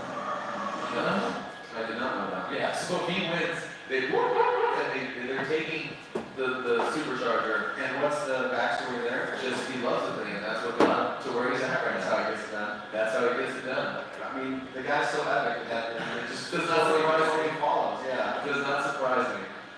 Dean Carney, I know what he's going to do. He's just he's going to do backflips, and he's going to shut down the bar. I think that's what he's going to do. Oh man, here we go. Jeff Jones, 818 Brewing, Edelbrock, GT Radio. Then you got Dean Carney, Oracle Lighting, Dodge Viper, all about corners with a K. Here we go. Jeff Jones will lead. Jones qualified 18th, Carney qualified 26th. He's one of those late 8s. Now, trying to earn a podium finish. Jeff Jones is chasing that. Dean Carney goes it hot. They got that for Jones, but Jones stays in it. Steps up that first outside zone, into that second outside zone. Goes Jones. Look at Jeff Jones. Absolute beast. Going through that touch and go, and at that final inside. A great battle here between Jones and Carter. Oh, wow. Well, okay, honestly, that's what my mind is. I was thinking back to Texas last year when we said Jones potentially get his first podium. Yeah. And now we find ourselves in the same situation. Let's take a look at the run first. Little up tap there from Dean Carney. Stays in, but Jeff Jones pushes. Has to do a little bit of braking there. Let's take a look at it again. This is where the decel zone ends right there. That inside clip. Jones is able to muscle through it. And now here we go through the smoke line. Has to pull some angle out of the right, get back on it. As Jones gets it outside zone through a little bit shallow. Moves right on that inside clip. That allows Dean to take a little bit of ground back. Now coming down the hill here is Dean eyeing him up, smartly staying out of that smoke line. But he does miss the inside clip that Jones was able to get through. And we are seeing Jones pull off to the side there. I think he is going to talk to his spotter and essentially find out who's at fault for the contact. I'm pretty sure that it will be Dean, and that will allow Jeff Jones, just like on YouTube, to take a look at the car. But at the same event in Texas, going back to what we're talking about, we also had LZ get very close to a podium as well. And so we find ourselves in a very similar situation here. We've got Jones, who you mentioned, qualified 18, LZ 27. So we're going to start keeping an eye on these because as we move into the final four, qualifying position will determine podium position for at least one guy. Yeah, that is absolutely correct. Yeah. All right, while we get things sorted, you can see the fly over here at the hot grade area. We'll be right back. More action when we return here to Road Atlanta. Road Purple Road Championship presented by and Onibashi's. So Onibashi's and LZ and Riley, we talked about this earlier, similar scenarios about Texas, LZ, and Jones, but here we go, like that, jumping into it. Onibashi's and LZ. Two S15s, two very different builds. Oh boy, look at that. Oh, we got door-to-door, wheel-to-wheel. And LZ just absolutely slamming into the side of Onibashi's. Let's take a look at this. So let's see who's at fault here. I want to take a look at this replay. It's all a bit of an exchange there, but Adam going up to the door with him. I don't know if it was a sorry or what the heck, or didn't see the, now I think this is LZ getting maybe a little bit overzealous here, and we know how challenging getting the timing right on initiation is. This is all a momentum zone here, right? The contact is made 25 feet, 20 feet before, so OE is allowed to basically slow down there in order to get ready to be back on throttle by inside clip number 1. I love the equation here from Adam LZ, but you can see he's moving at a much quicker rate after initiation than OE Bachi's and OE just had to buckle up and take that one. It's well before the first inside flip, so this shouldn't be too controversial here. The judge has been basically talking about this all day long. But let's get Ryan on while we've got a little bit of good time. Hey, if we could get you on real quick and turn your mic on. This one seems like a pretty clear-cut situation, but why don't you tell us how you guys thought about it, and also what you think happened there with Adam Lee. You hit the nail on the head, Ryan. LC just came in too fast. He wasn't really judging what Cody was doing in the lead position. He seemed to be just came in way too fast. He didn't slow down enough, and at least it was cars were parallel. It wasn't a nose into a door or something. But clearly, it was a couple of cars, so they're going to have to look at that. And that's going to be fault on LZ. All right, so the play here is going to be fault on LZ. That means Cody will be able to fix his vehicle without having to call a competition timeout. He will also be front-loaded with 10 minutes to do that. And depending on the damage for LZ, either call a competition timeout or he may bow out of competition. There's a number of different options available there. Nonetheless, the way it will go down the start line, And that, you can remember we got that contact there. We'll have to, this is the second run of this great battle. Who's moving on to the final four? So we saw Jeff Jones initiate, and Dean Carney, if you recall, came in hot in that chase position. So the question is, Dean is at fault. So look at the guys having some fun in the back. The Jones gang. This is Jones. It's nothing like this. Jones and his team are a different breed, man. And I think it's easy to celebrate. Here we go. Up front, Jones. Finishing position, Carney. Finishing massive angle there. Wow. That was very sick. Solid initiation there. But Jones needs to get active. Oh, and he goes over, sprays the dirt. Look at the sand people right there. And look at Jones. Ryan, you don't get a lot of drivers nicknames, but you've seen him relentless years ago, and I think it just really summarizes who he is and his spirit. Oh, I'm definitely going to need to see that again. And probably the first run. Right. Need a refresher. Oh, nice. Let's go with the little side-by-side action. The BC Racing side-by-side instant replay. BC Racing official suspension of Formula Drift. Go for the gold. All right, so Jeff Jones and Dean Carney here, keeping us entertained into the night.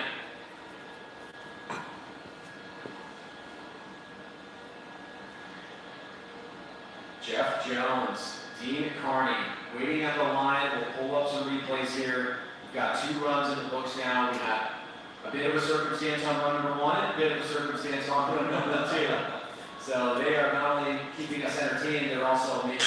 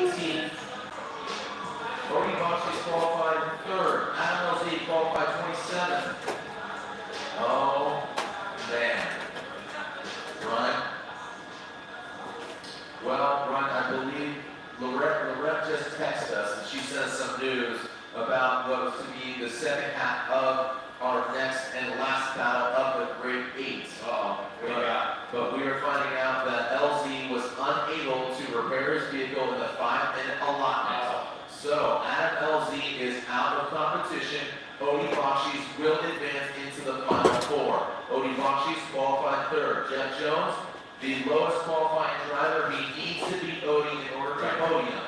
That's the story. That's the story that, like, everyone likes an underdog. I don't consider Jeff Jones an underdog anymore, man. Not anymore. He took out Osbo. He gave it to Barney. He has all the makings there, and you got to think also, is Odie 100%? Jeff was down a cylinder. Right. Remember that? I mean, he called it. He used his comp timeout. Yeah. He used his comp timeout earlier. He didn't have to use one for this. So he's going to have this natural break that will happen here as we move back.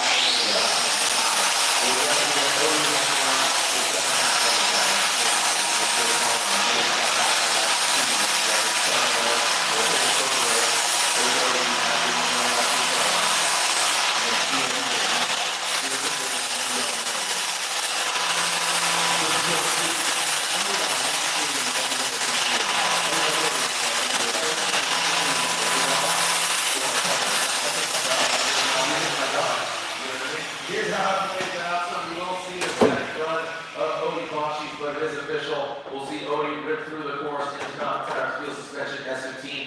But there's your final four. Matt Field versus Von Gitt Jr. Jeff Jones going against Onibakshi's on the right side of the brackets. Jones, once again, he's peeking through the door of a podium, but because of his qualifying position, as you said, he's got to be podium. And you made a good point. Okay, let's go to this again.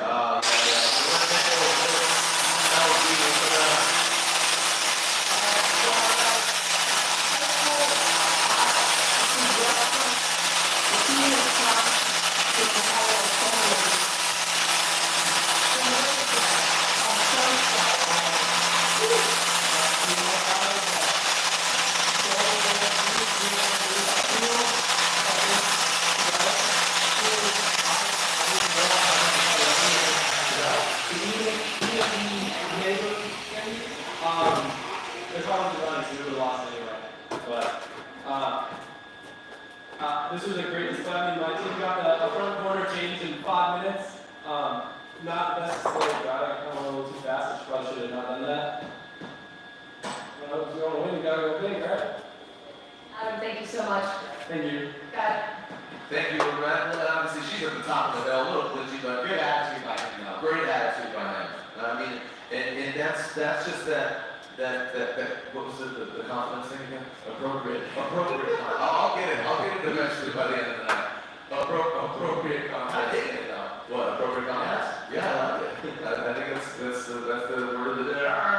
Yeah, so, all right. Let's, speaking of screaming, let's hear this man scream down the hill. We're going to lay out so you can listen to this supercharged beating under the hood of the Falcon Tire Field Suspension Sylvia S15 of Evans, Onibakshi's.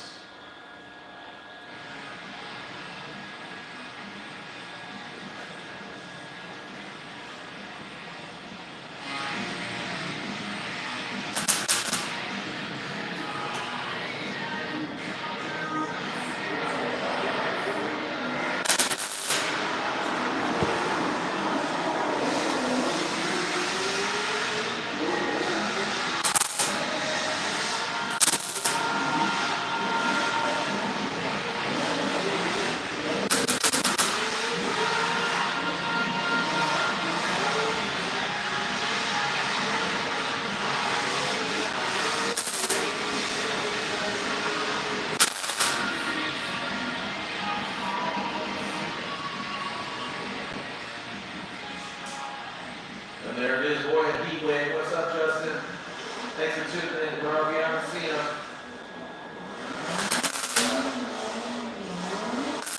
So, I know they're feeling the heat wave. I know Justin is under the bear, boy, he's got the shades on. We get tuned up. Feeling the flow, feeling the vibe. But he's going against that man, Von Gitt Jr., two-time and defending Formula Trip champion. But just the attitude of the confidence, the justified confidence,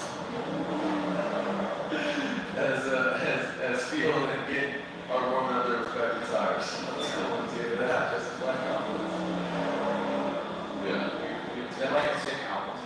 Just about confidence.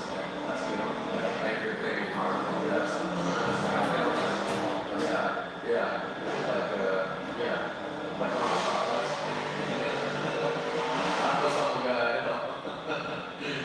yeah, dude, that's what's up. All right, here we go. All joking aside, it's always great to be back here, wrapping out alongside Ryan Sage and Red Nickel, our judges, our whole crew. It's great to see the family. The band's back together, baby. And the front and center, the singers, musicians, the bands, Vaughn Gibb Jr. and Matt Field right now are center stage. Matt Field will lead. He's your number one qualifier. Vaughn Gibb Jr. qualifying fourth. Still in the 90s, but just not enough. And that could come into play here to, you know what, actually, no, I was going to say one of these guys are guaranteed third place, but that's not the case because Odie did qualify in between them. So it's a must win for Vaughn Gibb Jr. in order to basically get out of there. Here we go, Matt Field and Vaughn Gibb Jr. The scenario's playing out as the tide burn on. Matt Field initiates into that front flip. Right there, look at him. Matt Field just wraps it around that front flip. Now on that first outside zone, some wavering. Like all the drivers in that second outside zone. Right there, Ryan the Logan. Woo! Oh, look at this! Oh, these guys showing up. So on, we want to. Ryan Hart being shredded off. Ended. Matt Field and Vaughn Gibb Jr. putting on an air show. Wow. Loving that. Great way to kick off the Final Four. Matt Field number 1, Vaughn Gibb Jr. number 4. And the current champion, Matt Field trying to run Vaughn Gibb Jr. for close action. Coming up the hill with Matt Field shooting into outside zone number 2. Right at the edge of the track, good ball, following him perfectly through outside zone 2. Oh, a little bit of a washout there by Vaughn. That's what I'm getting done. Very quickly gets back on it. A great shot from above to see that little correction that Vaughn made. Here it is coming out the keel one more time. We're going into the keel rather. That feels super deep on the outside zone. Look at Vaughn with that correction. Unbelievable. And then right there, just a slight little adjustment. You see the front wheels moving. This is a dangerous area, that spoke line. Very important to stay out of it. Vaughn navigates through it pretty well. And now we will switch things up. The two-time champion, Vaughn Gibb Jr. at the lead. Trying to make history in 2021. Wants to get that third. Wants to tie James Dean. Wants to tie Chris Forsberg. Matt Field, number 1 qualification. Wants a championship of his own. They meet in the Final Four. They give us an awesome first half. And here's the second. Awesome driving by both these gentlemen. Who's going to come out top? Vaughn Gibb Jr. to get the clean air. Behind the wheel is Ford Mustang. And Matt Field hunting them down. Vaughn Gibb Jr. initiates. Big angle thrust. Vaughn Gibb Jr. Look at that. He's got that back straight tire on here going down. Here you go. Wow. That thing looks like he's on this potentially. But he beat it.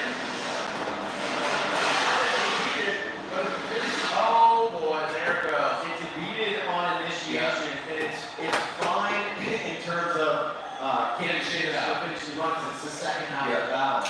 But obviously it doesn't look like he was able, well, and Matt got really close there too. It never be easy. But I do believe that with that, when he transitioned, because what was that? It was that, it's the right rear. Right rear. So when he came down, okay, watch right here. It goes off right there. As he's hitting the wheel, it pops off the rim. Sometimes it can kind of pop back on and you can still maintain some grip, but listen, it's off completely there. So it's got basically metal to asphalt, and you have to think that that is playing a role in the ability to put down power in the appropriate way. The judges will have to make an interpretation and a call on this section of the court. Remember, the D-cell zone is passed. Right there, they should be accelerating through that inside flip. There it is in slow motion. You can see there it is. Yeah, locking the body. Yeah, and the body. Yeah.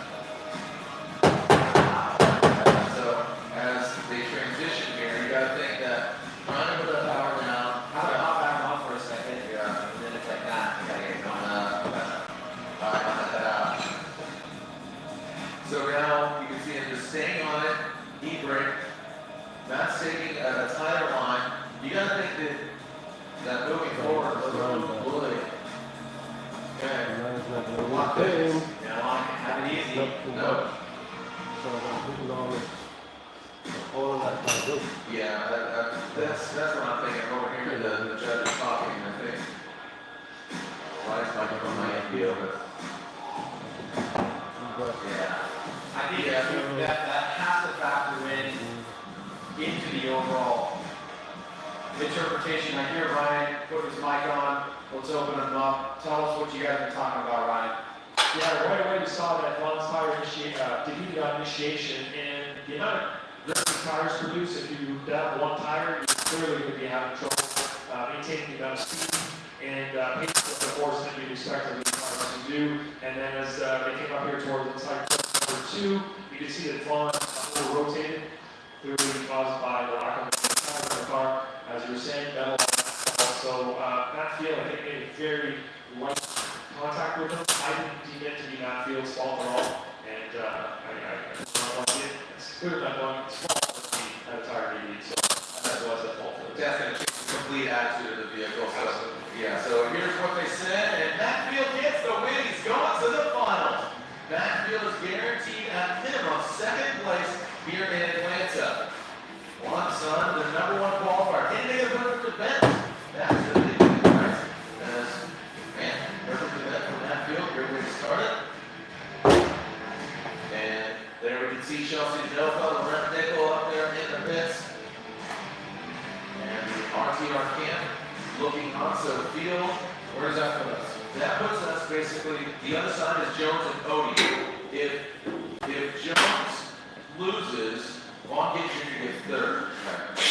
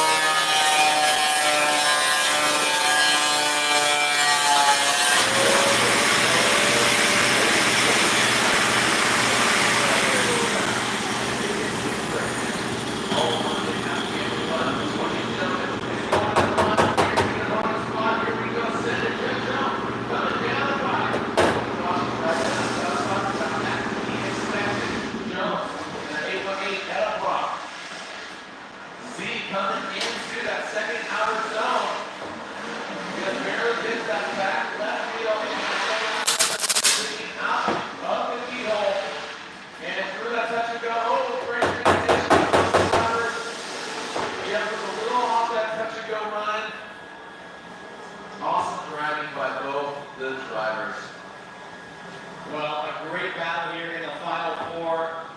Well done by both drivers, as you said. But let's take a little bit more of a granular look here. Jones, nice early initiation. On the follow through that inside flip. Odie, always a beast in the chase. Keeping it close, going uphill. One of the hardest parts of the course is trying to get to outside zone number 2.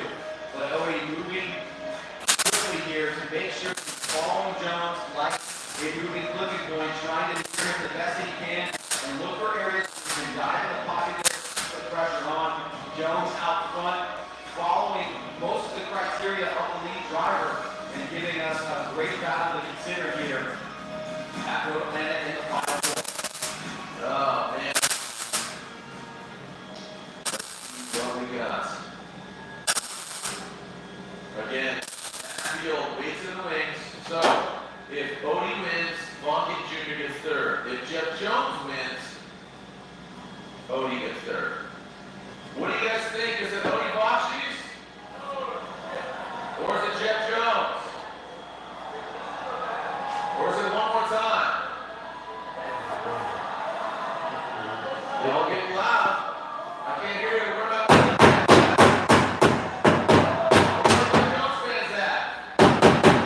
We're going one more time, fans at. So that's not the Jones right for Odie Bocci's. Odie gets the win and is advancing on. The finals are set. The finals are set. That field, Odie Bocci's in the final. That means Bonkin Jr. is wearing the right shirt. He's going on. Bonkin Jr. gets third place here in Atlanta. This is Team Falcons striking back. Yeah, that's right.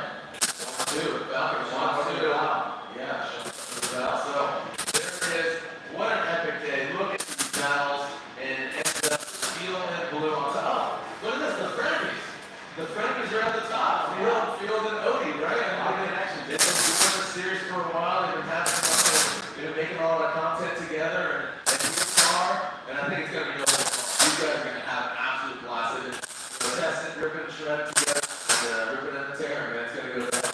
Yeah, no kidding. It's going to be a great battle. These two guys, well-deserved. Field has been on tear all weekend. You tend to see these kind of things happen more often than not. A guy that qualifies for one at least makes it to the final, and if not, wins the event. That's something that Matt Field has yet to do, but he is on the cusp of doing it. On the other side of the bracket, you have a guy that has come out as a championship contender for the past few years. He's always in the hunt. Didn't have a finish that he won in last year, but everything was so crazy last year. Now, he said he's got an incredible car, and this will be a battle we will all remember for a long time. Yeah. And it's just that number one qualifier, taking that, having that perfect, and how many drivers can absolutely execute that? And that's, that's just, again, I really attribute that to just how calm it is. So, speaking of the calmness, how's Matt Field faring down there, Brad? Well, I just asked him, Matthew, what's changed? And he said secrets. He's not going to give away any of the secrets, but Matt Field, that is absolutely his blind game. I'm trying to figure out my mind game. I'm not sure I figured it out quite yet. It's a long run, but definitely making improvements, and I'm happy to be here. And that's rare. It's hard for us to be happy or excited about being here because we're all so cutthroat. So I'm happy. What else can you pinpoint that's working so well for you tonight? Honestly, change the plug, tires. Like, these Falcons are 295, air down, just cool off. Thanks for watching. Appreciate y'all watching me all night. I know this sucks, but this is what you gotta go through, man. If you want to get the look, this is what you gotta start off with. Some people think, oh, just like that. No. You want an idea, you want to fit some wheels on there, this is how it starts. As simple as that. He makes it sound so simple, you guys. That's not my first rodeo. And you're going against your entire teammate. I like this type of Do you know what to I like the expect challenge. That's the thing, we drive together so much that there is no games, there is no intent Anyway, 100%. thanks for watching, man. Thank you. That's how we practice. Appreciate y'all. 200 laps on a normal test day. It's gonna be Almost 4 hot now? It's gonna be real, for sure. And that must inspire a lot of confidence.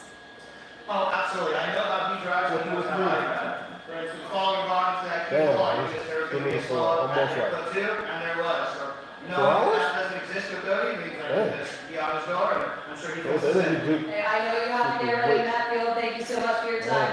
Jerry? I know I'm gonna crash Thank you later. so much, Lorenz, and I'm just Anyway, coordinating with Larry oh, Chandler you now. wanna So see the it's motor? been ACL, you guys Hold working up, out let's show the how you motor. can. So we're going to line up tonight here when the cars are on the track. So don't follow the calls in your heart yet. So this is the reason why I'm doing this.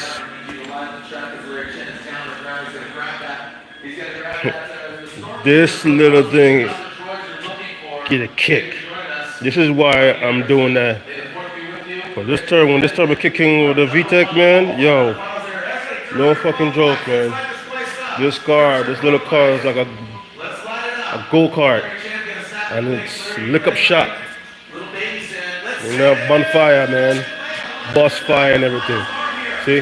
All right, so I'm gonna show you. I did the fronts already. So this is the other side, and this is how it looks. This is how it looks with the wheel sticking out. You see the difference? All right, watch this. Come on this side. Still a work in progress. See? You see the difference? So that's what I'm doing. That's the difference. You see that wheel sticking out no more? I should gonna tuck when this thing hit third grade, this shit's gonna slam. It's gonna squat. When it squat, it was touching this. This is on the other side look. The wheel sticking out. Don't want that. Especially you don't want stretch tires. You don't want stretch tires, man. This car's going through overall different color. See, this is the front. You know, a little wider. A little more stance. This was the previous. Still a work in progress. That's how the wheel was sticking out. Well, that's how much it was in. So I carried out a little more. And that's it. Don't know what color I'm painting this. Gonna be some crazy color.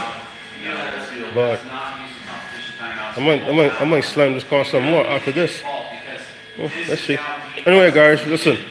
I appreciate y'all, man, for watching. It's been what, 2 hours live? Damn, I never did this before. But anyway, thanks, man. Appreciate y'all, man.